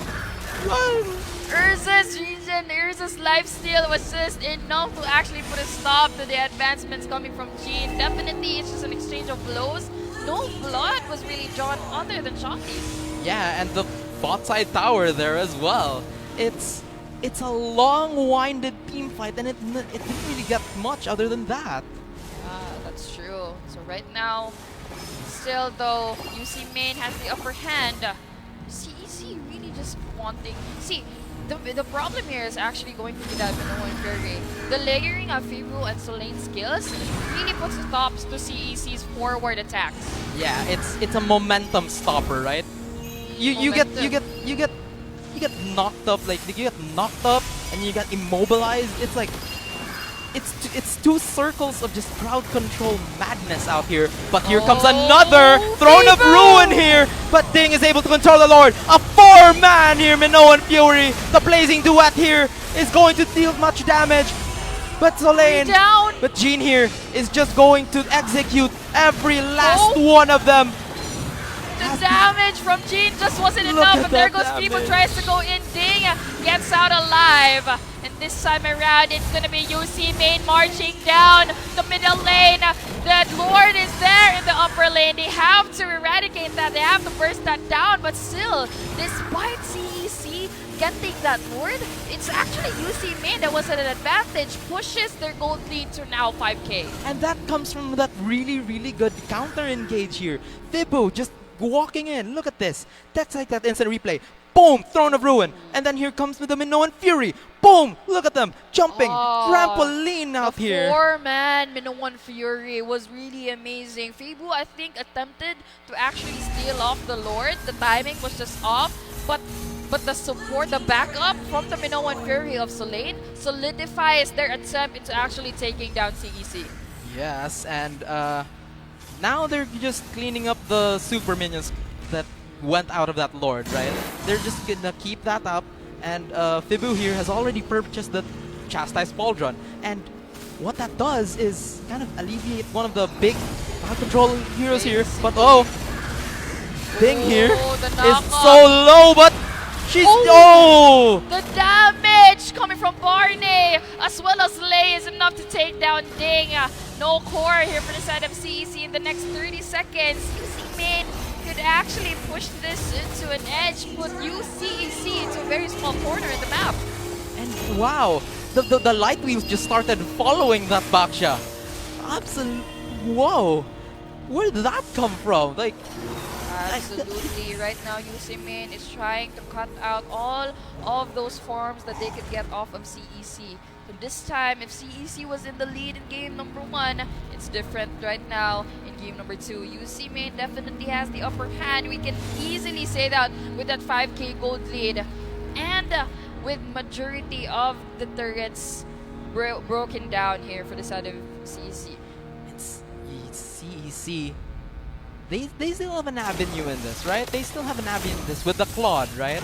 The Claude is she's online, right? She's got that Trinity build. She got the rest of the items like the Malefic Gun, the Wind of Nature. Those are already solid enough stats, all right.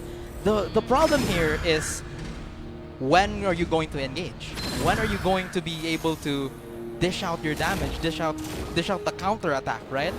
And so what's interesting here is both these teams actually Oh, so much patience. Oh my goodness, Ding is so low now, alone at the edge of the universe as Lei takes that kill. And with that, it's going to be a really dangerous fight here for CEC if they wanted. Oh, they're targeting Ding.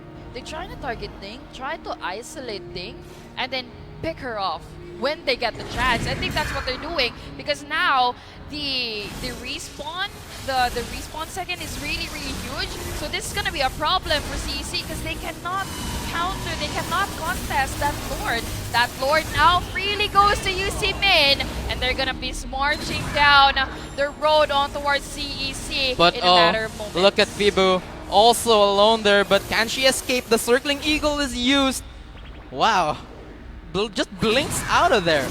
Not even anything. It's such a nonchalant way of just leaving the fight, you know? Just blink out, skill 1. Ah, that's true. Right now, UC main is waiting for that Lord, actually.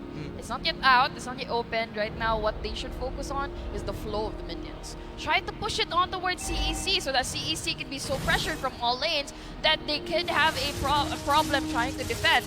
Good flow means additional things that CEC has to worry about. And wow, just look at this. Just look at this. They're freezing the lanes. They're waiting for the other creep waves to just move forward. Flow, control. That's what you need. So right now, definitely a bit off in terms of flow, but still enough to actually put a problem to CEC. Oh, Fibu Fibu tries going to go in, but no Juvia backup. is going in with the Winter Crown here.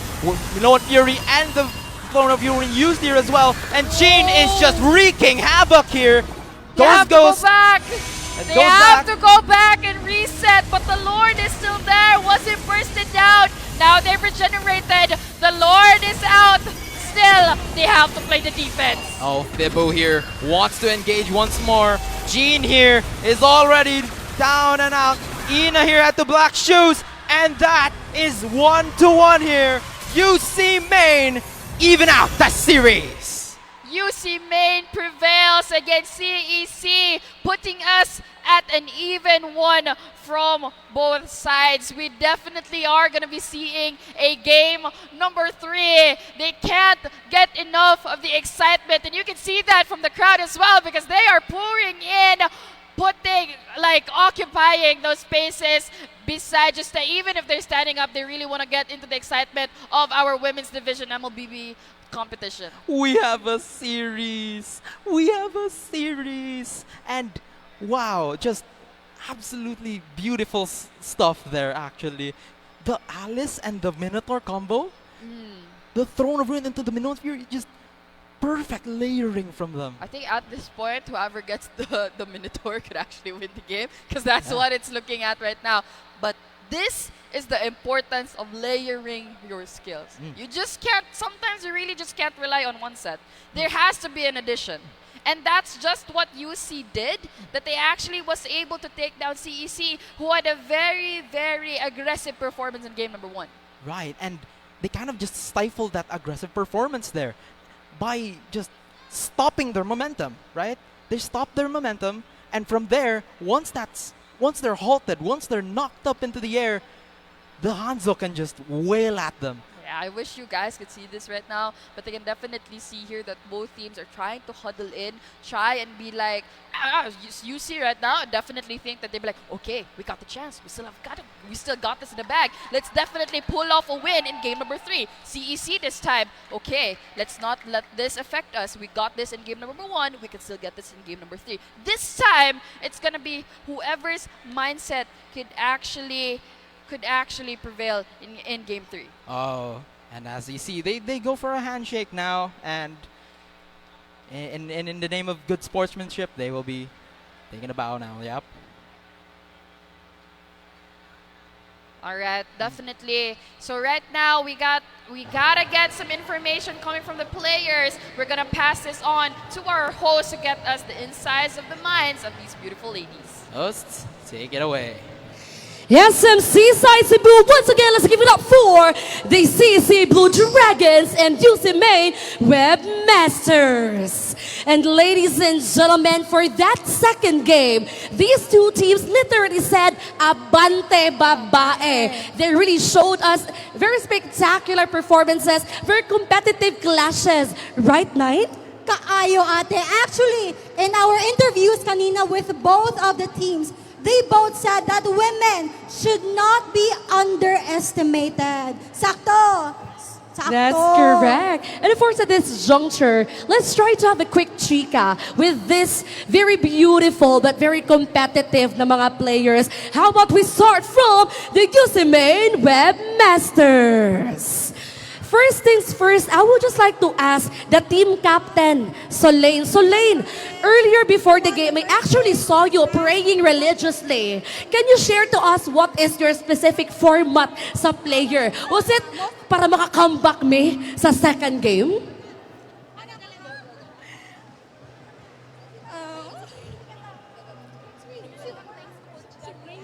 Ay.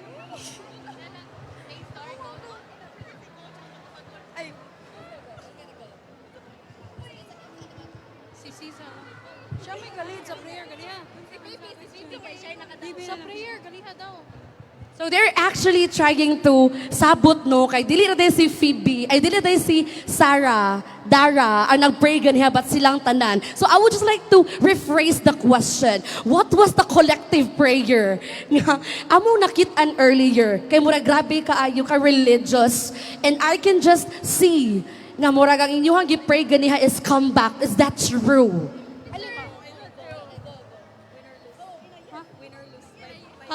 Among gibuhat ra jud ganina kay gisunod ra namo ang advice sa mama ni Coach Dalyot, which is kuan daw win or lose kay kanang musalig ra gyapon mi. So syempre tungod sa among captain o kanang boost po sa support, that's why kanang nabuhat ang ningato nga play. There you have it. Of course, win or lose, murag mo dyan ang mantra for UC Main Webmasters, ladies and gentlemen. And next question for you guys. Earlier before the game, you told me that one of the biggest challenges for this match is that you are going blind. Blind because wala mo kibaw sa yung kontra. You don't know the strategies of your opponents. And then earlier, you gave us a good fight. You were able to come back for the second game. Can we expect more of your clashes in the future tournaments?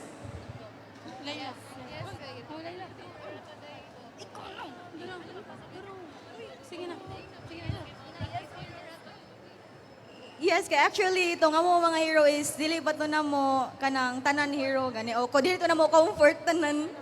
Oh, nagpractice kami kay bisan ako kay kuan jud ko transition gikan core to roam. So there's really flexibility and of course competence with these young ladies. And of course, before you're going to pass the floor to the next team, any shout out to your supporters, fans, family and friends who are here in SMC Side Cebu? Shout out mama ni Bibi si Ma'am Van Dutch. Shout out sa mama ni Coach Dalyot.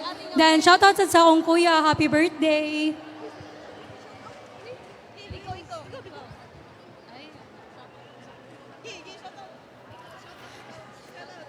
Shout out kong Coach Dalyot. Coach Dalyot, thank you kayo sa tanan. Yeah, mo shout out sa ko sa akong kauyab sa taga Manila. Oh, sana.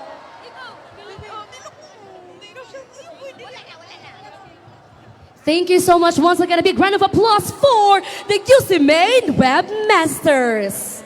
And of course, we have our other team, the CC Blue Dragons. A round of applause, please. Thank you. And actually, guys, when I said that women should not be underestimated, the CEC Blue Dragons should also not be underestimated. Yes, because you guys just won your first game in the match. But can we ask, what changed the momentum during the second game of the match? For me, I think it's about sa sets since support man mo ang roam. So I think that's one of the problem nga amo ang na choose or na kanang na buhat na change na mo. Yes po. Maybe if we change the room, example, tank, maybe kami ay madato na mo. Promise. Madatato nimo if na-change ang tank. Oh, you hear that, people? They will make bawi in the next matches that they're gonna have. But actually, a really fun fact for all of you guys, I got this new information that most of you are classmates from the same course, tourism. Dahil tourism tayo, in 3, 2, 1, we're gonna do a pose. Yung pa ganun. Okay, 3, 2, 1. Go. Okay, 3, 2, 1. Mabuhay! Kaya nyo yan? And because of that, since classmates kayo from the same course, how did the chemistry really affected your game today? So the chemistry we built, since we are classmates, of course, it really advantage pod sa amo ang team since mag-close rami since same time, same practice, of course, kanang makasinabot ra jud mi, and of course, friends forever. Actually, miss, kanang challenging kay siya kay pareha ra ba may silbi ka na sa time. Ay kana nga time na may buhaton nga activities. So kami tanan na magbuhat og activities niya, dili may maka-practice. So nya ano ba? So ang one of the kanang dili sad mi maka-practice nga reason is since third year mi tanan, one of the reasons pod is sa ang research na mo. Yes. So ang research jud ang mong problema. So mas ni-give you mig time sa among research ang kani kuha lang ni mga kanang mga extra time. That's why. But despite all of the challenge you guys face, you still won one of the games today. And that should be something that you should be proud of. And by that, do you want to give any shout out to the supporters here in SMC side? So first of all, we would like to thank the CEC Esports League, Esports League sa CEC. And of course, sa mga coaches, nga mga friends ra pod namo nga boys division, of course, Kirk, Rafael, Kinit, Ninyo, Nico, and Shout out sa day sa mga ika-6 man. Shout out sa mong 6 women. A great shout out to all of the supporters. And by that, ate? There you have it, ladies and gentlemen. Once again, a big round of applause for CC Blue Dragons and UCMA Webmasters. And of course, we're not going to close this segment without a photo opportunity. So please do join me here in front. Please do join us here at the center. Say smile to the camera in 3, 2, and 1. Smile. Another say CEL in 3, 2, 1. Another CCM. Full siya na by another. Full name and last name. Anyway, thank you so much once again. You may now take your bow and take your exit. Thank you so much. Thank you so much, and guys. congratulations. And by that, do you want more, ate? 9. That was just the first 2 MLBB tournaments games that we just witnessed, and I believe I still want more. If that's the case, I would just like to ask our audience, do you want more MLBB games? Guys, I believe you guys can do better than that. Once again, another round. The question is, do you want more MLBB games? That's the energy we're talking about. Okay. That's what we're looking for That's in correct. CESAFI Esports League. And by that, since you want more, we have our next match, which is the CIT-U Wildcats versus the UPC Fighting Maroons. The battle for supremacy resumes as we are about to witness our last Mobile Legends Bang Bang game in the women's division. May we first welcome our players from the University of Cebu, Lapu-Lapu, and Mandaue Webmasters. We have Nicole Nix Cañete, Joanna Hannah Nunez, Julian Jules Sanchez, Desiree Desay Ompad, Thea Micaela Quintessence Plenios, Sydney Bakatan, and Leslie Shane Momento Mori Onyo.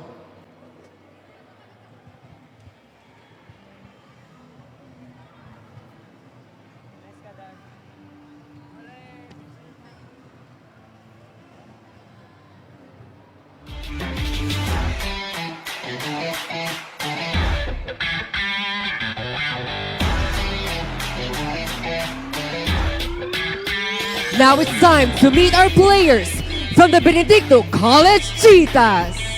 We have Kaisi Supernibins Camanera, Christine Fokman Villanueva, Queenie Rose Zumi Lutong, Mitch Hazel Mizuki Daribalos, Christina Nicole Alpina Ayod, and Ria May Oreo Tuico.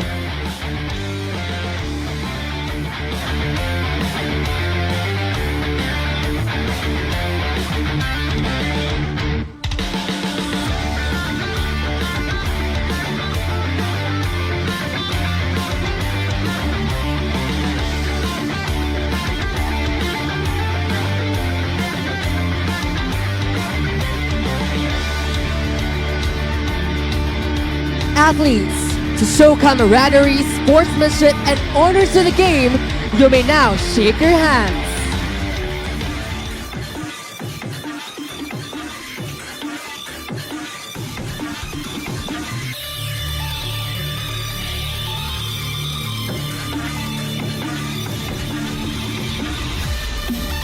Once again, our athletes from the UCLM Webmasters and the Benedicto College Cheetahs.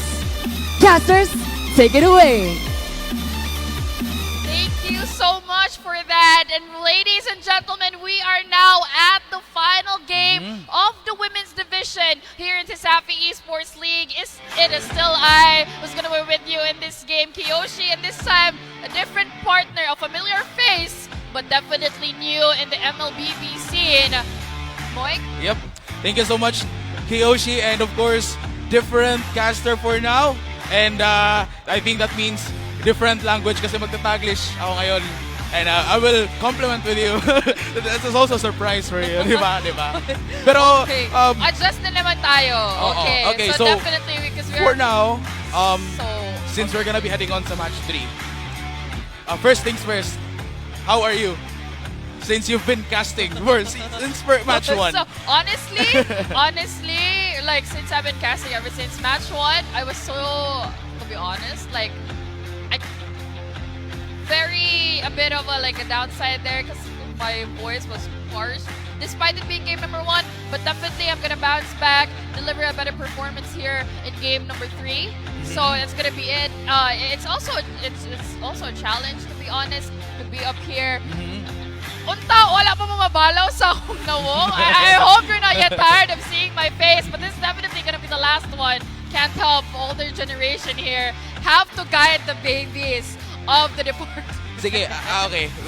Okay, give chance since I'm new to MLBB, di ba? You're a baby face also. Yeah. Oh, wow, okay. Thank you so much. And it's also a new, since we're in the women's division, I'm also very excited and looking forward sa kung anong mangyayari later on. Pero, while you were also busy, of course, you were busy too. I was busy too. So, nagre-research, di ba? Nagre-research ako. I interviewed some teams. RL, ganun. And, actually, yung both of the teams, I asked for their thoughts, di ba? And they're also excited na makalaban yung magkabilang team. We have the BC, have them they're really, I think they're really confident with especially with how I ask them, how I really talk to them. Same goes for UCLM. And yung napansin ko na common struggle sa kanila is yung communication. So while they've been doing some practice, they've also tried their best to at least fix that issue. And I think we're gonna see that later on. Yeah, definitely communication is super duper important, and it really is gonna reflect in the battlefield if you have a good one. Communication is key, yan sabi nila. Communication is key, yan talaga. Emphasize? May backstory ba? Ay, parang may lore. Wag na. No lore for today. Pero ito na nga, sobrang naglulong forward ako here, considering na both yung UCLM at saka yung BC mayroong glorified na, especially yung ating dalawang school. UCLM has a lot of wins in their belt. BC, not so much, but still, this could actually be the start of BC getting those trophies, getting those recognitions for the school. Pwede talaga. Now, with our lineup right here, we have the UCLM, we have the Sai, it's gonna be Cindy as well, we have Quintessence, Hannah, and tsaka si Nix. So, I've also talked to them really, and again, general lang talaga. I'm looking forward sa kanilang how they play later on, especially against BC. Yeah, they're really there. The mood is so up. It's so positive, and I think they're really just sobrang ready lang na papasok dito sa ating Land of Dawn up against BC. So of course, this time around, let's show off the lineup of Benedictine College. Still, like you said, they're really looking forward to this match. They're not one to falter down. Handang-handa sila ipakita kung ano yung kaya nila, kung ano yung galing nila, especially against UCLM. So, with the BC as well, excited ako kay, I think it was, excited ako sa kanilang shot caller. With how I asked the questions a while ago, yung, like, okay, nag-ask ako, okay, sino sa shot caller nyo? Matik silang lahat. Nagtinginan. So, parang they really all have their eyes on her. So, excited tayo mamaya on how they can really execute their strategies at kung paano nila i-deal yung UCLM. Kasi, like you said, UCLM, kung pag-uusapan natin yung history ng schools, UCLM, madami na silang mga victories. This is gonna be the chance for the Benedictine College to kami din, kumbaga. Okay, kami din. Like, this is gonna be our opportunity to start winning those for our school. Yeah, and I think the audience agrees with you on that kasi nakikita na talaga natin unting-unting dumadami yung nanonood dito sa SMC side sa Cebu Wing. Kaya sa lahat ng mga nanonood sa ating live stream, again, like and share the stream. Mag-comment kayo kung sinong team yung gusto nyong mananalo. And of course, if may time kayo, punta kayo dito sa Seaside. Samahan nyo kaming i-witness firsthand yung mga laro natin dito. By the way, I was actually mistaken kanina kasi sabi ko BO3. Misinformed si ate ko. Hindi siya BO3 for women's. It's actually a BO2 play all. So, it's either you sweep or it's a tie. Yun lang yung magiging outcome natin dito sa ating women's division. So, now that you're aware, definitely cheer for the team na gusto nyo manalo. Yup, it's definitely gonna be a sweep or a tie. And of course, again, calling all of the fans right here who are also watching the stream, like, comment, and share. Kasi makakatulong din to sa ating mga women athletes. Once, you know, we could actually maybe look forward sa magiging maybe possible new season. And but, yeah. If you're looking at the live stream right now, definitely makikita mo dyan a community poll. Who will win for this match? Letter A, UCLM. Letter B, dito ako letter C. Letter C, abante babae. Letter C, letter C. Letter D, legends lang, nakakaalam. Uy. Pass your paper in 10. 10, 9. Yan.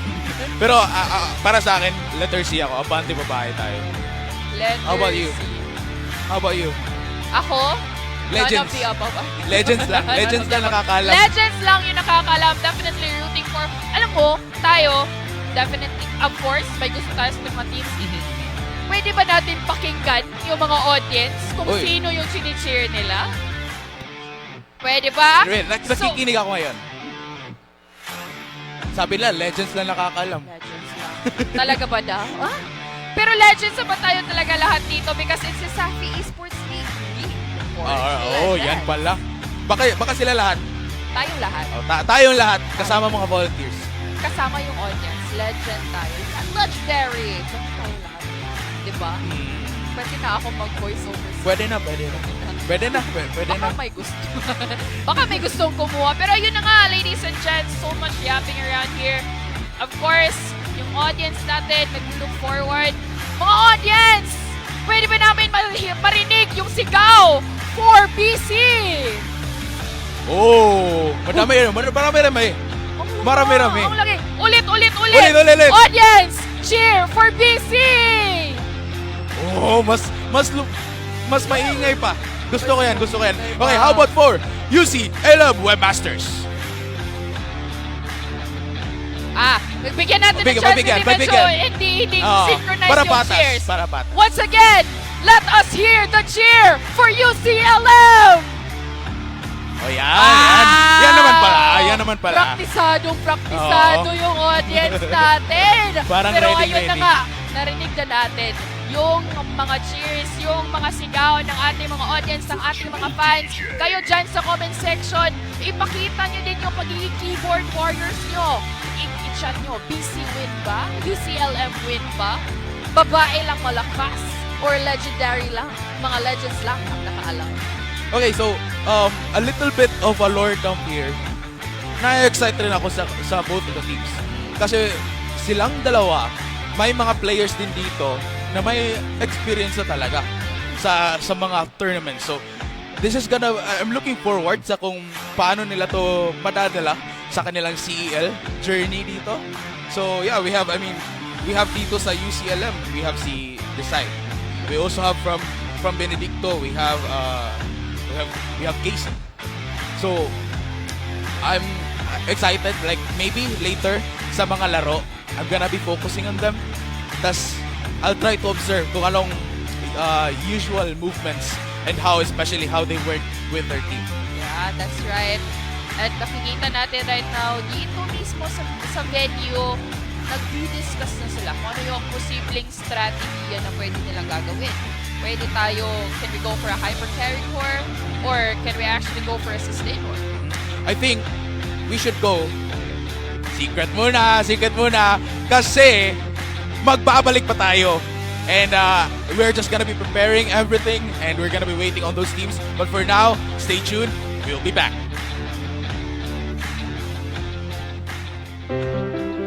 Non potrai farlo ogni amoroso, notte e giorno, intorno girando, delle belle turbando al riposo, ma ci sento cibo d'amor.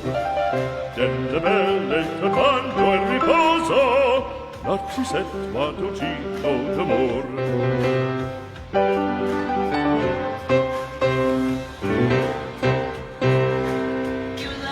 Dad, natatakot akong bumagsak. Huwag kang matakot, di mo ba alam, nandito lang ang ako. Huwag kang matakot na matulog mag-isa, kasama mo naman ako. Huwag kang matakot, huwag kang matakot.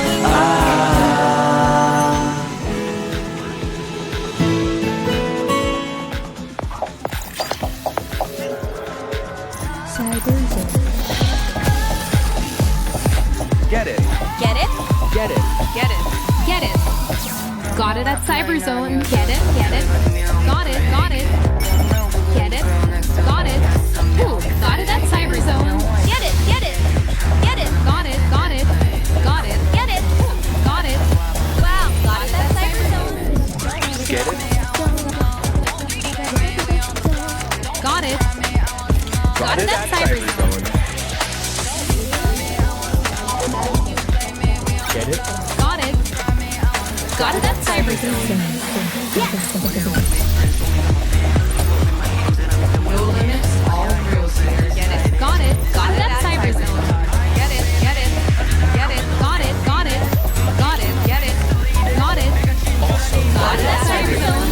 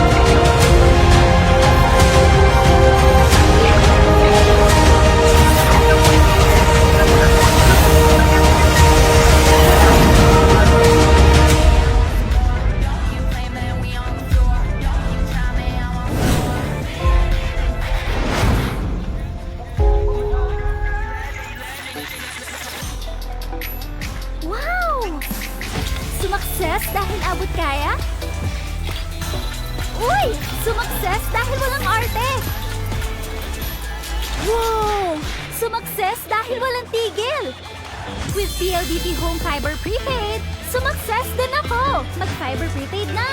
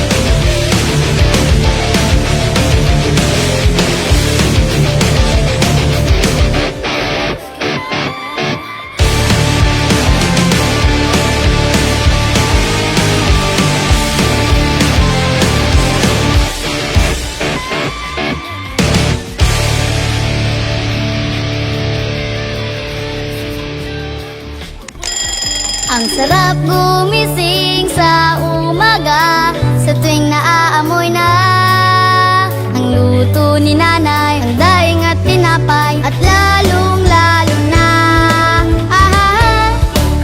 Virginia hotdogs, wala nang ang ibang gusto.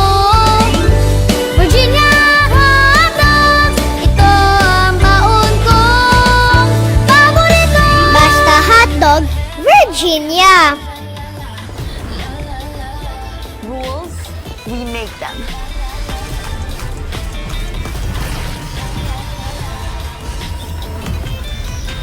Limits? We go beyond them. One size fits all? Hard pass. Introducing a groundbreaking Digiflex mobile experience. Kick Mobile.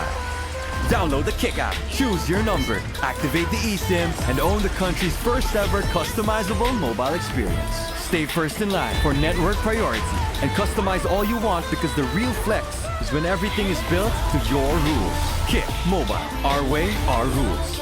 Hindi aabot ang data! Nice! Don't worry! The Only with Smart Power All 99. Hindi nabitin with 10 gig data plus only Facebook or TikTok and more. Load now! Hindi umuulan! Hindi mo tayo makakabenta! Yes! Don't worry! The Only with Smart's Power All 99. Hindi bitin ang benta with only TikTok or Facebook plus 10 gig data and more. Load now! Bitin? Never sa pag-aaral. Never sa streaming. Never sa pagla-live. Sumakses ka sa Unli with PLDT Home Fiber Prepaid. Don't you know I'm a savage? I'm a killer, nor killer.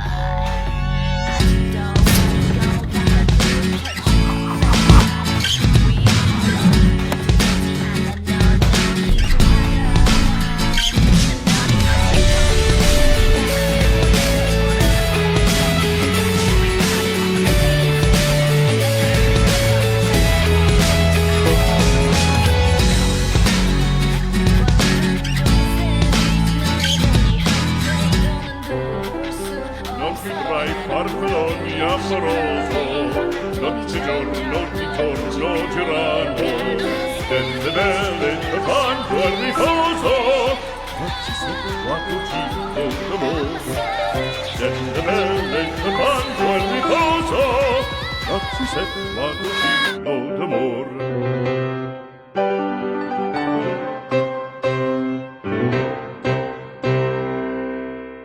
Dad, natatakot akong mamagsak. Huwag kang matakot, di mo ba alam, nandito lang ako. Huwag kang matakot na matulog mag-isa, kasama mo naman ako. Huwag kang matakot, huwag kang matakot.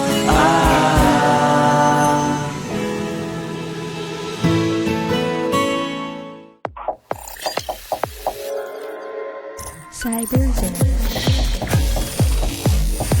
Get it. Get it? Get it. Get it. Get it. Got it at CyberZone. Get it? Get it? Got it? Got it. Get it? Got it. Ooh, got it at CyberZone. Get it? Get it. Get it. Got it? Got it. Got it. Get it. Ooh, got it. Wow, got it at CyberZone. Get it. Got it. Got it at CyberZone. Get it? Got it. Got it at CyberZone. Yes! No limits, all thrills here. Get it? Got it. Got it at CyberZone. Get it? Get it? Get it? Got it? Got it? Got it? Get it? Got it? Awesome. Got it at CyberZone.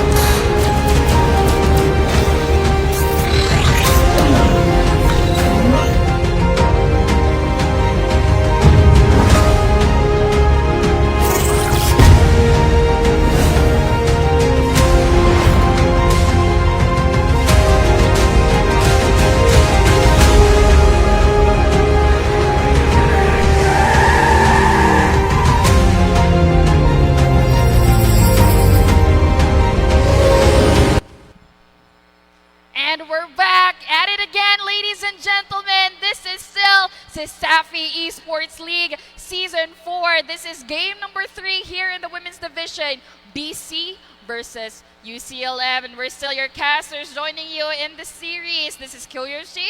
And this is Moik. And yeah, we're gonna be looking for UCLM versus the Benedicto College. So, of course, alam ko, excited na kayong lahat. As well as the two of us, you know? This is gonna be yung panghuling serye na aking ikakas. So we're gonna end this with a bang. Moik dito, makikita mo pa siya mamaya. Pero Moik, any thoughts in the game? Or actually, sino yung team na para bang nilook forward or you're rooting for? Para lang sa akin, since based lang talaga sa mga questions ko kanina, I do think they both have equal chances. We have here UCLM na establish na talaga nila, especially when they have those strong players and with experiences. Same with Benedicto College. Kaya para sa akin, equal na equal yung chances nila dito.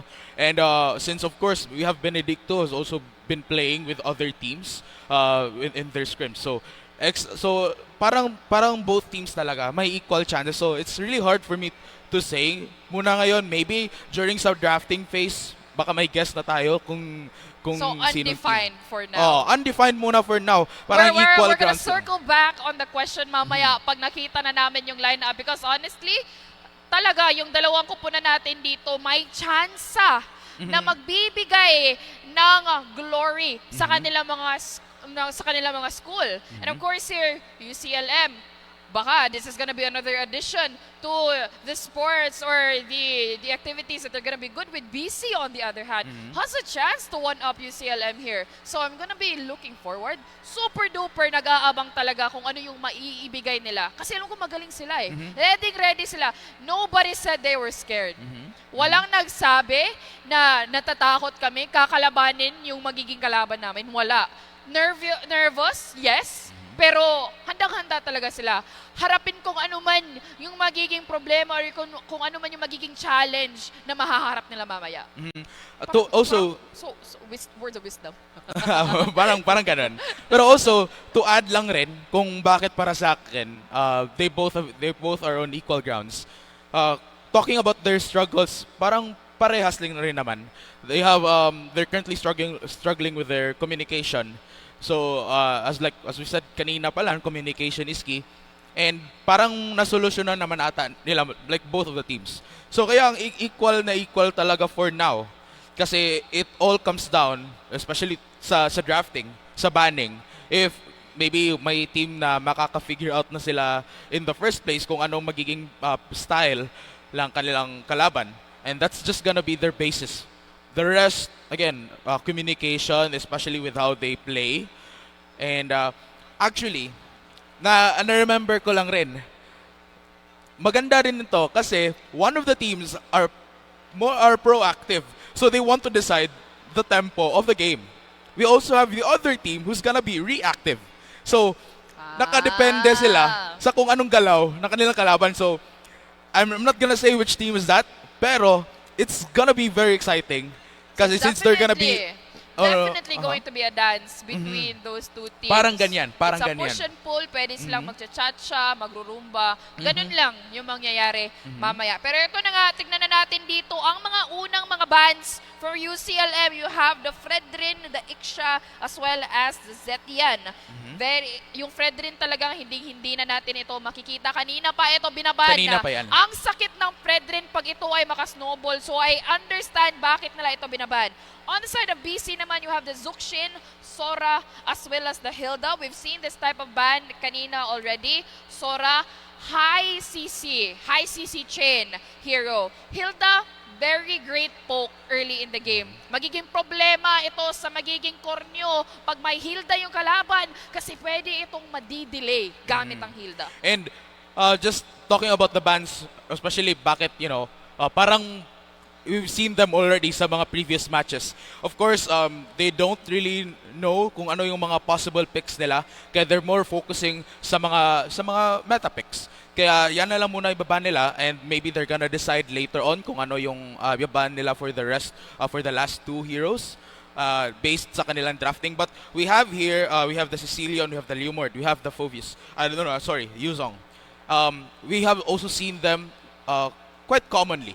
So for now, we also have here sa BC, we have the CC, we have the Hylos, we have the Granger, which nakita na rin natin kanina. Yep, that's true. Dito, Granger pick naman yung magigining marksman dito for BC. Yung inaasahan ko dito is actually magka-carry sila. Kasi good shredder yung carry, tsaka may Yuzong dito sa UCLM. Pero depende na din yan because yung Granger, pwede pa din naman may damage pa din naman yung ating Granger, especially with the Death Sonata. No carry here for the side of UCLM kasi binan na ito ng BC kasama yung ating Claude. So mahihirapan itong ating UCLM na mag-shred down sa ating Hylos kasi nakuha na din ng BC yung Chichi. So, speaking of the picks right here, yung parang nasa-sense ko na yung sa UCLM is maybe they can go for a displacement kind of strategy tapos, as long as mawawasak nila yung positioning ng BC, maybe they can have that entrance para mapanalo nila yung mga fights. So basically, instead of starting a set, they disrupt the set instead. Disrupt muna. And then we have also the BC who's we have the Lily as their mage right here. So, pwede rin tong maybe pangontra rin in response to UCLM. Kasi Lily, she can get in, then get out. So, parang ganon, she can get in, buhos na lahat ng damage niya, tapos get out. Tapos, si Granger, we have the Hylos, we have the Freya, sila na yung bahala dito, and the CC can help along the way dito sa ating Hylos.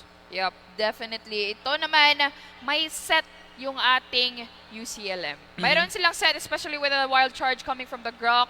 Once that set actually goes in, that could be a good start here for the side of UCLM. Kaya ladies and gentlemen, wag na tayo magpapahuli pa at simulan na natin yung labanan ng UCLM versus BC Game number 1.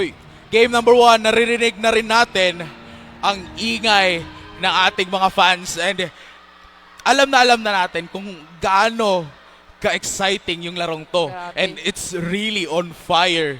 Game 1 pa lang, no? And hindi pa nga nagsisimula talaga. Hindi pa nga nagsisimula. Pero back sa, talking more about their picks, I also think to add lang din dito sa side ng UCLM, maybe they could go on for a pick-off strat kasi they can disrupt enemy lines. Pag na-disrupt nila yon, may entrance na sila to maybe pick off some important targets. Maybe they could get Granger, maybe they could get Freya. Then, yung BC naman, maybe if like I think they're more of a group up style. So we have the Hylos who can really provide for the rest of his team. Yeah. We have the CC who can come along and help him along the way. We have the Granger from afar, pwedeng mag-provide ng damage. We have the Lilia who can get in, buhos lahat ng damage, pag nag-cool down lahat, get out. And we have the Freya who can also help with CC. Oh, at tas magaling din na pick actually yung Erithel dito coming from UCLM. Kasi may glorious pathway yung BC. With Erithel being a very mobile hero, makakatakas lang yung ating Erithel from the glorious pathway. Punta ka ng posisyon na pabor sa kanya, tsaka mag-free hit ka lang. It really is gonna be advantageous later on sa ating Erithel. But for now, again, yung momentum lang talaga dito. BC are just trying to be very aggressive para they can get most of that objective, like the vision in the river. At ayun na nga, medyo maraming exchanges of folks dito sa ating middle lane. Still a pretty normal start, pero tignan natin dun sa ating EXP. Medyo walang-wala si Mizuki. First blood agad, sabi ni Desai, at nagsisigawan agad yung ating mga audience dito sa seaside. Desai with the first blood, pinalabas rin si Patrick the Star. At that could really get that momentum started dito sa UCLM on their XP lane. So maybe struggling na konti yung CC dito, but maybe yung nakakaganda rin kasi UCLM are doing that as early as possible para may early access sila sa Turtle. No, pero ito na nga, pwestuhan na agad-agad dun sa ating first turtle objective. Huli naman yung ating BC. At nagtatagpuan dito. Let's go Super Pins going in for the attempt dito. Back Dragon has been committed as well. Walang-wala na yung ating mga HP dito for UCLM. Atras si Hana. Jules as well, pero hindi pa tapos yung ating BC. Desai atras-atras, pero Super Pins yung mawawala. That's gonna be a 1-for-2 exchange in favor of UCLM. Actually, a 1-for-1 exchange. Yung CC kanina, he got killed in the early. Yeah, 1-for-1. But, okay, mamaya muna. Instant replay right here. We're gonna be checking on it. Look at UCLM. They've already established their position dito sa Turtle. They already have that. Yung BC, paparating pa sila. So, they really had that early access, and when BC tried to get in, sila na yung nagsimula ng fights. Which right now, as we can see, the Turtle sinimula na rin dito sa side ng ating BC. Oo. Magandang simula ito for both of the teams actually. May lamang man sa kill yung ating UCLM. For gold is still pretty leveled out. Andyan pa din yung Turtle. Pwede pa din nila kunin yung Turtle. Pero tignan mo yung skirmish dito on towards Mizuki. Pops open. Glorious pathway. That. And there you go. Pasok na dito si ating Jules gets to 1 kill off of Mizuki. Super Nibins. Sobrang low. Pinapatay si Cindy pero si Jul magiging double kill. And right now, dalawa ang wala sa BC. UCLM yung tinding lumalaman. UCLM already having access to the Turtle. And again, yan rin yung napansin, like parang same lang din sa nangyari kanina. Which, mukha dito. Turtle secured. Parang gusto pa, hindi pa tapos! Hindi pa tapos! Mizuki ay mawawala. Double kill na naman si Jules. There goes the Black Dragon. Super Nibins nandun sa may likuran. They say they wanna get that red buff secured. Atras. Hindi pa sapat yung Turtle. Gusto namin yung buff. Yan yung statement dito ng UCLM. Pero yung damage ni Oreo on towards Desai. Atras talaga yung UCLM. Pero grabe yung pick-offs na ginagawa nila. And again, just talking about yung pagkuha nila ng Turtle, parang same lang talaga, you know. Maybe yung BC kasi nauna nilang they started the Turtle, di ba? Pero UCLM, they really had something prepared, especially dun when they know that they could get the red buff. Kinuha talaga agad, di ba? Batsby is committed as well as Black Shoes. Walang resources yung ating mga mid laners dito. Still naman may time pa man, 57 seconds before yung next Turtle mag-open. And para dito naman, Benedicto, I think they're gonna be answering with the same answer dito sa UCLM kanina, which maybe they could try to gain some early access, pero matagal-tagal pa naman yung Turtle. Maybe they could try to expand muna their territory or the map of where they can really control. But UCLM, based lang talaga sa early movement nila kanina. Parang nakahanda na rin sila. Mukhang nakahanda na rin talaga. Oh, pero dito sa may bandang likuran, there goes the glorious pathway stun. Ito si Jules. Si Jules yung tina-target dito at gets the damage coming from Cindy. But the knockdown coming from the wild charge. Kristen is down. At naubos. Athena at well, the Ube strategy wins for UCLM. Naubos na dito sa bot side. And mukhang hindi pa sila tapos dito sa ating top side. They're gonna be trying to at least fish him out. And parang hindi yan gagana muna. But the turtle will be up for grabs. And Quintessence on the other hand will get a third down. Saktong-sakto itong pwesto ng BC natin dito para po ng UCLM para kunin yung turtle. Pero tignan mo si Desai sa bandang itaas! Wala agad, tatlo yung kalaban. That's gonna be a turtle in exchange of a kill. And now, napapansin ko na rin, BC is becoming aggressive, especially with how UCLM started their game and they're trying to answer it back. Okay, kayo lang aggressive, hindi. Kami rin. Yan yung nagiging sagot nila dito and they're trying their best to at least gain some advantage para later on, they can really catch up. Talaga. Right now, UCLM talaga yung nangunguna dito. Ang lala ni Hana, pre. Pumapasok lang wild charge, yung set niya at least 2. And that's actually a good thing here for the side of UCLM kasi nakukuha nila yung mga kills.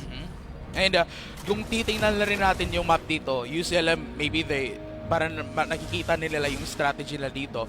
So they're trying to answer back as well. Okay, kami na naman maging aggressive. Sige, we'll take turns. We'll take turns muna dito. So again, still turtle will be 1 minute mamaya pa. So matagal-tagal pa yung turtle dito. But we do see sa UCLM parang they're trying to gain some control dito sa ating bot side. And yeah, Skypiercer will be secured for dito kay Super Nibins, which could really help her later on. This is actually an interesting early item priority dito ni Super Nibins kasi nakikita mo naman yung BC, wala silang masyadong kill nga nakukuha dito. But prioritizing the Skypiercer, Black Shoes has been committed by Oreo dito as well as the Bats piece. Still, laban talaga yung ating mga mid laner from both BC and UCLM. And UCLM, I think this is gonna be their time to move on. Glorious pathway, wild charge against one out. Dina will be first to go down. Super Nibins ay nandyan, pero UCLM atras kasi may turtle. Kailangan natin to i-priority and that's just what they're doing. Yan, wala na yung mga minions. Ubus na yung mga minions natin, mga kapatid. Atras muna sabi ng UCLM. Pero of course, just speaking about that, no, parang they really also trying to gain control para makakuha ng turtle which actually pushed BC back. 5,000 na yung lamang ng UCLM in terms of gold. Nakukuha na din nila unti-unti yung mga turrets dito ng ating BC. Tignan mo naman dito sa bandang itaas. Sandwich dito. Tignan mo na, Kristen! Flickers out pero hindi sapat yung kanyang takas. Wala na siya. May backup pa yung BC. Andyan naman sila. Pero wala muna. Kalma muna. Atras muna. Wala pang saktong tempo para papasok. UCLM yung lalamang doon. Nagugustuhan ko talaga yung positioning ni Hana. Nakita lang ni Christine si Hana parang, uy, naku po, parang katapusan ko na dito At nag-flicker out pa siya, binuos niya lahat, binigay niya lahat. Hindi pa nagiging sapat. Oh, parang may lore. Oh, wow. May lore ba yun? Parang spoken. Sino yung pinaparinggan? Uy, wala na. Balik sa laro. Pero yun na nga, ladies and gentlemen, UCLM talaga yung ultimong nanglalamang dito against BC. Unti-unti nag-a-address yung BC. Gusto ko itong ginagawa ni Hana. Kasi nag-zone out siya Kinukuha niya lahat ng pwestong pwede magtago yung BC. Not to mention na ang daming grass dito. Ito yung mapa natin right now. Super many grasses. Yung pagiging your surprise attacks will be really prominent. Kaya Hana doing the visions is really good for UCLM. Oo. Yun talaga si Hana, I think they're really using the grass to their advantage at nagagamit talaga na dito. Hana leading the charge, leading the attacks. And it's para napapansin ko na UCLM, it's all very coordinated. It's well coordinated dito sa side ng UCLM dito. Like dito, just looking at their positioning. Kompleto sila lahat dito, but Hana just waiting for the right time. Okay, wait na lang tayo, mga kapatid. Maybe it's the right time to strike, maybe not. At least we have the main control of the map. Alright.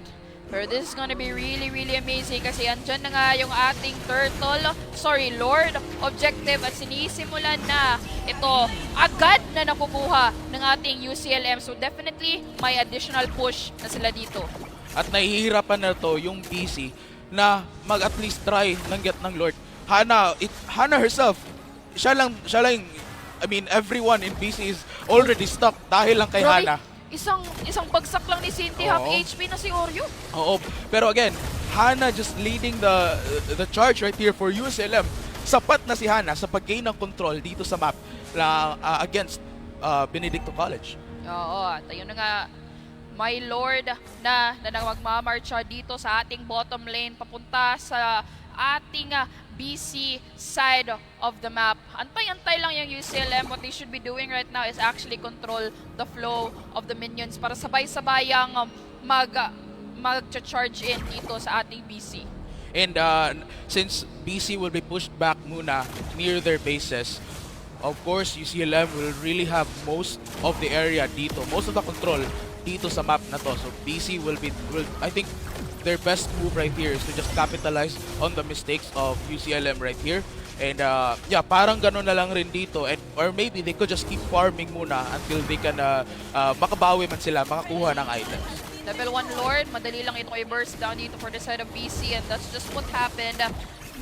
Very good utilization of the Lord here kasi nakuha na din nila yung middle turret. Inhibitor na lang yung natitira, so they really want to chase down those turrets and get the objectives na pwede na makuha. Parang walang-wala nang magagawa yung ating BC. And also, I'd like to commend here, Jul. By the way, 6-0 pa, wala pa tong death. And currently, parang siya rin na yung nagka-capitalize dito yung mga fights na sinisimula ni Hana. We have Hana who will be starting the fights. Nandito si Cindy, nandito si Quintessence Desai. Tapos si Jul, especially 6-0-3. Like, that's already insane. 12 minutes. That's remarkable. And that's gonna be maybe a game-changing right here. No, actually, winning moment. Possibly a winning moment dito sa side ng UCLM. Alam mo yung nararamdaman ko pag yung ginagawang roaming rotation ni Hana? Parang safe ako gumagawa kung anumang kababalaghan yung ginagawa ko sa mapa. Kasi if you have a roam that is always forward, always checks bushes, gives you vision, you will know what to do. You'll be like, okay, nandito sila, pwede natin i-push tong babang turret. Ay, okay, nandito sila, sige, pwede, we can go in. Ganyan kasi yung magiging mindset mo pag you have a roamer that gives you enough vision to decide what's the appropriate approach in every situation. And again, yung based lang talaga sa current state ng map ngayon, UCLM has really has the majority of the vision, the control ng mga waves dito. Like maybe they can push for top and then maybe they can move to the next. And yung BC parang nagre-respond lang talaga dito sa kung anong gagawin ng UCLM. And of course, Hana still leading, trying to stop BC from going somewhere, which is gonna be the Lord, because UCLM will get their Lord once again, and BC will be left with no choice but aatras na muna ngayon.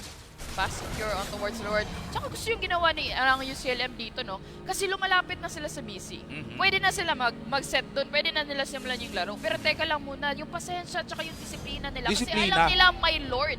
Huwag natin sayangin yung Lord na nakuha natin just to go into clashes na walang silbi. Yan yung isa rin na napapansin ko dito sa UCLM.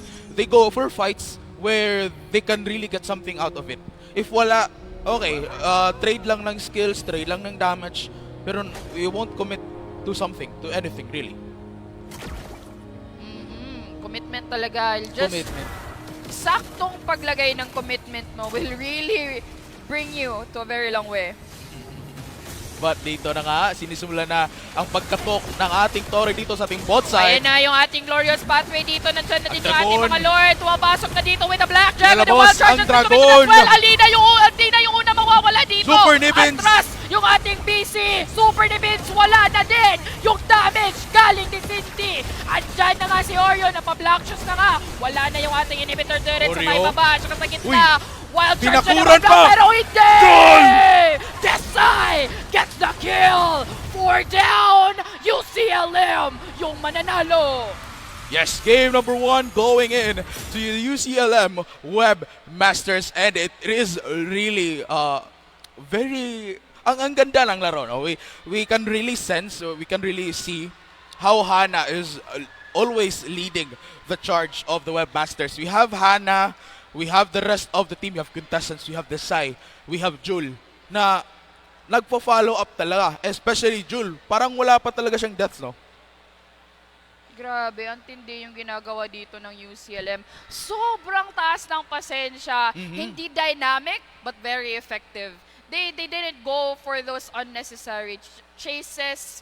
They really just patient, waited for the right timing and everything. That's really good performance here coming from UCLM. BC, on the other hand, they had a chance to clap back. May chance talaga. Yung damage ni Oreo, nandun. Yung kulang na lang siguro talaga is because nakapag-snowball na kasi yung UCLM, wala nang nagagawa yung BC. Kasi kontrolado ng UCLM yung nangyayari sa mapa. And again, I really love na pinik rin nila yung Grok.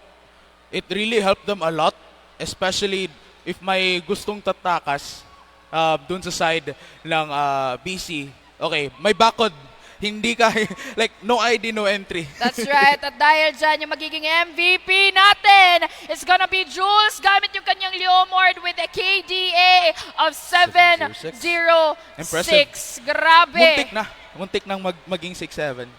Wala lang, gusto ko lang rin sabihin. Oh, I love her, bro. I want that. Wow. Actually, so very impressive. We've been talking about Jul.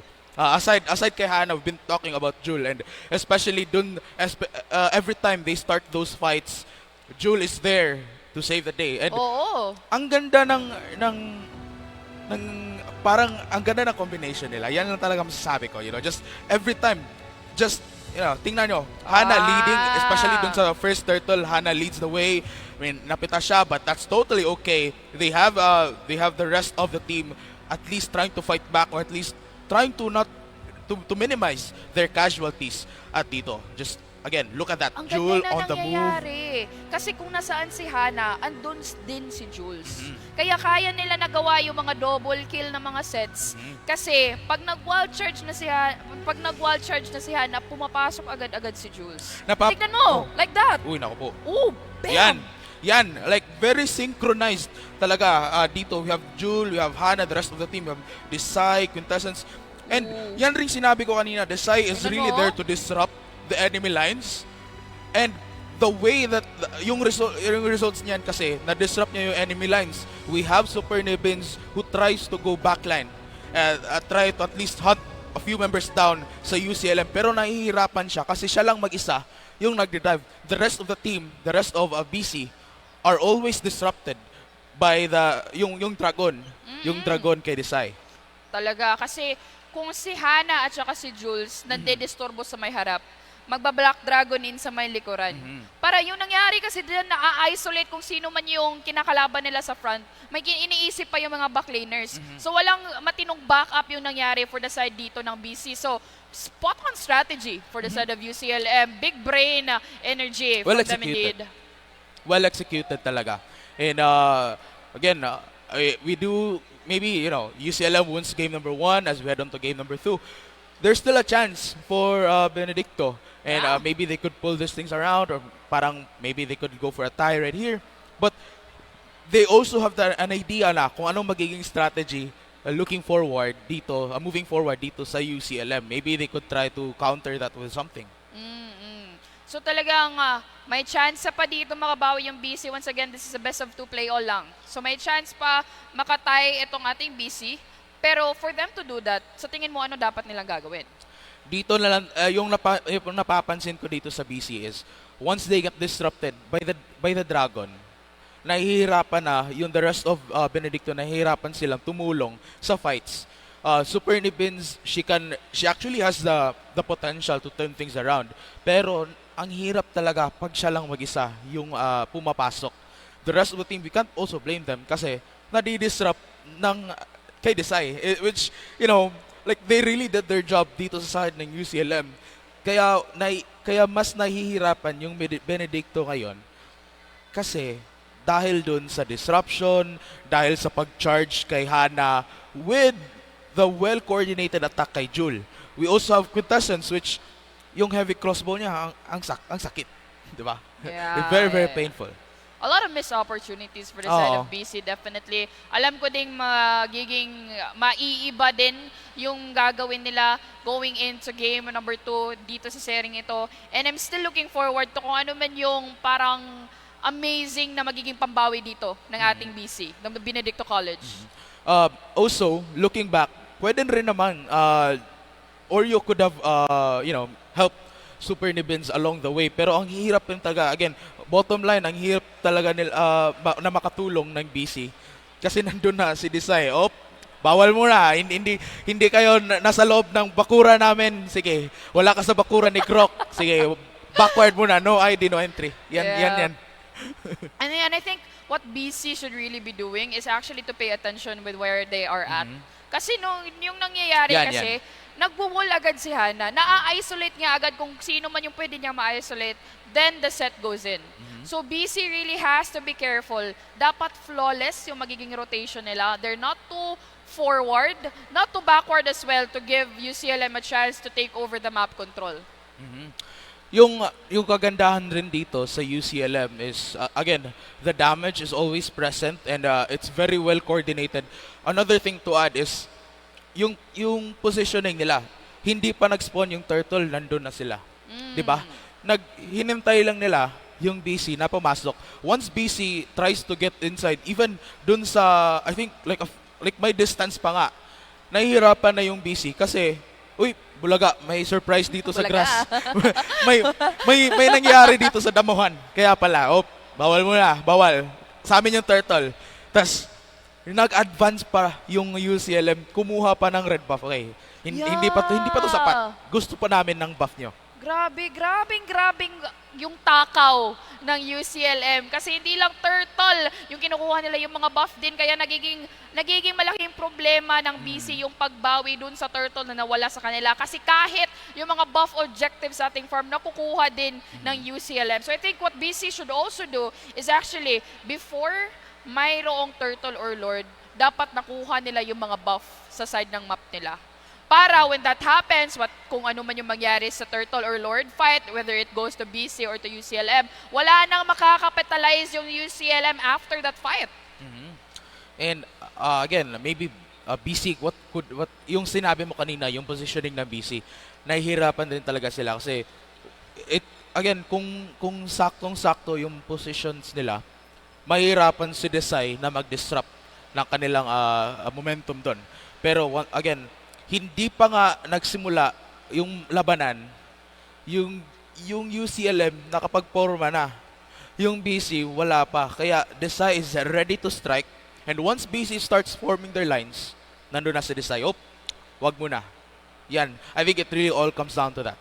Yeah, definitely. I super duper agree dun sa mga pointers mo na yun. Pero, for now, we have given them our thoughts. Baka may do you want it? I think we should do a crowd check for now. Tignan natin kung ano naman yung mga sitwasyon dito check sa ating mga audience. Ito naman tayo, may excited naman tayong gagawin.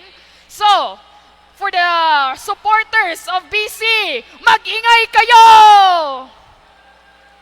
Bigyan natin ng chance. Ulit. Moik, ikaw na naman. BC, where are you? So parang wala. Parang silent muna, low-key muna, para ganyan. Okay. How about sa UCLM? Sige. So, okay, to the supporters of UCLM, dapat mag-ingay kayo. UCLM, let me hear you cheer! Aray mo. Naku po. Pagbigyan ba natin ng chance? Ayan na nga. Okay na yun. Kasi sure okay na yun. Sabi nila, kasi ito din kasi yung pwede magiging mindset nila, no? Isipin nila yung cheers is para sa kanila. I think so, yeah. That could be a powerful mindset, to be honest with you. Pwede ring i-surprise nila. Pero baka din, yung BC, nasa comment section nag-iingay. Baka nandun. Oo. Nandun kasi may exam kami ngayon, di pa kami makapunta dyan. Dito na kami sa comment section. Yan. yan lang muna. But again, it's gonna be interesting to see game number 2. Maybe same style ng UCLM. Maybe BC could prepare something new. Maybe UCLM could do the same. We never know.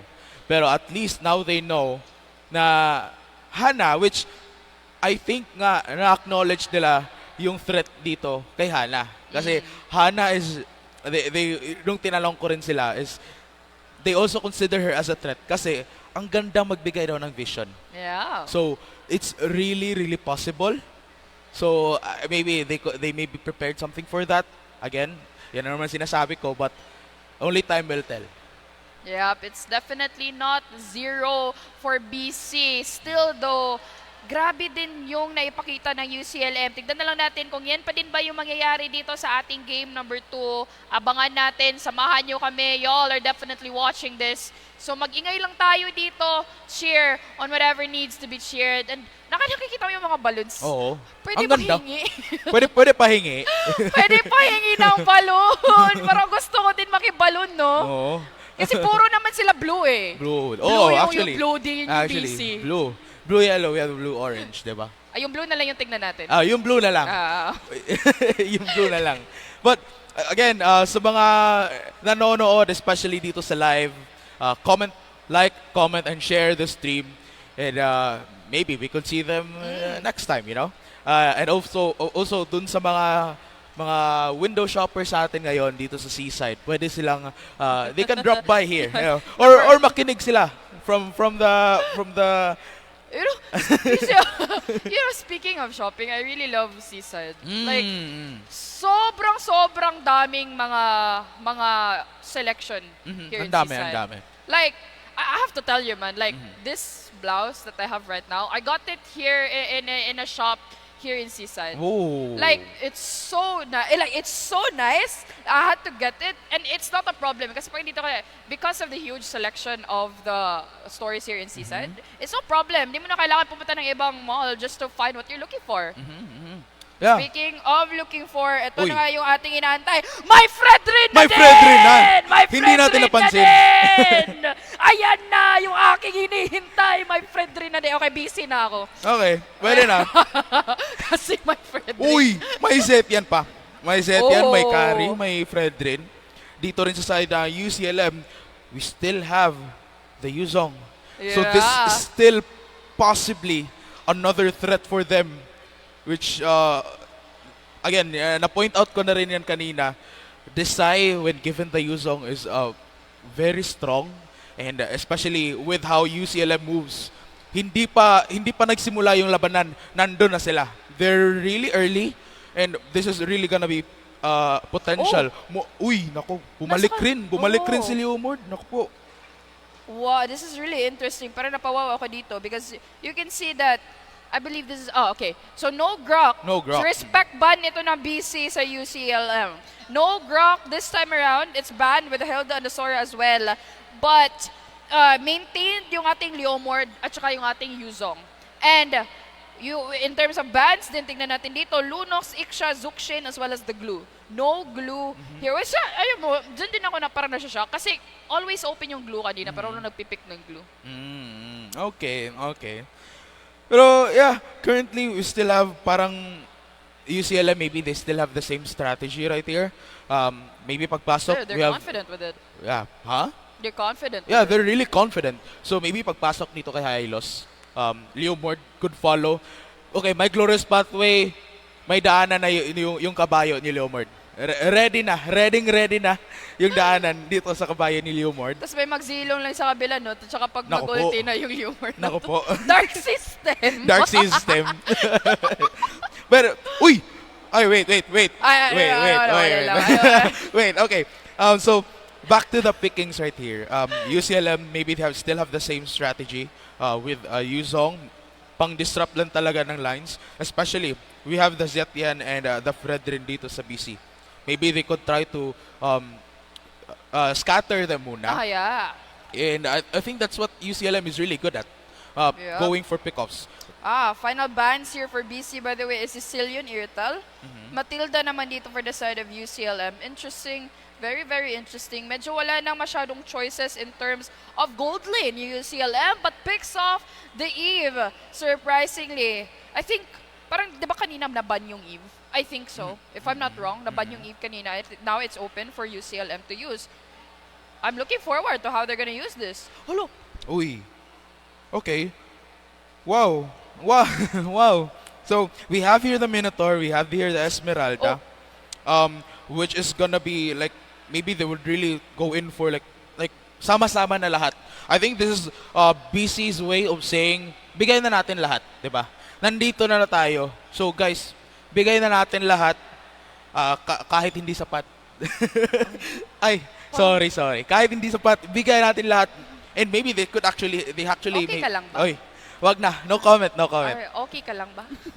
But yeah, I do think they have a chance right here for BC. Alam mo, if you look at BC right now, what I'm really looking at, you have three, not one, not two, but three. Three sustained heroes. You have the Fredrin, may Minotaur din dyan. Mayroon din tayong Esmeralda. Super duper tanky ng tatlong hero na yan. Walang makakapag-shred dito for the side of UCLM. So that's gonna be a problem because they opted for the Leslie. Yeah, but dito na tayo. Game number 2 dito sa Land of Dawn. Once again, UCLM versus Benedicto College. And right here, currently, UCLM gets game number 1. At iniintay na rin natin yung resulta later on for game number 2. At again, just talking more about the drafts. Yung style talaga dito ng Benedicto Colleges, maybe they could parang kompleto. Sige, we'll all go all as one. That's gonna be our strategy right here. We have the UCLM who could actually focus on the damage dealers dito sa PC. We have the carry, we have the Zetian. Kung mapipin down natin sila dito, look at this on the top lane. We might actually have the chance to get the wins. Yan yung goal ng UCLM dito, which I think their current composition right here is catered towards picking off targets, and that's gonna be a group up for BC. But looking at the momentum dito muna na map, UCLM are trying to get control. Yeah. Mizuki kanina nagamit niya agad yung sprint para lang makatakas dun sa damage coming from UCLM. So, it's gonna be really, really interesting. BC dito has an ultimate chance. They just should not give UCLM the ability or the chance to actually go in. There we go. Uy, naku po. Uy, pause mo na. Pero yan yung napapansin ko rin dito, no? BC, they actually get the damage. Pero okay, hindi tayo co-commit. Wala muna. We can tone it down.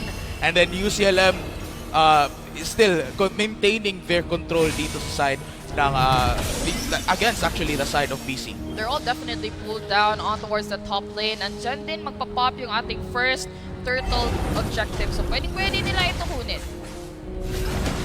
Yeah, and yung since turtle will be up for grabs, BC right here could have the chance to turn things around. Pero pumasok na dito yung Dragon, Glorious Pathway on the move, and Jul will claim the first turtle of this game going into UCLM. At aatras na muna dito ang Benedicto College, but Nyx stops them on the way, getting 2 of those kills down. At sabi naman dito, hindi magiging sapat ang turtle, hindi magiging kompleto ang turtle kung walang palaman na purple buff.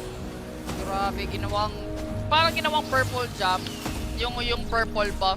Parang ginawang pulutan yung purple buff. Ay, iba na yan. Iba na yan. Going back to the turtle fight, great security here coming from UCLM. Tas, yung real world manipulation, timing din na dumating at kuha pa nila yung purple buff dito coming from BC. There goes the information you need using the Fury of the Phoenix. Alam nila nag-pull down dito sa may bandang baba yung ating UCLM. Right now, they need to dissipate, they need to narrow down the gold lead ng UCLM, itong BC. And BC right here, nasa-sense ko rin na disiplinado talaga sila dito. They're not really overextending compared sa game number 1. Like, I also think they're taking notes na, okay, let's just fight kung kailangan, di ba? Uy, Christine, ang konti na lang, nakapag-snipe na. Memento Mori gets that kill. Super Nibins tries to at least help them down, pero hindi ito magiging sapat, and actually decides, okay, backward muna, discipline muna. Pero dito sa ating top side, looking at the Dragon, parang, naku po. Super Nibins though off camera, gets picked off this side. Malapit na, muntik na. Yung tugo dito ni Mizuki, nagagamit na naman yung sprint para lang pantakas. And here we go, 15 seconds until the next turtle objective ay mag-open. You really have to clear those lanes before you actually try and go into position yourselves to get those turtle. Pero ito na nga, UCLM, pwestong-pwesto na BC. they could contest this. And look, it's good what you're doing. If you look at Super Nibins right now, kinukuha niya yung mga buff before they actually try to go in. And I think no contest is gonna come off from BC. UCLM lang ata yung makakuha ng ating turtle. Well planned talaga yung movement dito ng UCLM. Napansin ko, Jul trying to fight off Altina. Alam na niya naman na, okay, hindi ko to makuha si Altina. Pero she's doing that actually to gain control dito sa turtle side. And I think that time, turtle was like 7 seconds away from spawning. So, once na nataboy na nila si Altina and the rest of PC, they actually had the chance to get the turtle. And they did. Uncontested. So, it really is, parang the same lang nung nangyari since game number 1. Yeah, that's definitely true. And right now, nag-i-invade muli ito si Hannah dito sa mapa ng ating PC. Still, nagbibigay ng vision at saka information on towards her teammates. And right now, tignan mo dito. Pathway. Naku po, nakapag-slide naman si Momento Mori. Binigyan ng baril at nakapagpitas pa. And UCLM still gains control. Binigyan ng ano? Pwede. Binigyan ng baril. Binigyan ng baril. Binigyan ng baril! Kaya pala. Si ating paring Christine dito kasi yung ang daming baril ni Momento Mori. So binigyan niya na lang. Grabing storyline. Ako po. But again, just look at the map right here. Wala talagang, hindi ko pa nakita yung moment na nakapag-control ng middle yung ating Benedicto College. Pero ito, yung Dragon, pumasok na. Nakapag-Chinese New Year na dito. Glorious Pathway on the move. Nakapag-knock up pa. Reward manipulation. Connecting everything down. Walang makukuha aside from the first turret dito sa ating mid-side against Benedicto College. The objective was actually just the turret. Yung turret lang nang gusto nila, kaya because of that middle turret nawawala, unti-unting lumalaki yung pwedeng makukontrol ng mapa dito ng UCLM. So, they don't care if they've thrown in so much resources. It was good enough that they got the turret para lang mapupush back yung ating BC. And again, BC is trying to fight back by gaining wave control dito sa ating top side at sa mid side. And since they lost their turret dito naman sa bot side, mahirap na rin pag mag-overextend pa sila. So they're not gonna risk that. Pero again, Turtle will be up for grabs and the rest of PC, maybe they could reply something with that, pero it's gonna be too late. UCLM already on the move. They instantly got that Turtle. And parang more power na naman dito sa ating bot side.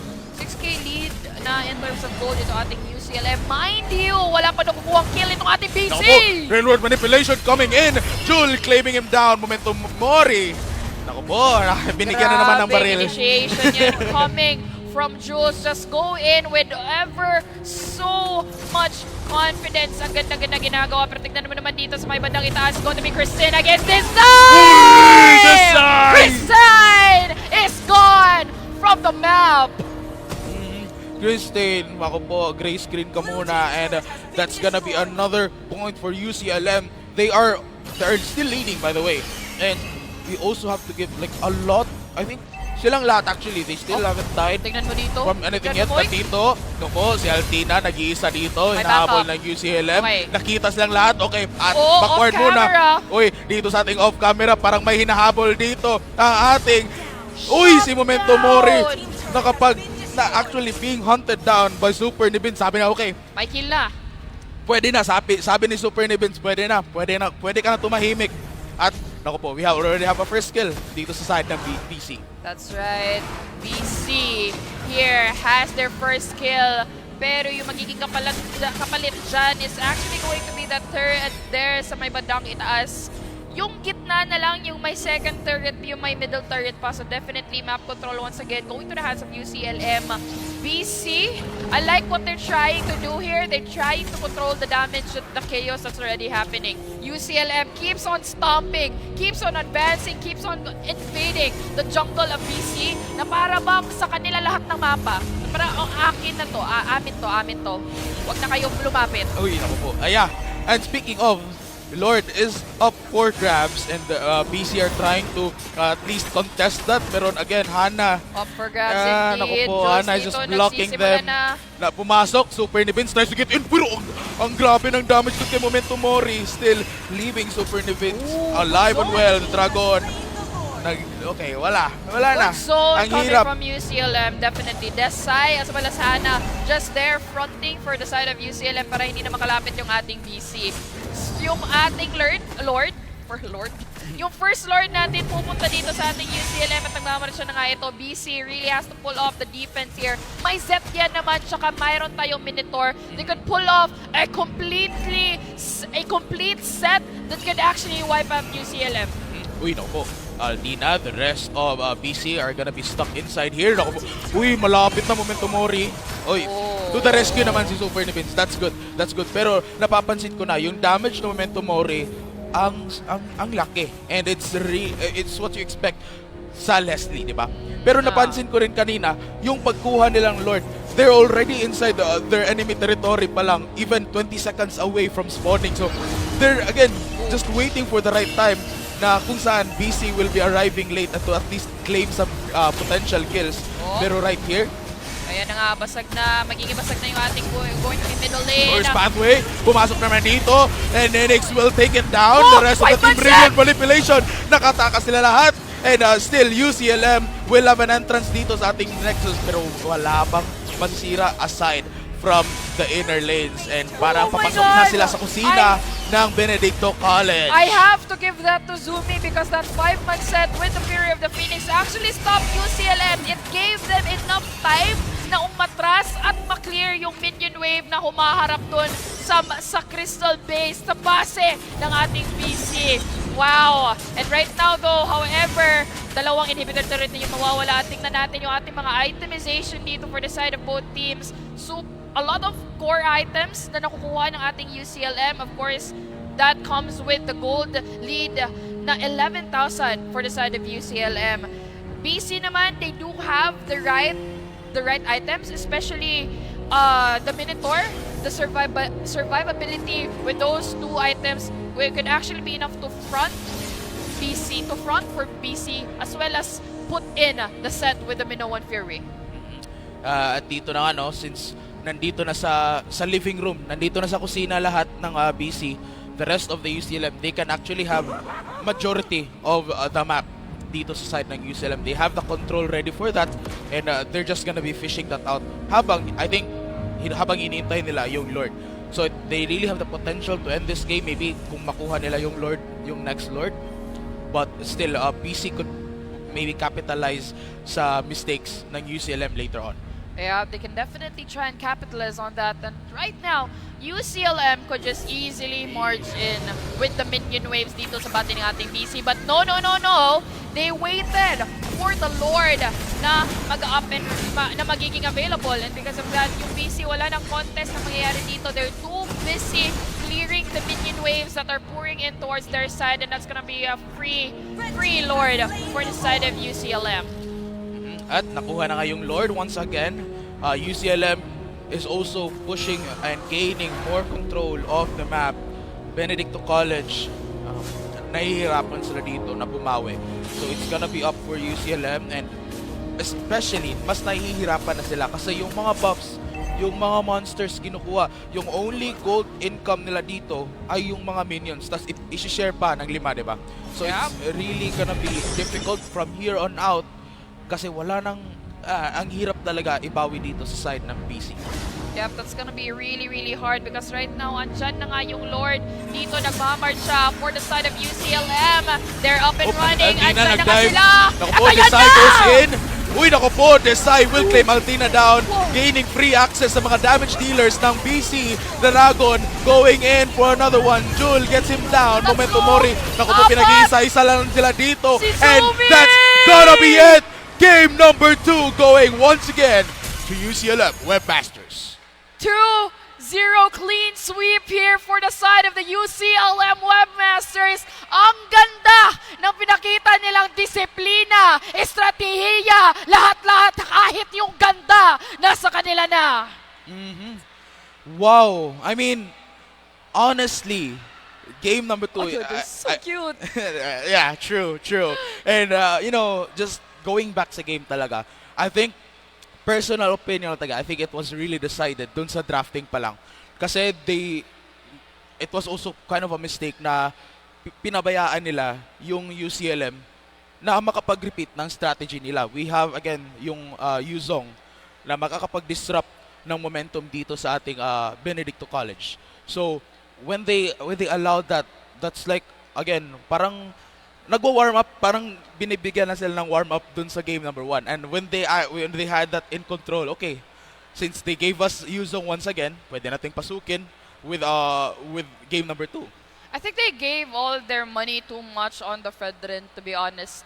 Kasi nangungulang in terms of damage yung ating BC because they have so many sustained heroes, plus they weren't able to get as much item and as much as resources, kaya wala sila masyadong damage. The Fredrin, though hurts enough, still needs items to actually unlock that full potential, that one-hit delete ng ating Fredrin. They weren't able to do that. UCLM was just too good. In terms of rotations, yung positioning nila, they were on point, no mistakes at all. At yan, just one more point talaga din, especially dun sa they really took the early damage dealers. At when they took that, it was just easy game dun sa the rest of the team dito sa Benedicto College. Yeah. But of course, I think we're ready to hear sa both teams natin ngayon, di ba? So, again, thank you so much. This has been Moik and of course Kiyoshi, and we'll be passing this to our pinakamagandang host, Angie. Wow! Thank you, Kiyoshi. And of course to Mike for that very interesting compliment. And ladies and gentlemen, gamers and game changers, once again, that was the Benedicto College Cheetahs. And that was the UCLM. And they have shown an intense and thrilling gameplay. And of course, Cousin Renren. Yes, Cuz? Before we have our Chica moment, I believe we have to congratulate both of them. Let's say congratulations to Congratulations, UCLM everyone. and congratulations to Benedicto Cheetahs for that amazing Give them a gameplay. round of applause, How about let's everyone. give them a round of applause, please. And of course, I believe, bago tayo magchikahan dito, let's give ourselves a little bit of an introduction. Ladies and gentlemen, by the way, this is your boy, Angelo, your angel with an O, ding, host.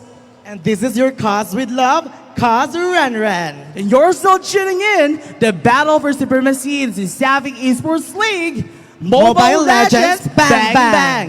And di ba, Cause Renren, Yes, Cause. chikahan tayo kanina with UCLM at Benedicto College. Ano ba yung mga chika mo narinig sa Cause, Benedicto? sa dami na nachikahan namin, ang dami kong nalaman galing sa kanila.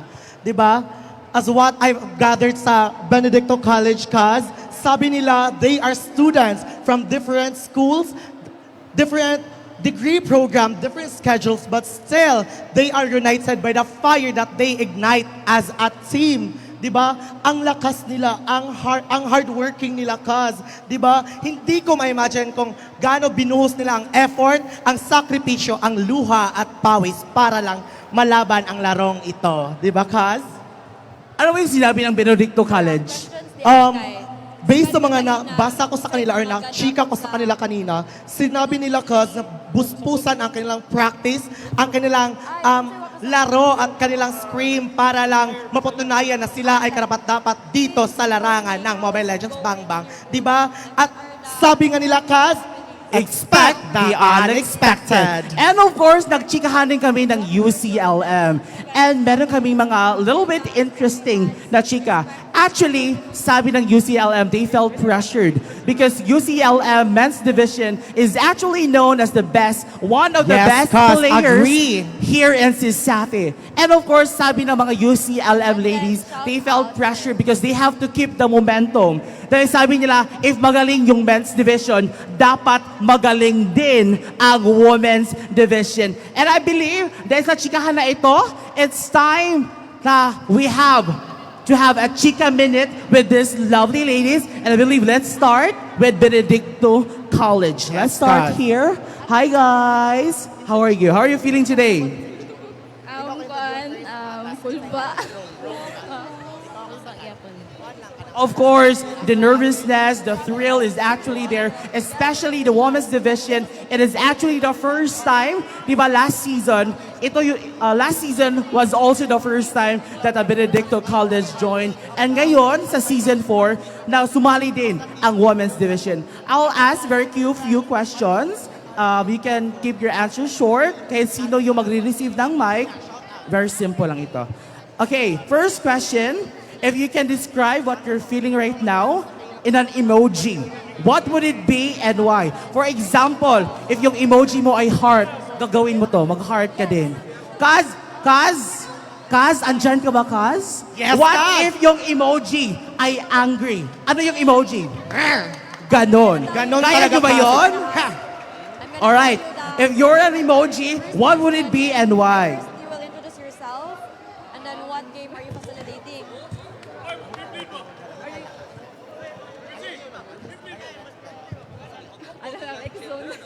Like zone. How about the ladies in here? Anong emoji kayo? Ito siya.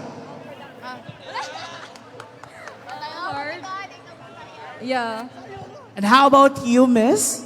Happy. And of course, a last question. If you have someone na isi-shoutout nyo ngayon, sino at bakit? Ay, go. Harry. Please stand. Shout out to you. Freya Nokander, thank you for the... Shout Feel out na sa'yo. feel ang kilig dito, Kaz. Shout Ang out niya pagmamahal. kay Shai, nagtudlo na ko. And then, he's a pro player. Charles. Shout out to you, Charles. I miss you. Wow, parang Grabe, pagmamahal naman I yan. miss you. How about kayo? May isi-shoutout ba kayo? Isang pagmamahal na lang, ako'y magagalit. Of course, thank you so much, Benedicto College Cheetahs, for that. How about everyone? Let's give them a round of applause. Congratulations, please. Benedicto Ladies, you College may now return to your Cheetahs. seats. Women Division, you deserve to be here. You are loved. Thank you so much, girls. Congratulations. We now return to your seats. And I believe, dito tayo girls, sa gitna Dito tayo, girls. Let's center the stage. Show your smile. Show how pretty you are. And let's welcome the winner of this game, the UCLM. Diba, Kas? Grabe ang puspusan ng kanilang laro. Grabe ang intense. Grabe ang pressure, diba? Na-pressure ba ang all? Yes! Dahil alam ko, sa puso nila, sila ay maggagaling, sila ay nagkakaisa, at alam ko na teamwork ang kanilang inuuna. Diba? Sabi nga nila kanina, Kaz, na hindi nasusukat ang lakas at pwersa ng isang babae sa panlabas na anyo lamang. So, that shows na parang nakakapanindig balahibo ang kanilang performance. So, my question to you guys, especially to the jungle, Jewel, yes, you are the jungle of that team. Ikaw ang may damage, ikaw ang nagko-control sa grupo at sa kalaban. Paano mo mini-maintain ang pressure ng laro at paano mo ginaguide ang inyong kalaban to win the crown? Of course, you have to control the map, then just have to believe in yourselves and your teammates. That's all. Grabe, makakapagbagabag damin yon, Kaz. It's so heartwarming. And for my second question, dito naman sa ating Rome, di ba? Hana, ang aking question ay, as the room of the team, you are the defense, you are the protector of the team. Paano mo sinusustain at preno-protektahan ang iyong grupo laban sa mga kalaban? By giving them visions or good zoning and also have a better communication. What a better room, guys! Isang palakpak! So, last but not the least, any shout out from your followers, from your viewers, guys, na sumusuport at nagmamahal sa inyo? First is shout out sa UCLM for giving us this opportunity na maka-appeal dire sa CEL. And also shout out po sa among mga supporters, sa among friends, especially sa akong friends from UC Maine. Actually, players po sila.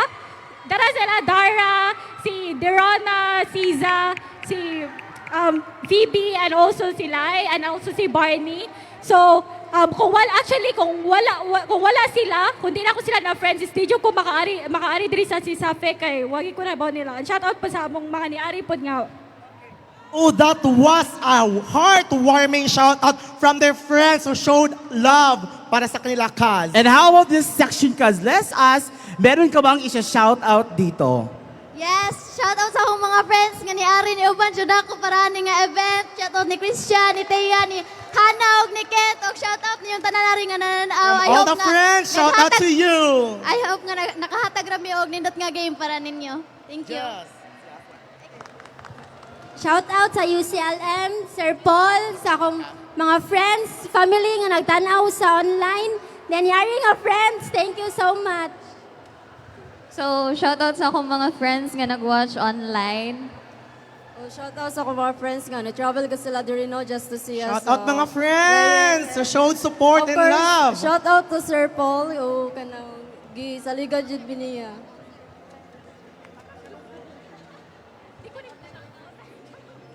Shoutout sa akong mga friends ni Sir Paul sa nagtudod ako sa pagol. Oh my God, thank you so much. Ayun, so, shout out sa akong family and friends nga nag-watch po online and to Sir Paul, thank you sir. And also to the men players and to working scholars of UCLM, thank you so much. Thank you so much. Once again, that was UCLM. And let's give them a round of applause, please. Thank you so much, girls. You may now return to your seats. And of course, congratulations, UCLM Women's Division, for I claiming believe the that this victory. time that we have to end this interview. By the way, this is Angelo, your angel with no host. And your cause with love, Renren Libores. Here is the CESAFI Esports League Season 4, where we forge legends. Jenica and Shane, the stage is yours.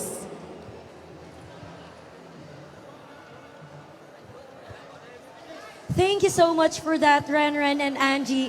CESAFI fans here in the field, together with us is the game facilitators from our booths. That is right, Janica. So, we have here two facilitators. You have from the Pokemon TCG and the Beyblade. So first, I would like to ask, what is your name and what game are you facilitating?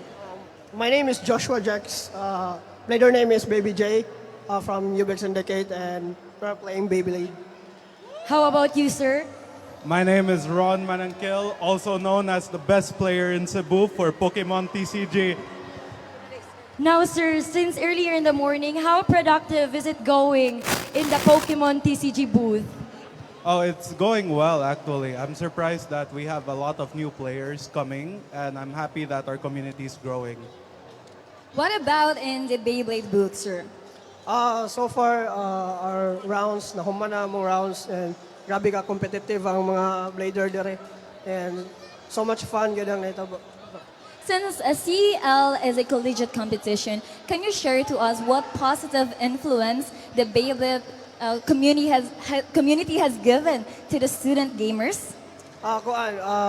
Mas competitive sila sa duwa, and ang naka-influence ni kay kung ikuan na to sa ilahang eskwela, mas competitive sad sila sa ilang studies. How about in the Pokemon TCG, sir? Personally, I think that Pokemon TCG is a good way to make friends. So, especially if your friends are in school and they also play. And like speaking as a med student, it's also good. It's a good de-stressor at the end of the week. And with that, is there anyone you want to give a shout out to? Shout out to my brother Ryan Manangkil, the top 8 in Cebu and in Manila for our Ultra Ball League. And he's also the best player in the Philippines. What about you, sir? Any shout-outs? Shout-out sa akong ka-team, UBEX Syndicate. Shout-out sa akong mga friends, mga gold na team na ko diya. Shout-out sa akong mama. I love you, ma. Okay, thank you so much for that, Sir Ron and Sir Joshua. So to all of our viewers and audiences here at SMC side, you can visit our booths because this is open for everyone. And since we are heading to a break, it is a perfect time for you to come and visit our booths. But do not go yet because we still have the men's MLBB action going on very soon. CESAFI fans, brace yourselves or even buy some snacks because the CESAFI Esports League will be right back.